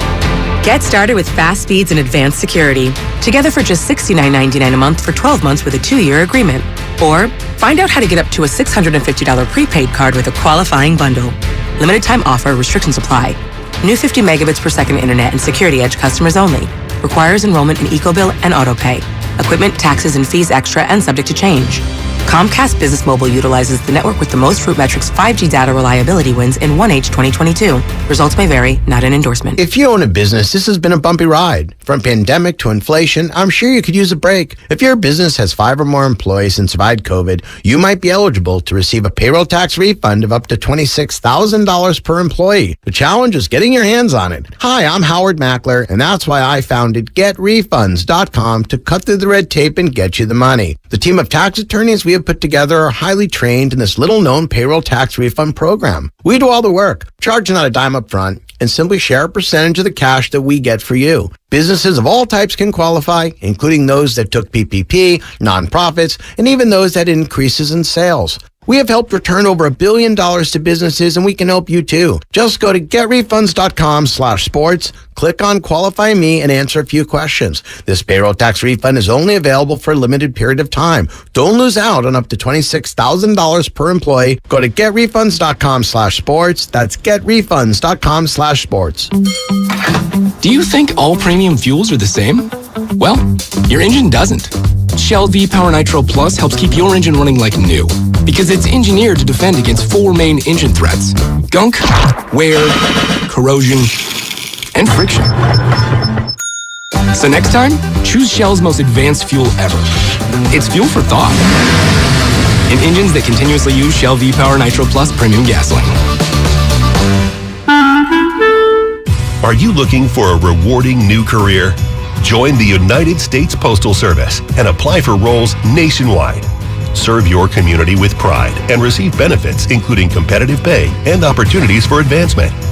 Whether you are looking for full-time, part-time, or seasonal positions, we have options that may be perfect for you. The United States Postal Service is an equal opportunity employer. Apply now at USPS.com/careers. Kirby is your driveway mechanic. They bring the shop to you with brake replacements, oil changes, washes, and so much more. Get $50 off your first oil change with code OIL50 at Kirby.com. That's CURBEE.com and use code OIL50. Visit Friedman's Appliance in Pleasant Hill September 23rd through September 25th for their fall clearance sale event and take advantage of one-of-a-kind opportunities. Visit Friedman's Appliance Fall Clearance Sale event for the best time to save on new appliances for your home. O'Reilly. Improve fuel mileage with Chevron Techron Fuel System Cleaner at O'Reilly Auto Parts. A clean fuel system can increase your vehicle's performance and gas mileage. Get Chevron Techron Fuel System Cleaner starting at $9.99 and earn 10 times O Rewards points on your purchase. Get the most out of every gallon. Stop by O'Reilly Auto Parts or shop O'ReillyAuto.com today. O'Reilly Auto Parts. You're the one who protects the flock, and that requires an eye for detail. Because when safety and well-being are on the line, it's the details that can save lives. Even when no one else is watching, you see everything. Grainger gets you, and we're here for you, and all the ones who get it done with a wide range of safety products and solutions, plus board-certified safety consultants here to answer your questions. Call, click Grainger.com, or just stop by. Grainger, for the ones who get it done. It's not easy being the one everyone counts on to keep the facility running, no matter the weather or supply chain hiccup. But we get you, Raymond in Buffalo, and Maria in Miami, Jules in Minneapolis, and Stan in Central Indiana, taking control of everything that's under your control. At Grainger, we're here for you with experienced branch staff at over 250 locations so you get the product you're looking for. Call, click Grainger.com, or just stop by. Grainger, for the ones who get it done. Venture X from Capital One is the travel card for people always asking, where next? You earn 10x miles on hotels and rental cars, and 5x miles on flights booked through Capital One Travel, and 2x miles on everything else you buy with Venture X. Plus, receive premium travel benefits like access to over 1,300 airport lounges. The Venture X card from Capital One. What's in your wallet? Terms apply. See CapitalOne.com for details. It's time to say goodnight to that check engine light with the free AutoZone Fix Finder service. It'll help troubleshoot the likely cause of your light for free, so you can drive with peace of mind. Restrictions apply. AutoZone. They're longtime friends. Let me tell you something real quick about Dibs that I'm sure not everybody knows. And first-time partners. Hang in there, big guy. There'll be brighter days ahead. Now these two homegrown Bay Area boys finally come together to take over sports talk. Get the hell off of my doorstep. Major League Baseball, you stink. It's Willard and Dibs. On 95.7 The Game. I love the word you used, Dibs. You said the word emotion. Oh, yeah. Which is a great word.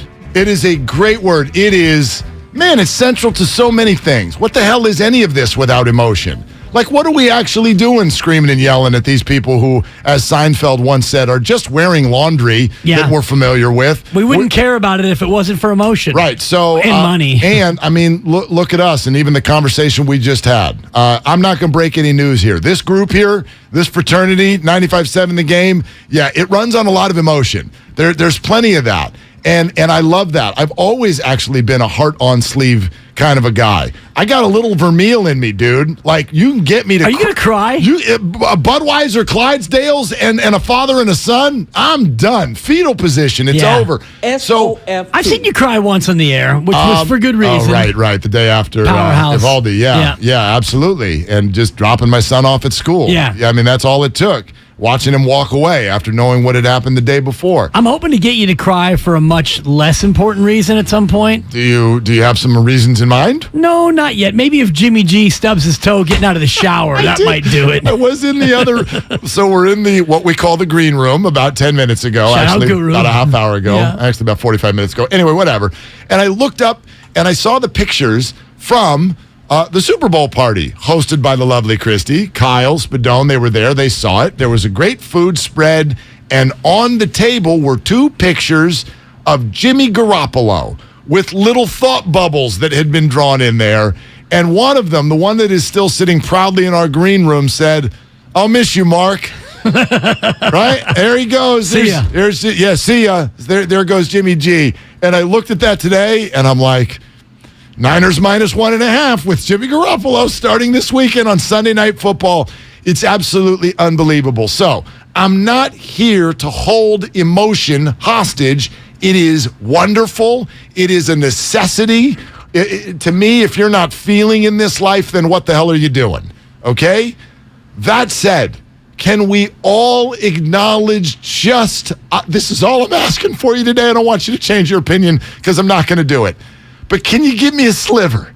Can you come toward me 2 inches and admit that emotion is part of why you're mad at Kyle Shanahan and Trey Lance being hurt? It's more than a sliver, Mark. Not rational. No. Emotion. It's mostly emotion. And if you think about it rationally, and I'm now 3 days removed, and I've been one of the biggest Kyle Shanahan critics in terms of the usage of Trey Lance, when I think about why I feel the way I feel, it's mostly emotion. And all the national voices, the talking heads, your Ross Tuckers, your Peter Kingses, your Mike Florios, they all kind of said the same thing, which is mobile quarterbacks run the ball. And I know Josh Allen only ran it once, but he runs it more often than that. And Jalen Hurts runs the ball, and he doesn't get hurt. The fact that Trey Lance ran the ball and he got hurt, it's less about the gross mismanagement of the asset as it is the emotional, I guess, deficit of knowing that you don't have Trey Lance. We've all waited for this. We've been waiting since Steve Young to have a franchise quarterback. Colin Kaepernick in the 2nd round, he was not the franchise guy. Alex Smith, 1st overall, was not really a franchise quarterback. He was the number 1 pick for a team that was desperate for a guy, and he was a quarterback in a draft where there wasn't really any good quarterbacks. So this feels different, and the fact that we lost him, yes, it's very emotional. Yeah, I think actually if you go back to what we were sold, and quite frankly, I think we just sold it to ourselves, it had to have been based on emotion because there was nothing rational about it. You and I talked to Howard Eskin yesterday, and he's like, you all thought you were going to win the Super Bowl with Trey Lance? Are you banana heads? Like, what do you do? That's not what the 3rd overall pick at age 22 out of North Dakota State does. Kinder softer Eskin, by the way. Very true. But very gentle. But we did. We bought 2 things. Oh, my gosh. We're going to get one of these guys. We're going to get Mahomes or Allen. He's got that skill set. And we're going to blend it in with one of the best defenses and Debo going right and left, and all this complement of backs out of the backfield, and George Kittle, hey, diddle, right down the middle. We sold ourselves that was reality. And as I look at it now, I got to step back and go, I think we were wasted. We were drunk. There's no way that was going to happen. Now, Trey could have come out and gangbusters, and yes, the 49ers could have made the playoffs and all of that. But to think that Trey Lance at age 22 was just going to walk in, look like Josh Allen, beat Tom Brady and Aaron Rodgers, then get to a Super Bowl and beat Josh Allen or Patrick Mahomes, I don't know. I can see that if I didn't live here, I'd think, wow, you guys are wackadoodles if you think that's going to happen. Well, it could happen if he stays healthy and if the run game is as robust as it's been and the defense is as elite as it has been. It's not that far-fetched. You mentioned it. The NFC as a conference is top heavy, but bottom weak and kind of middle questionable. So even if, and we talked about this before Trey Lance got hurt, if Trey Lance is just mediocre, Jimmy G level of just, he's okay, he's good enough, you could still be a playoff team, and by January, maybe Trey Lance had gotten to the point where he could actually do some things to help you win a playoff game. So I don't think it's that far-fetched to think that Trey Lance could have quarterbacked this team into the playoffs, and then when you get to the playoffs, you never know. All bets are off. Right, but so again, none of these opinions, and by the way, I want to address this right now. I'm just going to do it on the air because Jackson J on YouTube just said Willard really insulted Steiny yesterday, calling this view immature. That is not what I was saying at all. I think when the conversation, when you're putting words in someone else's mouth and then getting loud about it, and when the conversation starts to get personal, that's what I find can be immature. Not an opinion. Y'all are allowed to think whatever you want about the 49ers. Yeah. This is what Peter King, who's not local, thinks about the situation. Personally, just my thing, I think it's idiotic to want to take the call that was made and use that to blame the injury on. One of the reasons that this team drafted Trey Lance is that he's got great ability to run with the ball. He's a mobile quarterback. Was anybody questioning the call that the Baltimore Ravens made when Lamar Jackson ran for whatever it was, a 68-yard touchdown the other day? I mean, no. I don't want to assume how. Never step on Peter King. My bad. Yeah, that was E1? E-dub? E-dub. Look, I don't want to assume what media you all consume. I don't want to assume how you take in your media. There's a billion forms and a billion ways to do that now. But I want you to know something that I noticed. Nobody outside of the Bay Area is blaming Kyle Shanahan. Literally, I can't find someone. I'm looking everywhere. I went on a journey last night. Social media, listening to reading stories, listening to what different people are saying about this. Not only is their opinion that it's not Kyle's fault, they seem surprised that anybody is even bringing that up. Peter King just called it idiotic. I'm not here to call anybody who thinks anything an idiot. I'm not here to do that. Not my favorite word to begin with. And I am here in the Bay Area, so I understand the emotion that, Dibs, you bring up. Yes. I totally get it. But I want everyone to know we have to admit a little bias here, because our emotion is part of the opinion. Absolutely. If you're blaming Kyle, people who have removed themselves from this, they are unemotional and unbiased. That doesn't even occur to them that a football player would get hurt and you would blame the play call. Well, they're wrong. Those people. That's a fine opinion. Wrong. I don't share it, but it's a fine opinion. King, Tucker, Florio, all the rest of you non-Bay Area talking heads, you don't know what you're talking about, because you didn't draft Trey Lance. You didn't send 3 first-round picks to trade up for a guy who's a glorified running back. And Kyle Shanahan doesn't trust him enough to throw the football. All he trusted him to do was run the ball. And you and I got into this a little bit yesterday. He's only 22. Josh Allen's 26. 22 is a lot different than 26. You've got a 22-year-old who hasn't played a lot of football. And obviously, the reports are when he was on the ground injured, he was openly asking if he did the right thing. Did I read it wrong? Not. Yeah. So you've got a guy who doesn't even know in his own mind confidently what he's doing, yet the head coach is putting him in a position to where he's running into harm's way. Yeah. So I know what you're saying, and I think you're right about the emotions, and my emotions are still running high. And if Jimmy G goes to Denver and wins, that tamps down a lot of the emotions as a Niner fan. However, it still burns, and it's still raw because you ran the guy, in my opinion, you ran him too much, and you got what you got.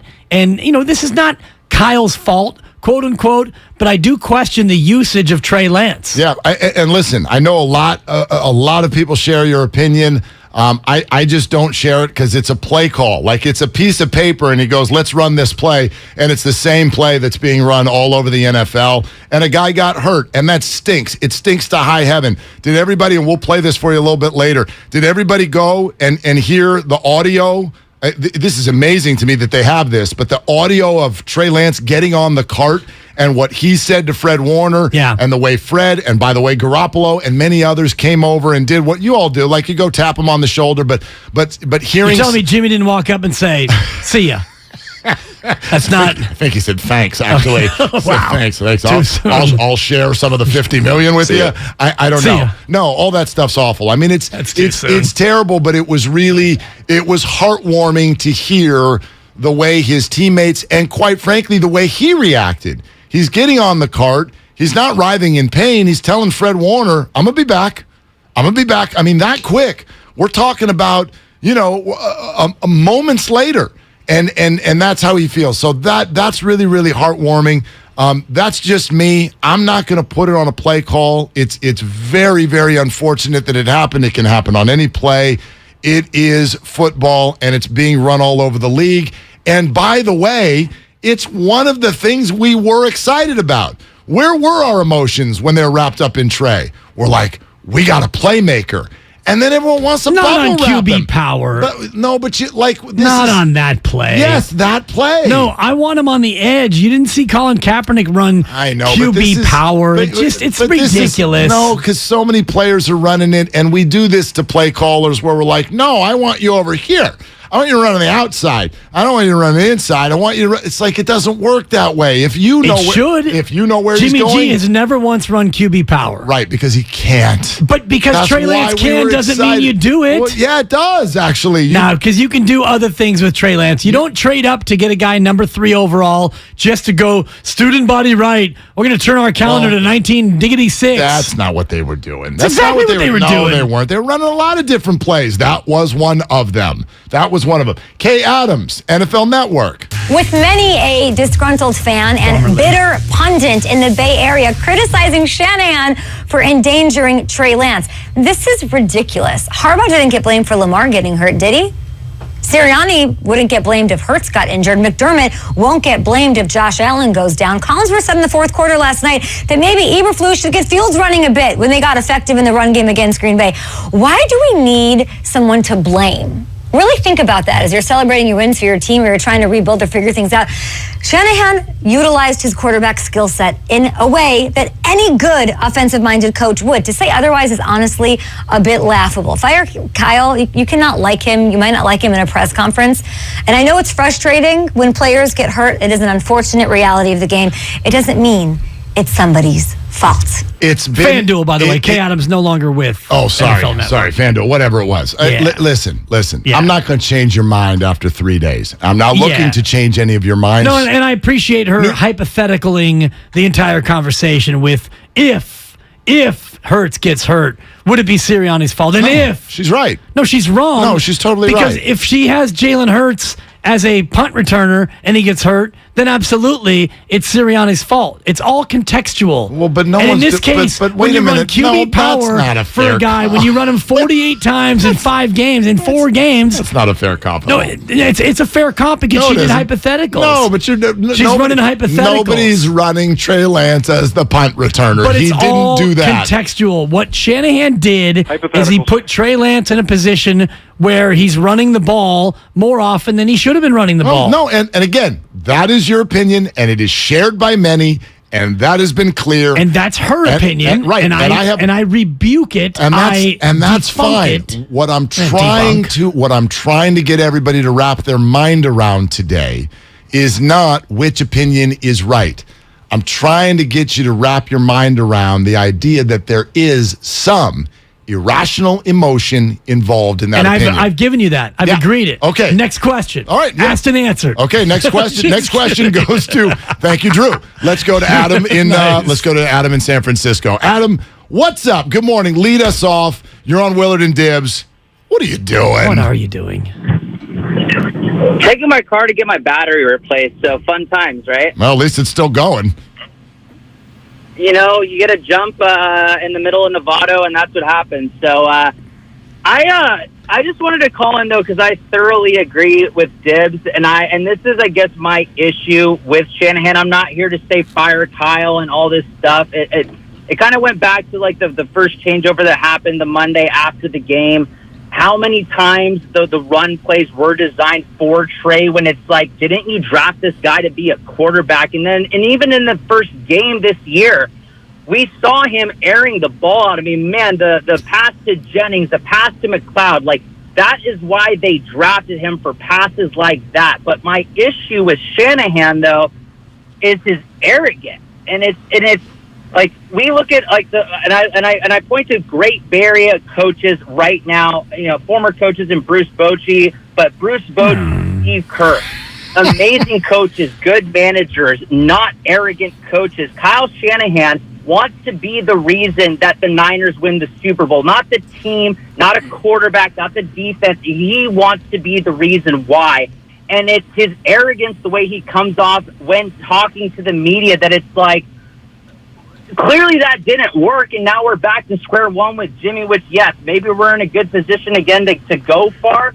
But I think that's my biggest issue about this whole thing is just his arrogance, and it drives me crazy. Quarterback power, fibula. Anyway, Adam, listen. Adam, thank you. And I got jumped in Nevada once, too. I was on the wrong side of South Nevada Boulevard after dark. It's real on the streets. Listen, this is what we were talking about yesterday. I think everybody is going to receive what we have now decided is arrogance. They're all going to receive that in a different way. And I totally get it if that rubs you the wrong way. My line is always kind of the same when a coach comes off that way. Gabe Kapler, Kyle Shanahan, Kapler's whoever. arrogant now because they're below 500. Well, last year he was a genius. Thank you. Yeah. Exactly. Yeah. And if we're having that same press conference in week 2 of the playoffs, I have a feeling that it'll be the same way with Kyle Shanahan. And it's been the same way with, by the way, do many of you here in the Bay Area, we love Steve Kerr. Do you know that a lot of people in the Bay Area think he is a smug? You know what? Well, outside the Bay Area, for sure. And if you're on the other side of the political aisle, you absolutely think he's arrogant, trying to tell me what I can do with my Second Amendment? How dare you, Steve Kerr? I'll resent that. I wasn't really talking about those people, but no, yeah. I'm saying. Yes, no, you're right. It's all about perception. And when you're Steve Kerr and you've won 4 championships in 8 years now, the arrogance is justified. If you think he's arrogant, it's hard to say, you're arrogant. No, he's a winner. And right now, Gabe Kapler, to your point, he comes across as more arrogant. His beard isn't as nicely trimmed. Yeah. His arms are a little bit flabbier than they were well, maybe that's not true. Really. His 6-pack is down to a 4-pack. Exactly. Because Tell was they're not terrified, winning. brother. He was terrified. He followed him quickly. Yeah, he did. Yeah. I mean, there was no dawdling. That was a shoulder slump walk. Totally. I'm about to get it in the tunnel. Gosh darn it, I got caught again. Jonathan in San Francisco next up on Willard and Dibs. Hey, Jonathan, what are you doing? Just driving on 280, southbound, about to exit Monterey. I just want to say, man, hopefully what just happened will be a learning experience, teaching lessons for Kyle. And it's a humbling experience, man. He needs to realize that team arrogance, although it may work with a running back position and pretty much you can throw anybody back there and it's going to be a success, it doesn't work with the quarterback position, man.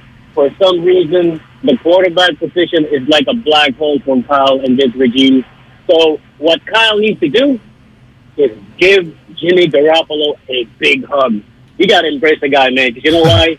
He's all we got, man, and thank God we have him. Because you know what? Finding a Patrick Mahomes or a Justin Herbert or a Josh Allen, it's not going to happen, man. Those guys are generational talent, and they already came. They're not going to come again next year or 2 years from now. They're going to come maybe 10 years from now. So you got to embrace Garoppolo and give him the full playbook. Man, let him be the best quarterback he could be, and let's go, Niners! Okay, Jonathan. Way to bring it home, You know what's funny, though? Jonathan's like, I think Kyle was humbled, right as everybody's calling him arrogant. I don't think Kyle was humbled at all. He wasn't humbled. Humbled is like I regret doing what I did with Trey Lance. Nathaniel Hackett was humbled after calling for a 64-yard field goal on Monday night. He Absolutely. bumbled and then he humbled. Yeah, Kyle thinks you're all wrong. He stumbled first. You get that, right? Kyle thinks you're all wrong. In fact, he wants to edumacate y'all. Mm-hmm. That's what Kyle thinks. If Kyle really wants to double down, first play from scrimmage Very good. at Denver, Jimmy G, QB power. If you really want to flex on being Kyle Shanahan. 2nd and 8. Whatever. First play, first No, and 10. I'm saying call that on 1st and 10, and it'll be 2nd and 8. Well, it'd be 2nd and 13. I mean, but that, honestly, if you want to give a double middle finger to everyone, you run QB power first snap. Well, that would be hilarious. That would be a big middle finger to Jimmy, first and foremost. No, Jimmy's elite. No, because he can't do it. It's not putting Jimmy in his best position to succeed. Well, allowing him to throw it ever is not putting him in the best position to succeed. I disagree. Yeah, I know. Disagree. He's a winner.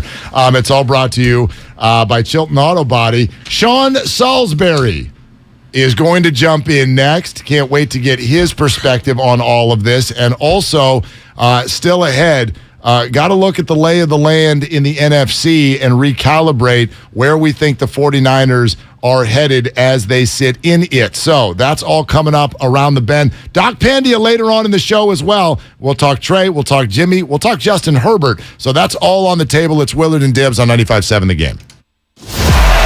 Bonte and Shashky bring the heat every morning. Trey Lance was Shanahan's pick. And if you didn't trust this guy to throw the ball, or you thought he was raw, then Kyle, that's on you. That is on you. And here we are in year 6.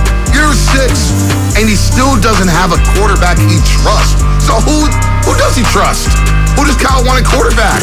This is the Bay Area's sports station. Oh, yeah. 95.7 The Game.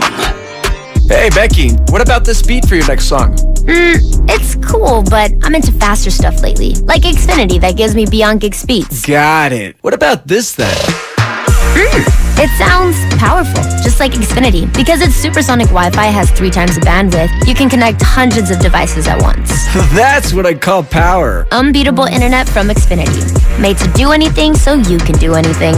Get the Xfinity Supersonic Bundle with unlimited gig speed internet, Wi-Fi equipment included, and a free 4K streaming box. All for $50 a month with a 2-year internet rate guarantee and no annual contract when you add Xfinity Mobile with unlimited data at regular rates. Go to Xfinity.com/gig, call 1-800-XFINITY, or visit a store today. Limited time offer. Restrictions apply. Requires paperless billing and autopay. New gigabit extra internet customers only. Taxes and fees extra and subject to change. Xfinity Mobile requires post-pay Xfinity internet. Reduced speeds after 20 gigabytes wireless usage. After 24 months, regular rates apply. Requires compatible Xfinity gateway. Everything, our farm, our stand, our pop-up shop, it really all started when we discovered the benefits of local, raw honey for our family. And then we decided to turn it into a business. We were looking for something to help us get up and running. So we got the Chase Business Complete Banking Account. It's more than a bank account. It comes with Quick Accept, which lets us take card payments anytime, anywhere in the U.S. using the Chase mobile app. Plus, we get same-day deposits at no extra cost. For us, it's more than honey. It's about sharing a little sweetness with the world. Get the Chase Business Complete Banking Account with the essentials you need to help get your business going. Learn more at chase.com/business-complete-banking. Chase for business. Make more of what's yours. Quick Accept is not available in U.S. territories. Enrollment required. Usage subject to approval. Same-day deposits available for payments before 8 p.m. Eastern Time, Sunday to Friday. Fees and rates apply for checking and processing. Limitations and restrictions apply. Participants compensated. Merchant services provided by Payment Tech LLC and WePay Inc. Subsidiaries of J.P. Morgan Chase Bank and a member FDIC. I'm Bob Burke, founder and chairman of Burke America Parts Group, a family of brands that includes RepairClinic.com, an appliance and HVAC parts solution company that's grown into an international brand. Before AmericanEagle.com, we partially launched a new technology platform developed by another firm. American Eagle helped take our technology to a whole new level with digital marketing, software development, and business insights into our key markets, appliances, HVAC, and outdoor power equipment, and did so both on time and on budget. AmericanEagle.com has the resources, experience, and talent needed to produce solutions. Our new technology platform, developed by AmericanEagle.com, has produced tremendous results with higher traffic, conversion, engagement, and online revenue. If you have any home repairs you need to take care of, check us out at RepairClinic.com. If you need a world-class website or technology project, then I would highly recommend AmericanEagle.com. Call AmericanEagle.com at 773-NETWORK. That's AmericanEagle.com, 773-NETWORK. Pink Floyd's Roger Waters. This is not a drill. We're doing a show in the round. It's something new. I look forward to the challenge. Featuring his songs from the golden era of Pink Floyd. Friday and Saturday, September 23rd and 24th, Chase Center in San Francisco. Tickets on sale now at RogerWaters.com. This is not a drill. Produced by AEG Presents. Odyssey knows that football fans can't get enough football. That's why we've got nonstop football coverage on the free Odyssey app. Podcasts and live shows dedicated to every pro team. NFL play-by-play and enough game talk for the most diehard fans. Local radio stations talking football, interviews with star players and coaches, and football fans being fans. What kind of play calling was that? Listen to everything you love about football, live and on demand with the free Odyssey app. Get in the game and download today. Are you ready for your palm reading, my dear? Yeah, let's do this. I sense that you crave something. More reliable. Right. You know you deserve better and want out of a relationship. Yes, with my big name wireless carrier. You're who now? My big name wireless carrier. That's why I switched to Xfinity Mobile. Now I get unlimited with 5G for $30 per month on the most reliable 5G network. Let's talk about your aura. It's so... And get this. They can even save you hundreds a year on your wireless bill over T-Mobile, AT&T, and Verizon. Wow, that's actually really impressive. Yep, but you already knew that, didn't you? Oh yeah, I definitely saw this coming. Start seeing savings today. Switch to the fastest mobile service, Xfinity Mobile. Now with the best price on 2 lines of unlimited, just $30 a line per month. Switch today. Xfinity Internet required. Price comparison for 2 unlimited lines under available 5G pricing plans of top 3 carriers. Taxes and fees extra. Reduced speeds up to 20 gigabytes of usage per line. Most reliable based on root metrics. US report. Comcast analysis of mobile Wi-Fi and cellular data from Ookla Speed Test Intelligence Q2 2022. I did a site visit and the space is absolutely incredible. Este's Reiki Clinic is opening another studio across town. But there's a lot to wrap up. But staffing an entire office requires more than just deep breathing. Receptionist and at least 4 new practitioners. Indeed can help them hire great people fast. I need Indeed. Indeed you do. We instantly connect you with quality candidates whose resumes on Indeed match your job description. Visit Indeed.com/credit and get $75 towards your first sponsored job. Terms and conditions apply. Ray Magliozzi here for eBay Motors. You're driving along and some nimrod cuts you off. You hit the horn. Jeez, it sounds like a goose in distress. Time to head over to eBay Motors. They have horns for every make and model, not to mention horn pads, steering wheels, wiring, and more. 122 million parts. You can even go for an upgrade. It looks like Mr. Cutoff Man needs a new seat cover. Try eBay Motors, pal. Get the right parts at the right prices. eBay Motors. Let's ride. You're listening to 95.7 The Game, KGMZ FM at HD1 San Francisco. Always live on the free Odyssey app.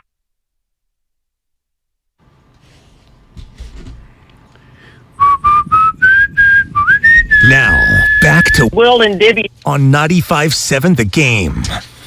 Okay, a few things to mention before we get our guy, Sean Salisbury, in first. Willard and Dibs is all sponsored by Fremont Bank, full service banking, no compromises.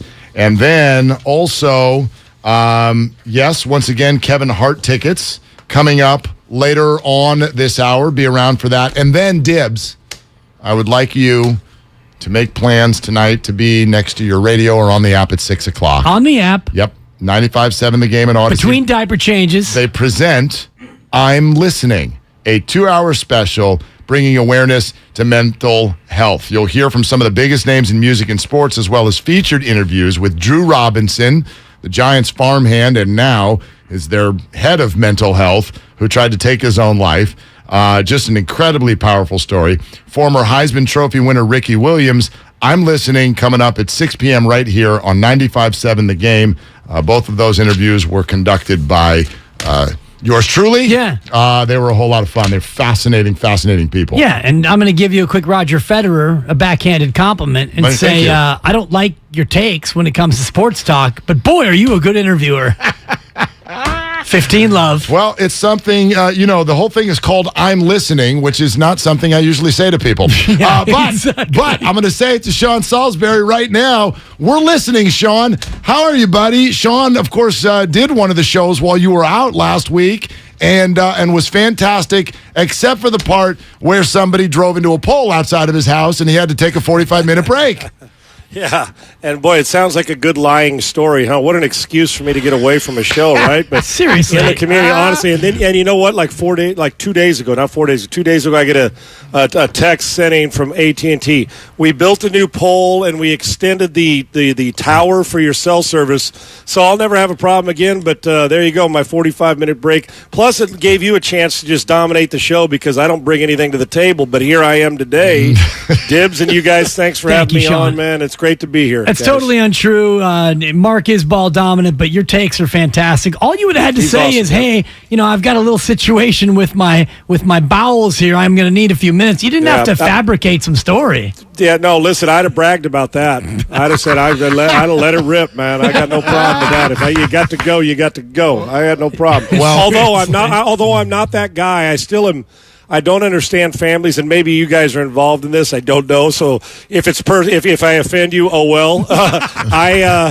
I don't understand the couples who can, like, one guy can be doing his business on the toilet, and the girl can be brushing the teeth, and they're carrying on a conversation at the same time. No chance. I don't get it. I don't need. That's my time. Yes. When I get into the bath, that's my time. No doubt. I don't need a conversation. Well, I wanted to brush your teeth 4 minutes after I'm done. Exactly. I don't need to talk. I don't want to smell what you're doing. I like you. I love you. I don't need that part. That is my time. Agree with you. I'm usually doing Twitter on the.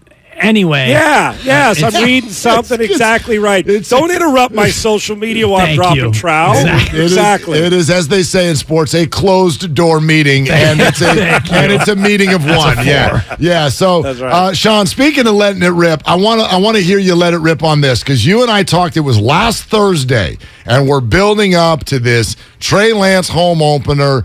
And then you see what happens, and then you see the discussion that has taken place since then. And I got to know just kind of what stands out and what you think of what everyone's saying. Well, first off, I hate that. This doesn't need to be said, but I'm going to say it anyway. Nobody wants this to happen to Trey Lance. I was excited about seeing his transformation this year. I think we all were, right? Nobody in football, whether you're an opponent that wants to see anybody hurt, and no backup, which I've been many times, wants to get a job when somebody gets hurt. Nobody wants to see that. So quick recovery to him, and hopefully it'll be okay. And as the backup, though, your job is to let the team trust in what you're doing. And they have the best backup, who's really a starter in this league, in Jimmy Garoppolo. I was fascinated when Lorenzo and I got on the show for the Football Hour Monday night. I'm reading through social media and just comments from people around the country and everywhere about that, why is Trey Lance running the football? And my head exploded. The reason why you went and drafted Trey Lance and gave up all those assets was because he's a multi-dimensional, physical, he can throw it, he can run it, adds so much pressure on a defense. You didn't just draft him because you wanted him to beat him from the pocket. Okay, you got that guy. You wanted it because you go back to last year when Jimmy gets a sack. What's the first thing everybody says? Why aren't they running Trey Lance? He put him in. And then when he gets sacked or gets hurt running quarterback power or running the ball, why are we running Trey Lance? Well, because that's what we do in the league now. Josh Allen and Justin Herbert and Lamar Jackson and Kyler Murray. So and Kyle adjusting his offense to try and make it work to this skill set. Why you gave up and mortgaged those assets for Trey Lance? Unfortunately, the injury. And so I don't get it. Maybe I'm seeing a different game or watching a different game. You can't speak out of both sides of your mouth. When you want one, you always want the other. And when you got that guy, you want the other guy because the one guy's running. The best thing, you can't take away Trey Lance's legs. You just can't. If you do, you limit him, and you're basically saying, I'm going to take away a really good part of your game, which is a franchise quarterback skill set, but we don't know if he's going to be a franchise quarterback yet because the body of work's too small. Honestly, and in truth, for this team and what they're doing in a Super Bowl roster right now in 2022, I'm not talking about 2024, I'm talking about right now, I don't think the 49ers got worse at quarterback this past week. Yeah, I think they got better. Yeah. I think they got better. I think those in the locker room would agree with you in the short term. The long term is yet to be determined. One thing I take issue with, Sean, is your idea of a multi-dimensional quarterback, because Kyle wouldn't allow him to use the dimension of throwing the football. And I think that's where fans are taking umbrage in the fact that Kyle seemed to not want him to throw it, so he became a unidimensional quarterback, only running. Do you see where maybe that is something that hamstrung Trey's ability to develop in the short run? Did our power go off? No, you're still on. My take was just too hot, perhaps. He can't hear us, it sounds like. It sounds like he can't hear us. So, yeah, let's get Sean back on. Back. You know what, though? I had Sean on his heels. That's what happened. No. Just like the car that crashed into the pole. Salisbury looking for a reset because Dibley had him on the hot seat. All right. Okay. So he had run the ball. This is the stat that everybody is grabbing. Okay. Sean, did you hear Dibs' question or no? I heard most of it. Okay. It's the Lucy app. That wasn't on me. So nobody ran into a Lucy. I heard pulled you the ball away from Charlie again. Lucy. Can you see it? And Dibs, where I got you said not throwing it, used him as a, you know, he wasn't a multi-dimensional. More unidimensional than multidimensional, yeah. Right. And you asked, can I see a fan's perspective that way? Is that what you said? Yeah. Of course I can. Of course I can. But that wasn't how it was presented to me when they were doing it. If you want to tell me, if somebody says, Sean, running the ball is fine, but could we use him more on booting out and throwing on the run, throwing from the pocket, changing his lawn points to throw it? Yes, and that tells you something, Dibs. You know what it does? Kyle doesn't trust that right now, and I don't know why. I'm not there to see it every day on the practice field, so I am 100% with anybody who says that they don't want the one dimension just to be a run. Of course, inside power and outside zone and RPO, but always RPO where the option is hand or keep on the run. I don't want him running 27 times a game. I like the change-up pitch mix. And I thought, and I'll still tell you this, when I saw him, when you watch him come out of school, the ability to do guys, when I was coming out and over the last, 12 years, 15 years ago, when you said a guy was a dual threat quarterback, he was small and he was a runner, and he was the best runner on our team, so we put him at quarterback. He didn't throw, right? Now that guy is Josh Allen, is the YU drafted Trey Lance. It's Patrick Mahomes. And even though he's not a full-fledged runner, he rushed for 500 yards. Those guys that extend plays, but that can also on 3rd and 1, Justin Fields, try to take quarterback power and get in the end zone against Green Bay. I do take umbrage, and I'm with you. If you present to me, well, Sean, do you like the game plan of not allowing him to get into a rhythm throwing the ball? No, I hate it. That part I do hate. But to say Kyle Shanahan wanted to get him hurt so Jimmy could play, it's absurd, right? Yeah. So for me, if I'm calling plays, listen, he didn't beat out Jimmy, as we talked about earlier this week on the show, or last week. He didn't beat out Jimmy. He was given the job for one. He was all the assets. Two, you liked his ability to bust through what they didn't think Jimmy could. Jimmy got him to a point. They believe at some point Trey Lance could bust through that and get him over the top. Well, we haven't seen enough work to do it. Now he's hurt, which is unfortunate.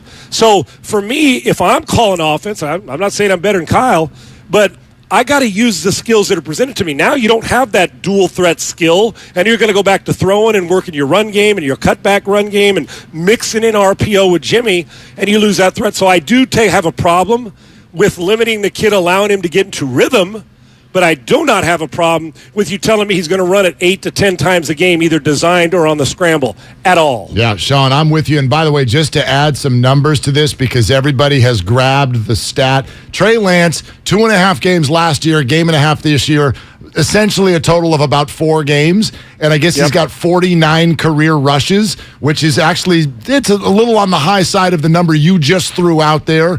But so what is that? About 12 rushes per game if you run it out. And we keep going, well, he's not passing. 102 pass attempts. Okay? In his career now, in 4 games, 102 pass attempts. Now, we can talk about how they looked. I do believe there were trust issues, but who doesn't have trust issues for a 22-year-old player? I mean, is that not a fair distribution of the play calling in your mind? Right. Well, and I'm focused on this year. Well, we didn't get enough of the game last week, and then the first week when people were mad about it, well, the ball handling. The same people that were mad that he ran it too much didn't want to throw because the weather was too bad to throw it, right? So you can't win for losing. But if you're going back to last year and over the course of it, I agree. Now, and I can take you back to those runs. And the distribution of it, basically what you said, 100 passes and 49 runs. But not all 49 of those runs, what people have to understand, and they blame it on the play caller, were not all designed runs. Those aren't all designed runs. Those are drop back, protection breakdown, scramble, go make a run. Those are inside zone, fake or RPO, and then keep it and go. So it's a mix of all of them. And let's not also say it's not just when he scrambles. There are times, and you can go back and look, because I've seen every one of his throws, Trey Lance, since he's been in this league, is where he may not like the receiver and come off the second guy and doesn't make the throw that he wants to. So he leaves the pocket too early at times. And why? Because we all lean on the things we do great, and he's an enormous talent, and it's unfair for him with 4 games for us to judge it. Unfair for us to say Kyle doesn't know what he's doing with him, because it's been an up and down, and last year he hadn't settled in. Now this year he's hurt. And so I understand the feel of it, but if you're talking about both years, that distribution is good, and some of those runs are going to be on the quarterback because he's not getting through his progressions as most young guys don't, because they're still learning the game mentally. So it's a combination of a lot of things. But moving forward, if Trey Lance was still your quarterback, you have got to expand the offense. This league is too good, and coordinators are too good for you to be a one-dimensional player, especially as the one-dimensional of throwing it if you're not the guy who can sit in the pocket, deliver it on time, process information, been in the league a while and throw it accurately. That's not his strength yet. He's got big playability, but what it does, it stretches the defense when you can do both. Now we're back to Jimmy, and in truth, Jimmy's seen more football. He should be more adept at reading coverage. He's not as talented as Trey Lance, but right now he's a better passer. He's a better, more consistent passer. The question is, when protection breaks down, now what? And that was a Trey Lance strength, which sometimes you lean on, not only as a coach, but as a quarterback. Yeah, by the way, just for the record, 54 career runs, 102 career passes, so kind of a 2-to-1 ratio. You mentioned the progression, Sean. How does Trey Lance learn to be able to go through the progression? Is that something that he can learn in the meeting room, or does he have to learn that on the field with actual live game reps? I think it's both, Dibs, and here's why. One is, you will get to a point. Now, listen, even the Bradys of the world, and I know this sounds crazy at 23 years in, and it sounds hyperbolic, and it also sounds like it's cliche. But myself, 10 years into the league, I felt, right when you figure it out mentally, usually physically you can't do it anymore, right? Yeah. Then there's those guys that are freak shows that, the light switch goes on, and Brady's been knowing what's going on. But I can guarantee you, even in year 10, 11, 12, quarterbacks are still figuring out, because now we're so specialized with the way people are playing zone and man and pressures and all that and specialization. But, yeah, you can do both, and you have to do both. Quarterbacks I train, I said, for every hour we're on the field physically training and going through walk-through coverage and going through the physical mechanics of throwing a football and seeing stuff, I need to spend an hour or two with you on the mental side. So you should match it 1-for-1 or 2-for-1 mental to physical, because you'll always get somebody's always going to be better physically. But if you prepare yourself and understand I call it find the conflict, and I got the answers to the test. The answers to the test are in the study. Your natural ability takes over. But what happens if you don't understand or haven't got enough experience seeing it? Is you go back into, is it things become rushed and you don't trust that the next window's open, and understanding the concept, not only of defense, but also of offense, of what you're trying to accomplish, because, hell, you're swimming. We've all been there. 4 starts. If you want to, I'm not even a first-round pick, but 4 starts into the NFL for me, you're like, damn, okay. You're like, okay, you're almost talking to yourself, so you can. And while he's hurt, you're still studying tape. Study what you did. Study what Jimmy's doing. Study what other quarterbacks. But you got to understand what you're trying to accomplish, and the coaches as well. And I would spend time with the defensive coordinator. I always say this: ask him how he would defend you. How would you defend me in 3rd and 7, knowing you know my game? Because they'll be honest with you. They're not coaching you. They're trying to coach even on your own team. So, but I had I've had a lot of them, but one NFL head coach, I asked him, I said, what's your philosophy on young players and learning? He said, listen, the chalkboard and the whiteboard don't move. You can learn to a certain point, but at some point in time, the audition ain't the real stuff. So you can go and practice. It's like we practice, but when it's real, you got to see how it moves because it is urgent and it is fast and it is furious. So, yeah, I think I always learn better if you're tough by seeing it and being involved in it. But if you're not preparing to be involved in it, you're not going to be very good while you're in it. Sean Salisbury with us here on Willard and Dibs 95.7 The Game. Hey, Sean, before you run, give us an NFC power rank and tell me when do you get to the Niners? I go for right now, from what I've seen 2 weeks, Philadelphia's 1. Hurts has elevated his game, and they got a good roster. Tampa Bay's 2, but I'm concerned about their receivers. I get to now 3's a scramble. I don't trust Green Bay yet. The Vikings proved to me that they're average. I guess if you talk about record, the way the Giants are playing, but I think that's a little smoke and mirrors. I don't think they're the best team. With Jimmy, I'd probably elevate him. I guess you throw the Rams in there and the Cardinals, but both of them have been up and down. I don't have a third team right now. Yeah. I really don't. I don't have a third team in the NFC. I think there's 5 of them that are scrambling around for it. We'll see how the 49ers react, but the AFC is pretty dominant. The 2 best teams are obviously the Bills and Chiefs, but Philadelphia and Tampa, and number 3 hopefully will emerge this week, and maybe it'll be the 49ers. Dodging questions like Neo dodging bullets in the Matrix. Well done, Sean. What part did I miss out on? The Rams? Yeah, the Rams. The 49ers roster? The Rams are third. No, Sean, you're right. Today I'd put the Rams third. Thank you. Do you trust that Green Bay is great right now? I don't. I don't trust them yet, but the quarterback tells me they're in the top 5, I guess. Ayahuasca. The Rams, the Rams, but I don't right now. I don't know who the 49ers are, and you guys don't either. Right. I know their roster, but I got to see how the quarterback responds. I'm not evading any question. I know this. The AFC is far better. Yeah. Far better than the NFC. Can we just skip ahead to Kansas City Buffalo in the AFC Championship? Yeah, and I got news for you. Nobody wants to roll into Buffalo in Orchard Park and play in January the way that quarterback and that defense is playing. Man, you're right. You better have a good supply of body bags if they're playing this well then. No joke. Although Justin Herbert may have something to say about this Lamar Jackson too. I feel you, brother. Yep. Hey, Sean. Great stuff, man. Great to talk to you again. You guys are awesome, man. Thank you. Appreciate you having me on. Yeah, thank you. There you go, Sean Salisbury. And I think his point is and the larger one is this. Rams, Packers, 49ers, whatever you want to do. I had to call him out. But I have no third. But here's the larger point. We got 7 playoff teams, and when you do this, everybody gets to the third team and starts sounding like Bruce Bochy. Packers. Yeah. Like the 49ers, I guess this is my takeaway.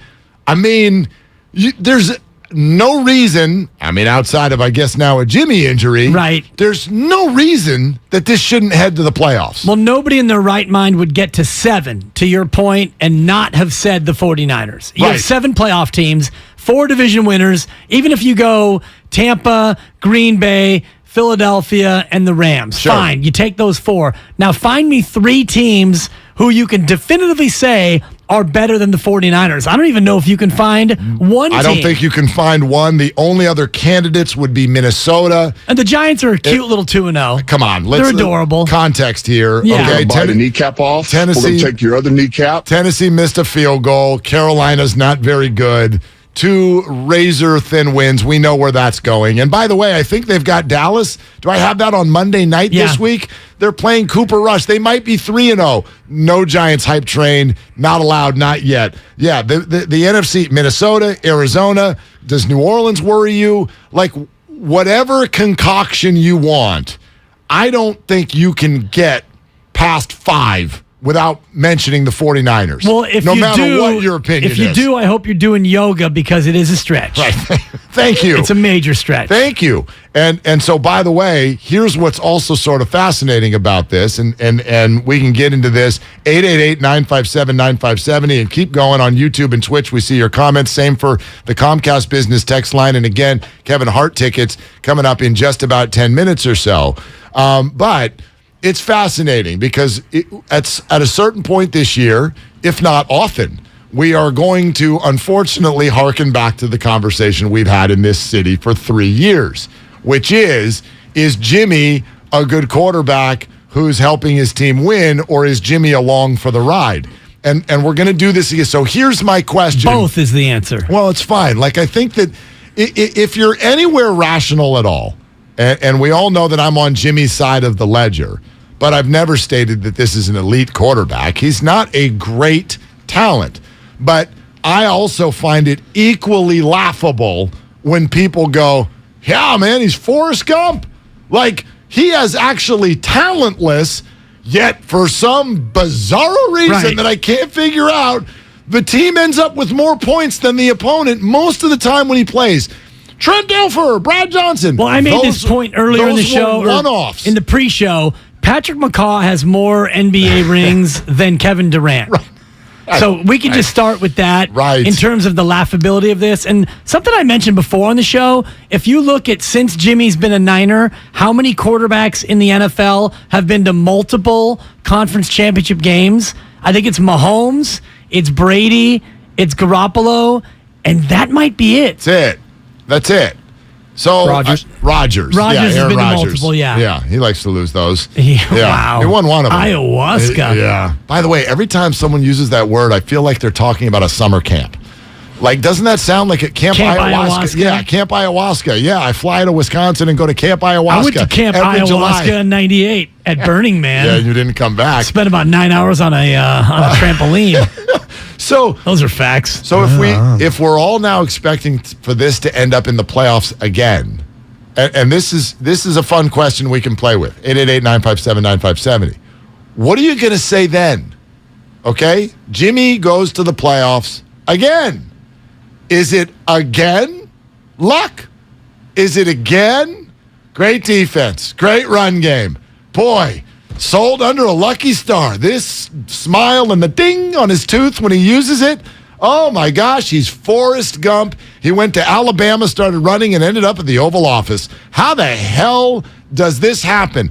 Are we going to do this if he goes into the playoffs for a third time? Right. I mean, I'd love to hear it because this seems to be the stance of many. This seems, and I don't, would it change? Would a third time convince you? Or I'm going to need 5 trips. I'm going to need at least 5 trips, Mark. I don't know. No, it's funny. It's funny because we talked about it in the pre-show meeting. Just there are going to be some fans out there who continue to be dug in saying what you're talking about. Sure. Oh, the team is dragging him along for the ride. But if you're a quarterback who will have been to, let's say he goes to the conference championship again, 3 conference championship bursts in 5 years with the Niners, 2 years lost to injury. How do you not give a guy credit at that point? It's all brought to you by Chilton Auto Body, and we will take your phone calls next, plus give you Kevin Hart tickets. That's how we roll. It's 888-957-9570. Willard and Dibs on 95.7 The Game. Have you been in a car accident? Chilton Auto Body has 15 convenient Bay Area locations to help restore your vehicle to pre-accident condition. Chilton Auto Body is also actively hiring for all positions. For more details, head to ChiltonAutoBody.com, the Bay Area's leader in collision repair. Talk saves lives. Join us for Odyssey's I'm Listening Special, our annual 2-hour national mental health conversation, Wednesday, September 21st at 6 p.m. You'll hear from Drew Robinson, whose story is one you have to hear. Former Heisman Trophy winner Ricky Williams will also join us to talk about his struggles. The 2-hour special is a constructive and supportive conversation about our mental wellness. I'm Listening, Wednesday, September 21st, starting at 6 p.m. right here on 95.7 The Game and on the free Odyssey app. For more, visit I'mListening.org. Remember, talk saves lives. If you own a business, this has been a bumpy ride. From pandemic to inflation, I'm sure you could use a break. If your business has 5 or more employees and survived COVID, you might be eligible to receive a payroll tax refund of up to $26,000 per employee. The challenge is getting your hands on it. Hi, I'm Howard Mackler, and that's why I founded GetRefunds.com to cut through the red tape and get you the money. The team of tax attorneys we have put together are highly trained in this little-known payroll tax refund program. We do all the work, charge not a dime up front, and simply share a percentage of the cash that we get for you. Businesses of all types can qualify, including those that took PPP, nonprofits, and even those that had increases in sales. We have helped return over $1 billion to businesses, and we can help you too. Just go to getrefunds.com/sports, Click on Qualify Me and answer a few questions. This payroll tax refund is only available for a limited period of time. Don't lose out on up to $26,000 per employee. Go to getrefunds.com/sports. That's getrefunds.com/sports. You put it in your mouth and you chew it up real good. I know how to chew gum, Dad. Hurry up, we got leaks to fix. What are you two up to? We're fixing our leaky pipes. Yeah. With gum? Yeah, it's a hack, Mom. A what? A hack. You know. A do-it-yourself trick. No, the trick to fixing leaks and low water pressure is calling repipe specialists. You mean professionals? I mean, repipe specialists can repipe our whole house in 1 to 2 days. Fix the leaks and low water pressure, repair the holes in the walls if we want, and they guarantee their work for life. Got leaks or low water pressure? Call the professionals at Repipe Specialists, and in 1 to 2 days, they can repipe your whole house with new PEX tubing. With over 60,000 repipes completed, that's their specialty. You really stepped in it. I was just being... The gum, Dad. You What? stepped in the gum.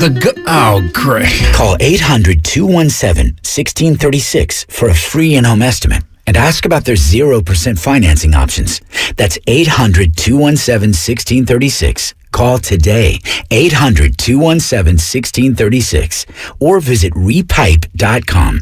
Hi, this is George with Left Coast Buyers. We buy properties all over California. If you own a house or an apartment building and want to sell it fast at a great price, call us at 925-434-5000. We can pay cash and close in as little as 7 days. We buy properties in any condition, any price range, and can help you in any situation. Do you own a property that is run down and needs thousands of dollars in repairs? Are you out of time, money, and energy? Let us help. Are you looking for an easy way to get top dollar for your property and sell on your terms and timeline? Well, call Left Coast Buyers now at 925-434-5000. We can solve any problem. We buy divorce houses, inherited houses. We even buy vacant houses and abandoned houses. Do you have a tenant who hasn't paid rent? Are you behind on property taxes, mortgage payments, or even facing a foreclosure? Even if you're just nervous about capital gains or an upcoming recession, we've seen it all. So if you or someone you know owns a property and needs to sell, call Left Coast Buyers at 925-434-5000. That's 925-434-5000. Come into Friedman's Appliance in Pleasant Hill September 23rd through September 25th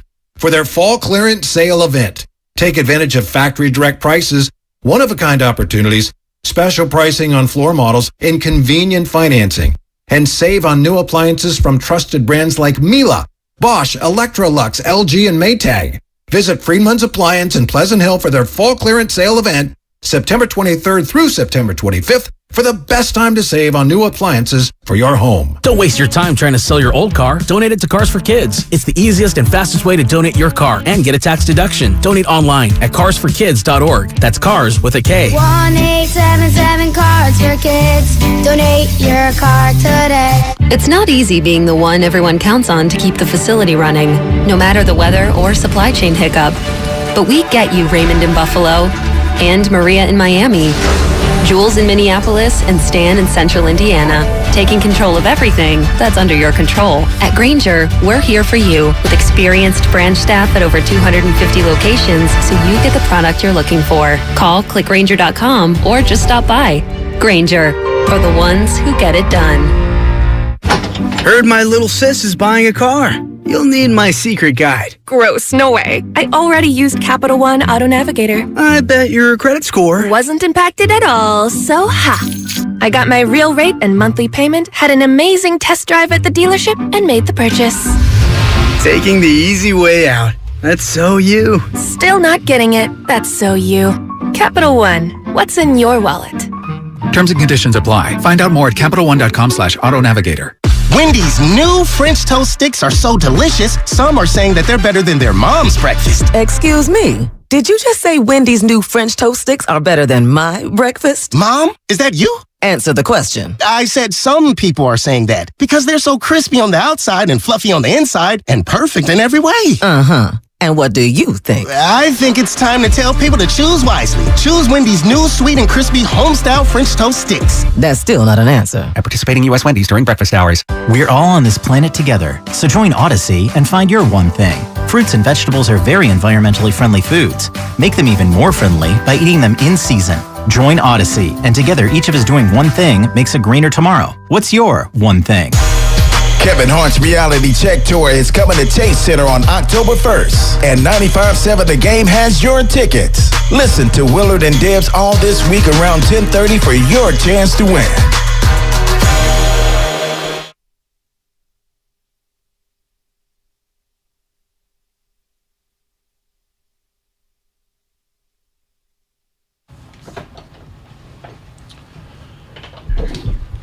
All right, it's Willard and Dibs on 95.7 The Game. And that means that we're taking your calls and we're reading your texts. Comcast Business Text Line. Those numbers are 888-957-9570. Twitch, YouTube. We're keeping it going there. That's right. You could actually look into our eyes and see the sincerity when we say all of the ridiculous things that we say. We mean it. Yeah, we're not mailing it in. It's not like we give a take and we push away from the mic and snicker and high five. Oh, we really pulled one over on the listeners. You know what? I like to do that a couple times a year to mention that because there is media out there for sure. Yeah. Like you'll call it clickbait, hot takes, whatever. Don't be disrespectful. And it even dates, like I can't wait for the changeover because wait till y'all hear Steiny and Guru come in here and see how all good it actually is. I know that a lot of you, oh gosh, this, oh hey, that hot, this. It's like I don't know if you saw what was going on in the green room. They can be mad. There was a Mark Willard voodoo doll, and there may or may not have been pins being stuck in it. No, but all of this stuff, it truly comes from the heart. It's truly authentic, and it doesn't bother us whatsoever if you disagree, if you have a different opinion. Like I got no issue with that, and I am not sitting here as the only one in this, and I actually don't. I don't know where Ratto sits. I know where you sit. I know where Bonte and Joe sit. Ratto sits here. I know he sits there. I obviously know where Steiny and Guru sits. I know where Damon sits on the Kyle Shanahan issue. I'm fine being the one who doesn't want to blame play calling, and I know that I'm the only one. I think Ray Ratto's with you. And I'm not saying that to get you mad and make you call. That's what I believe. That's what I believe. And the text messages are still being thrown out there. The lovely Christy's brother is a football coach, and she just fired off to, hey, what do you think about this? And he grew up in the Bay Area, and he's a 49er fan. Hey, what do you think about this? Quote, that's why they got him. Yeah, people, go ahead, fire Kyle. Let's go back to Singletary and Nolan. Wasn't that a whole lot of fun?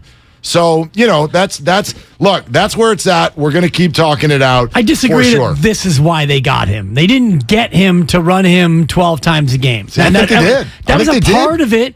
They got him, and Kyle said it himself. Got him. Ed Verder, in his quote from last year, we're not just going to run him into the ground. I That's hate that. dangerous. I just hate it. I hate it. Those are Kyle's words, dog. And the question, You dog. hate when I call you the dog. question, DAWG, was, do you want to use him as a running back since you don't have any? Which is what he did last Sunday. 102 throws in 4 games. That's not what happened. 54 runs and by the way, it's more than 4 games. Not really. Well, he actually threw. You're counting the 4 starts, but he made throws when he didn't start. I know, but also one of the starts was only a quarter. He only had 3 throws and 3 runs the other day. So for his career, he has 102 throws. Yeah, and that includes when he came off the bench in week 1 and threw the first touchdown pass of the year last year. There's 4 starts, but there's a game and a half this year, and roughly 2.5, maybe plus a couple Garbaggio times last year. It roughly adds up to about 4 games. And so he's roughly throwing it 25 times a game. But if That's you look not at the a ridiculous ratio, number. It's 2 throws for every 1 run. Yes, it and is. if you look at any other quarterback in history, no quarterback has ever had such an even ratio in throws to runs. And that's also even Taysom Hill. It is well, for no, God's sakes. not Taysom Hill. I got to Google it.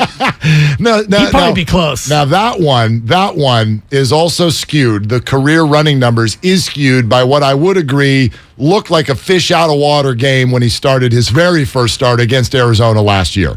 And 16 of the 54 runs came in that game alone. Okay? So that one, his first ever start, he did not appear to know exactly what the hell was going on. And so that skews the numbers too. So there's all kinds of ways to massage it. All right, before we go back out to the calls on this, and I do want to get into the lay of the land in the NFC. Just real quick, Yeah. Taysom Hill, 268 throws career, 228 runs career. Wow. So he would be He's 1 to 1. Just about. He's about 1.3 to 1. So, That's wild. I take it back. Kyle Shanahan, you're right. Yep, and now he's like a tight end or something, but he's still running out of the Wildcat. I don't know what's We're going going to on call there. him Traysum Lance from now on. Caller 5 right now. And please use the contest line. Don't use our regular line for 2 reasons. 1, we don't want you to. Nope. And secondly, you won't win. Okay, Rocky, you can't win if you call the wrong line. So please call the contest line at 415-951-2386. 415-951-2386. Pair of tickets to see Kevin Hart, October 1st, Chase Center, caller 5, 415-951-2386. 2 tickets to see Kevin Hart show at Chase Center, courtesy of Live Nation. Before we go back out to the phones, quick announcement to pass along per Shams Charania, which is, after all of this pressure, and we briefly spoke about it yesterday, Draymond Green among those saying there should be an owner vote as to whether or not Robert Sarver should be able to continue to own the Suns after what took place. He's given a 1-year suspension and a $10 million fine. Didn't sit very well with people, with the use of the N-word, constant mistreatment of women, just horrible stuff. The pressure and the drumbeat stayed loud. And the announcement has come this morning that Robert Sarver, majority owner of the Suns and the Mercury, has announced that he has started the process of selling both franchises. I know some of you are going to go, oh, that's not a punishment. He's going to get $4 billion for these 2 teams. But the bottom line is he already had that anyway. It just wasn't liquid. There's no way to make these guys go away not rich, but there is a way to make them go away. And I'll take it. Yes, absolutely. We'll all take it. And you mentioned the price tag. Forbes has them listed at $1.8 billion net worth. So do you think they go for $3 billion? And I know the Mercury is a piece, and that would Forbes has the Suns at 1.8 or Robert? $1.8 billion. They're definitely north of 2. I was going to put the over under at 2.5, but it feels like more likely, maybe closer to 3. Yeah, these sports teams and the Suns are a desirable thing right now. And do you think that factors into it? The fact that they're good right now, does that increases the value? Yeah, absolutely, I do. CP3 billion. I was in LA when this Clipper thing went down. And I remember people say, "Oh, the Clippers are they might be worth $1.5 billion. It's going to be crazy." And it went for 3. It went for 3. Yeah. It went for, or it was they thought it was going to at that time. Maybe it was they thought it was going to be 1, and it went for 2. Whatever it went for double what they thought maybe they could get. Right. Right. There's only 30 of these babies, and even though Phoenix is not a highly desirable market, the team is poised to be better than they've been in a long time. These teams are a license to print money. Exactly. They are a license. They are, like coastal California real estate and sports teams, if you can afford them. And they're both north of $1 billion. All right, let's go to Bobby in Los Altos at 888-957-9570. Bobby, you're on with Willard and Dibs. And Bobby, what are you doing? I'm just eagerly waiting for the chance to talk to you guys. And here it is. First of all, yeah, great. Dibs, first of all, great to have you back. Thank you, Bobby. I want to tell you, man. I was driving this morning when I heard your mortgage story, and I literally had a rush of adrenaline, of excitement when I heard about it. So I really hope that all works out for you. Me too. That changeover banks. And then because I love you, I got to rib you a little bit. So let me just say this: I did not realize FMLA applied to having grandchildren. So I'm glad that you were able to take advantage of that. It's funny, Bobby, because actually we refer to me around the house as Grandpa Daddy because I am old enough to be a grandpa, yet I'm a daddy. So don't think that you're offending me with the grandpa blast because my nickname around the house, Supper, my beloved Supper, my partner, calls me Grandpa Daddy. I'm glad you took that in stride. Mm-hmm. Oh, heck, I'm 54, Bobby. There's no other 2 ways about it. All right, brother. So as it relates to Jimmy, I'd like to say this. First of all, I've long said that I think he is the luckiest man in the world or in sports. But here's really what I wanted to talk about. I feel like the script this year, and again, as it goes out positive for Jimmy this year, is that invariably in the fourth quarter, late in the fourth quarter, he's going to throw a pick at some point during the season, and we're going to lose the game. And before, I feel like the outcry would be, we can't win with Jimmy. But now that all of this has happened, and we wasted 15 first-round draft picks so we could get Kyle Juszczyk's replacement, and now that he's been shelved, I think it's really going to be, wow, we can't win without Jimmy. So I think there'll be a greater appreciation for him. I think we'll be a lot more tolerant of his mistakes because we're not going anywhere without him. And I really pray that we do not miss the playoffs by one game or half a game, because if we do, then we get to revisit the Jimmy would have won in Chicago. There are so many scenarios of how this plays out, but Bobby, thank you. I think Bobby just made a phenomenal point, which I don't think we've really spent a lot of time with yet. And it's similar to, let's say, a Davis Mills versus a Trevor Lawrence or a Trey Lance. When you come in with a label, you're the number 3 overall pick. Well, there is an expectation, obviously, that surrounds that, and therefore we are less patient. We want the final outcome to be much, much grander. If you can do it, if you can be Derek Carr, and you're like, yeah, but he's a second-round draft pick, and you may or may not be the 4th best quarterback in your division, but people are still like, but he's nice. He's nice. He's Derek Carr. Dak Prescott, you're a 4th rounder. Like, wow, this is really good, you know?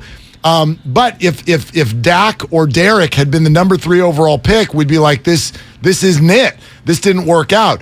The same dynamic now applies to Jimmy Garoppolo, because even though he wasn't a first-round draft pick, once upon a time, for a minute, he was the highest paid player in the NFL, and then went to a Super Bowl shortly thereafter, and so boom, here's the floor that's been set, and it's very, very high.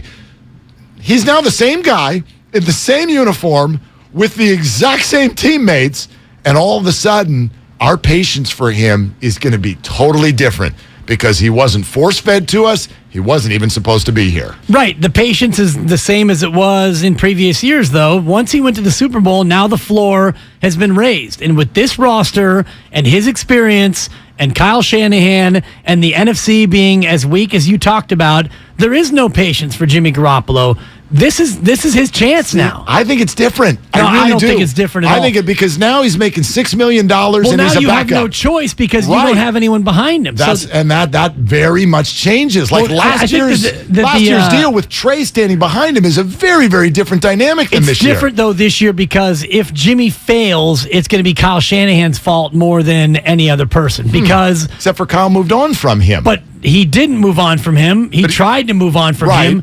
Jimmy G never went anywhere. They never moved on from him. They tried to move on from him. But we all understand. Jimmy told us, see ya. Right, but we all understand the circumstances that led to that. I mean, we literally had Nick Wagner on the show yesterday. He was about to become a Washington Commander. And but he didn't. And then he had shoulder surgery. Exactly. And it changed everything. But he didn't move on from him is the point. Now here he is. And if Jimmy fails, it's going to be a Kyle Shanahan problem more than it's going to be a Jimmy G problem. I don't see it that way. Steve Young literally is on ESPN 2 nights ago. Jimmy Garoppolo was fired from this job. He was fired. No, I was fired from this job. I was rehired. Rehired for a different job. Jimmy Garoppolo was rehired to be the backup quarterback. And that's who he is now. I was rehired to do updates. Back when we did updates. I was a backup quarterback and therefore, working noon to 3. I would imagine that your boss at the time had different expectations for you than he did with your previous gig, even though you're the same person. Like, I don't see... Until he left town, and then I got the starting job again. And here you are. Shout out to Canada. I just... You missed that guy. But I know. Yeah. I didn't fully miss him. Oh, no. Yeah, I wasn't here. But anyway, side bet. I think that now Jimmy Garoppolo coming in as the backup, I mean, Bobby's totally right. We so many people wanted Jimmy out of town. When he ran onto the field last week, we were like, oh, gosh, thank goodness he's here. Yeah, exactly. Thank goodness you're here. So that totally changes the emotions that will surround whatever he does next. Not anymore, because now I don't agree. Well, I don't agree with you, Mark. That's fine, dog. As I try to get under your skin. Thanks, dog. Now it's different because Trey is out for the year, unless you believe that he might be back in 12 weeks and he could be ready for the final couple of games. I don't believe that he'll be back at all, but let's just assume Trey's done for the year. I think that's the likely scenario. The Jimmy Garoppolo honeymoon period, it ends in Denver. If he goes out and he plays poorly and you lose to the Broncos, I'm sorry, but Kyle Shanahan is under the gun for it, but so is Jimmy Garoppolo, because last week, thank God we have Jimmy, and he comes in and he helps you win the football game. That's great. Well, now we're moving on. Now it's week 3. You still have a Super Bowl ready roster, according to many people. And now you have an experienced quarterback. And now you have the guy that in the locker room, they're all happy to have. So now there's no more, oh, Jimmy, no pressure on you. Thank God we have you. Yeah. And now it's time to win, Jimmy. No, I think if Jimmy goes out Sunday and plays poorly, I think the reaction will be, damn it, you're going to go right back to the reaction many of you already had, which is, damn it, Kyle, why'd you hurt Trey? But no, it's not going to be pointed at Jimmy, in my opinion, at all, because think about it. Last year, if he plays poorly, go to the Tennessee game, which was the one that really ticked me off. It was like, my God, how did you guys? How did you lose How that did you game? find a way to mess this up? You go back to that game, and the reaction is, why are you putting your faith in Jimmy Garoppolo? Let's see Trey Lance. This year, if Jimmy plays bad, it's, well, see, this is why Kyle decided to move on from him. Like, Kyle's already made his decision. He left Jimmy Garoppolo. But now, because of all these circumstances we know, he's now back in there. But this is in some ways against Kyle's will. It's against the will of the organization. This was not the plan. So if it doesn't work, you're definitely held hostage less by the fact that you weren't trying to have it go this way. Well, see, I disagree, because they could have cut Jimmy Garoppolo. They didn't have to restructure and re-sign Jimmy Garoppolo. But then you got Brock Purdy. Like, that's totally... Or Nate Sudfeld. And you want that? No, Mark, but what I'm telling you is that they made the choice to keep Jimmy Garoppolo. As a backup. Exactly. But nobody ever expects anything from the backup quarterback is one play away from being the starter. Yeah, we know that. But nobody ever expects that. Most of us couldn't. Of course you expect it when you run your starter into the ground. No, see, we disagree on that. Most of us couldn't even name. We did this exercise a couple of weeks ago. Name that backup. Go to the top quarterbacks in the NFL. Right. We couldn't even name who their backup is. There's no expectations around a backup. There is when you have a 22-year-old rookie or second-year quarterback who is unproven and you're going to run him into the ground. Look, that's the reason why you have a backup like Jimmy Garoppolo. This is different because we all know Jimmy and we know the history. But because this wasn't the plan, I think it completely changes people's reaction. Let's go to the coach in Los Altos. Hey, Coach, you're on with Willard and Dibs. What are you doing, man? Dog. Hey guys, hey, great show, and I just want to say I'm grateful for the show for a few reasons. Just 3 quick reasons. One is listening to Sean break it down. I mean, I am absolutely tired of this narrative that, number one, Shanahan ran him into the ground. Number 2, he was trying to hurt him. All this stuff is frankly crap. Sean said it right. These are run-play options. Most of them are zone reads. He doesn't have to keep it. There were times when he probably shouldn't have kept it, but he's still learning the game. There was also breakdowns, and if you look at Akash Anavarthan or something like that on Twitter, he breaks down all the data, and he actually ran less than Lamar based on the facts. So I just think that there's this false narrative being spewed, and that's what it is. It's a false narrative. Second, I think if anybody thinks Shanahan was going to be warm and fuzzy afterwards when the reporters were sort of baiting him a bit after the postgame when he already feels bad enough, they just don't know. They don't know Shanahan or his dad or how he was raised or any of that stuff. And third, I don't understand why we can't actually like both of these quarterbacks. Remember back to the Trent Baalke wasteland that we were in before Garoppolo got here. He went 5-0, and he led us to, as you guys have said, a Super Bowl and an NFC championship game. And we were trash before that. He's been hurt 2 seasons. I'm actually a big Trey Lance fan. I tweeted that out early, and I'm glad we got him. But it doesn't mean I hate Jimmy, and so I feel for the kid. I say pray for Trey. But let's just be grateful that we have Jimmy G, because I think we're going to go to the playoffs. I think we'll do fine. And I think we should just appreciate them both and not throw out this false narrative about Shanahan. Yeah, Coach, I think it's an interesting point. Thanks, Coach. It's part of who, or I should say what our world has become. This is kind of a reality TV thing. Like, if you want to try to go into a pitch room and get a TV show past the goalie now, like, I know this, you have to sort of create content that allows the viewer to pick sides. Absolutely. Okay? And the 49ers have absolutely become a reality show. And they did it. You mentioned this when I was on my paternity leave. Yep. They brought this on themselves. They did this. They created this dynamic. They are the real quarterbacks of San Francisco, or Santa Clara if you want. Okay? And so it has forced us fans who are just 49er fans in this conversation, this debate, if you will, where you've got to pick a guy. I don't want to pick a guy. I want to root for whoever's in there. I wanted Trey Lance to play really, really well. We all did if you're a Niner fan. Right. I wanted him to play well. I love the idea of the 49ers having a more dynamic player at quarterback. And then we saw what we saw, and what happened. So I do get it wears a little thin, this idea that people try to pin on others of you're a Jimmy guy or you're a Trey guy.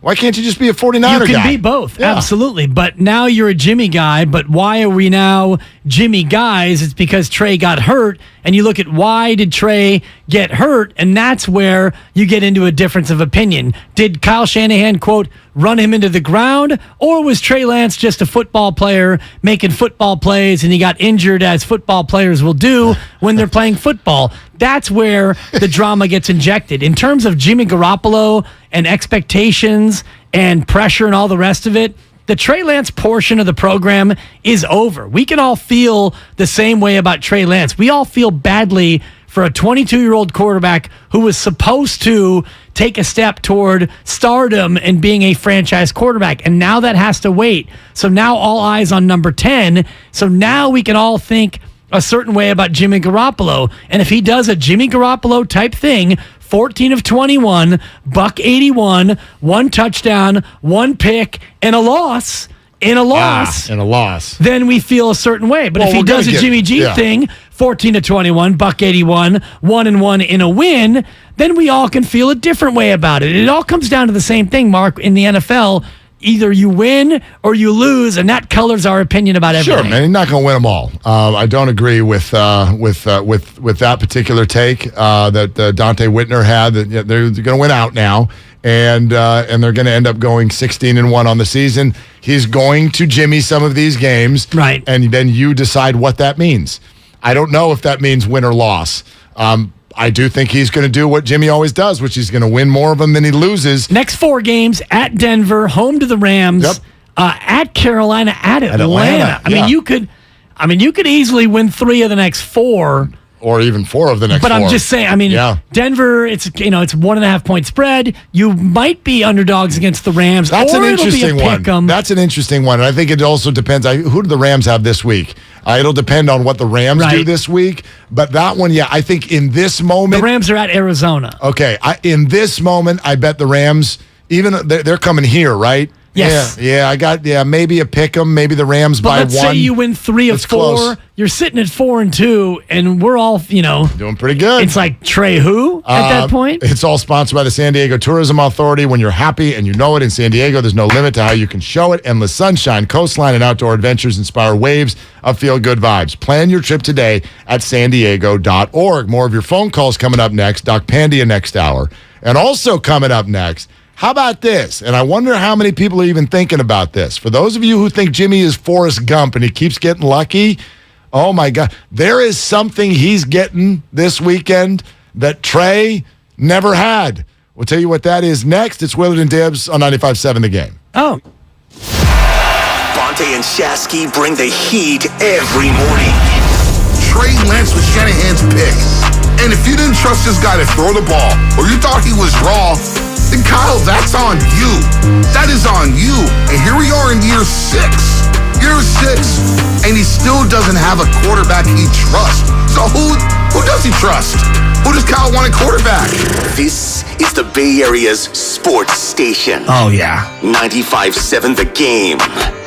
Hi, I'm Aaron, owner of California Deluxe Windows. Ever notice? When your neighbors get new windows, there is a large black eye of broken stucco, uneven plaster, and even mismatched paint. At California Deluxe Windows, we never leave a ring around the window. Why? Because we are one of the only companies in California who custom crafts every window and door to your home's exact measurements. Almost everyone else on the radio is a distributor. They grab a window from a warehouse, break open your walls, shove it in, and patch things up. At California California Deluxe Windows, we take pride in our work. Our installation technique is so precise, we do not break your stucco. Your house could be covered with potato chips, and we wouldn't crack one. Call now, and for a limited time, you get 30% off your entire order and 24 months of interest-free financing. 800-874-3600. 800-874-3600. That's 800-874-3600. California Deluxe Windows. Windows engineered for life. Certain terms and conditions apply. CSLB number 774518.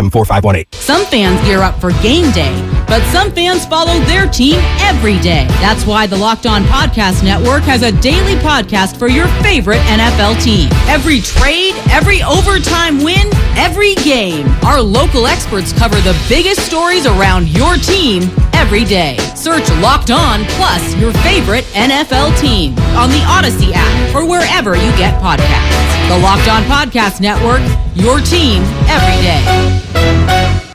Prescription products require an online consultation with a healthcare provider who will determine if a prescription is appropriate. Restrictions apply. See website for full details and important safety information. Subscription required. Refund available for 60 days after purchase. Hey guys, did you know there's a generic form of Viagra that works just the same but is 90% cheaper? And you can get it online? Just go to 4hims.com/joy. You'll get a free medical consultation, discreet shipping if prescribed, a 100% online process, and trusted generic alternatives to the biggest brands at 90% off. That's right, get generic for Viagra, the same active ingredient as brand name Viagra, but 90% cheaper. It's the same medication you get from your doctor, but with zero copay, no expensive appointments, and no awkward face-to-face conversations. Results are guaranteed or your money back. To start your free online visit, you need to go to this exclusive address, 4hims.com/joy. That's 4hims.com/joy for your free online visit. FORHIMS.com/JOY. Hey, Becky, what about this beat for your next song? It's cool, but I'm into faster stuff lately. Like Xfinity that gives me beyond gig speeds. Got it. What about this then? It sounds powerful, just like Xfinity. Because its supersonic Wi-Fi has 3 times the bandwidth, you can connect hundreds of devices at once. That's what I call power. Unbeatable internet from Xfinity. Made to do anything so you can do anything. Get the Xfinity Supersonic Bundle with unlimited gig speed internet, Wi-Fi equipment included, and a free 4K streaming box. All for $50 a month with a 2-year internet rate guarantee and no annual contract when you add Xfinity Mobile with unlimited data at regular rates. Go to Xfinity.com/gig, call 1-800-XFINITY, or visit a store today. Limited time offer. Restrictions apply. Requires paperless billing and autopay. New gigabit extra internet customers only. Taxes and fees extra and subject to change. Xfinity Mobile requires post-pay Xfinity internet. Reduced speeds after 20 gigabytes wireless usage. After 24 months, regular rates apply. Requires compatible Xfinity gateway. If you owe back taxes to the IRS, have unfiled returns, or are worried about an audit, the IRS is hiring 87,000 new agents to address these very issues. That means if you need to get your tax problems resolved, now is the time to get started. I'm tax attorney Robert Goldstein, and my firm specializes in helping individuals and small businesses resolve their tax problems. We work to stop IRS and state seizures. We may be able to settle your tax debt for pennies on the dollar with an offer in compromise. We prepare your past due returns, even if you have no records, and represent you before the IRS and state in an audit. At the law offices of Robert Goldstein, the consultation is always free, and we have offices located throughout the Bay Area. To schedule your free consultation, call 1-888-TAX-EXIT. That's 888-TAXEXIT. 888-TAX-EXIT, and make us your last stop.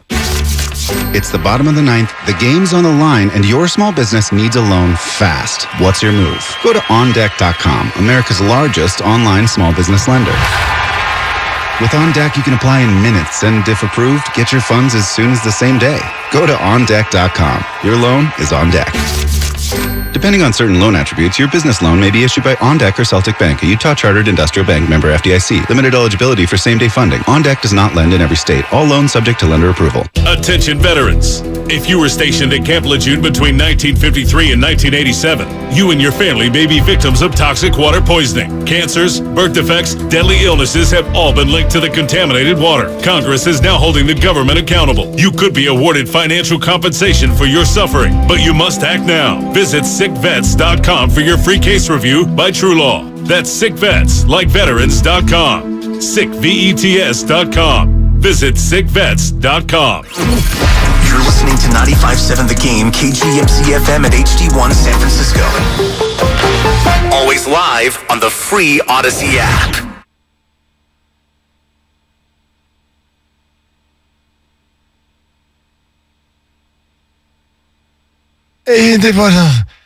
Now, back to Willard and Dibs on 95.7 The Game. Good sound effect. What the heck happened to you when I was gone? That was today. Wasn't that today? Was it today? It wasn't? No. Okay. July 20th. July 20th? You've been holding that for 3 months? It's July 3 months? Yeah, almost. It's July, 2 months. August. 2 months, yeah. Okay, yeah, 2 months almost to the day. Man, that's crazy. You all right? Sounds like a brain injury. It's not crazy. We do this every single month of every. Can you believe it's September already? Yeah, that's what happens. Can you after believe the it's other 2022? That's the one that hits me a little bit harder. Actually, can you believe that it's almost 2023? Yeah, it's scary. Ella threw out Christmas the other day. She's like, it was late at night, and she's like, hey, I want to make hot chocolate. And I said, okay, go make some hot chocolate. And she's making it. She goes, this makes me feel like Christmas. And it's almost here. And I'm like, you shut your mouth. No, it's not. You better tell me what you want to dress up for as Halloween first before you start talking about Thanksgiving and Christmas. 93 days, by the way. She goes, it's not Christmas. It's not that far. Not that far. And I'm like, it's not that far, man. Gosh. Cha-ching. Okay, brother. Cha-ching. Well, and I'm in a situation now where Hanukkah's on the calendar as well. Oh, so, and in this house as well. Absolutely. Oh, yeah? Oh, Mom's maiden name is Schneiderman. You didn't know that? I didn't know that. Come on. Where you been? I didn't know you had the Hanukkah in there as well. I didn't know you were a two-way threat. Snuck that in before our 1 year anniversary? Are you kidding me? Okay. Yeah, you should know that. Absolutely. We celebrate everything. Yeah? Everything. You crack out the menorah on them? It was crazy. If I can find it. It's somewhere. It's like, where'd I put the menorah last It's because we just moved, and I'm back to the Niners in 22 seconds. Yep. But first, part of the move, you unpack everything, and I pulled out the menorah, and I'm like, hey, babe, where does this thing go? I put it on the cabinet on top of the fridge. Okay. Okay. Because you got to know where it is for those 9 days a year. Yes, you do. Okay. This is interesting, especially with all the conversation we've been having about Kyle Shanahan. And we'll go back to the calls here in just a second. And it's all sponsored by Fremont Bank, full service banking, no compromises. Jimmy Shapiro sends us the odds for the next NFL coach to be fired or resign. I think Shapiro, but I'll allow it. Is it? Yeah, I think so. All right. I never know. Isn't it Shapiro like the guy who ran the then Cleveland Indians, the GM for a while? I think so. Mark Shapiro. Yeah. Not to be mistaken with Gabe Shapiro, who's the sales guy here. I think the Shapiros are mispronouncing their own name. That's you need what to I throw think. a Y in there if you want to be a Shapiro. Exactly. Or have an affinity for Flame. Like if your last name what is going on here? If your last name is Smith, that's Smith. It's not Smythe. Depends where you're from. Yes, it does. All right. Do you think, because only 20 coaches are on this list, do you think that Kyle Shanahan is one of them? Spadoni, if you would, please. Game show music, please. Is Kyle among the top 20 on the fired odds board? The file Kyle right now. Next coach to get fired or resign is Kyle Shanahan among the top 20. Well, you'd first have to think about, are there 12 guys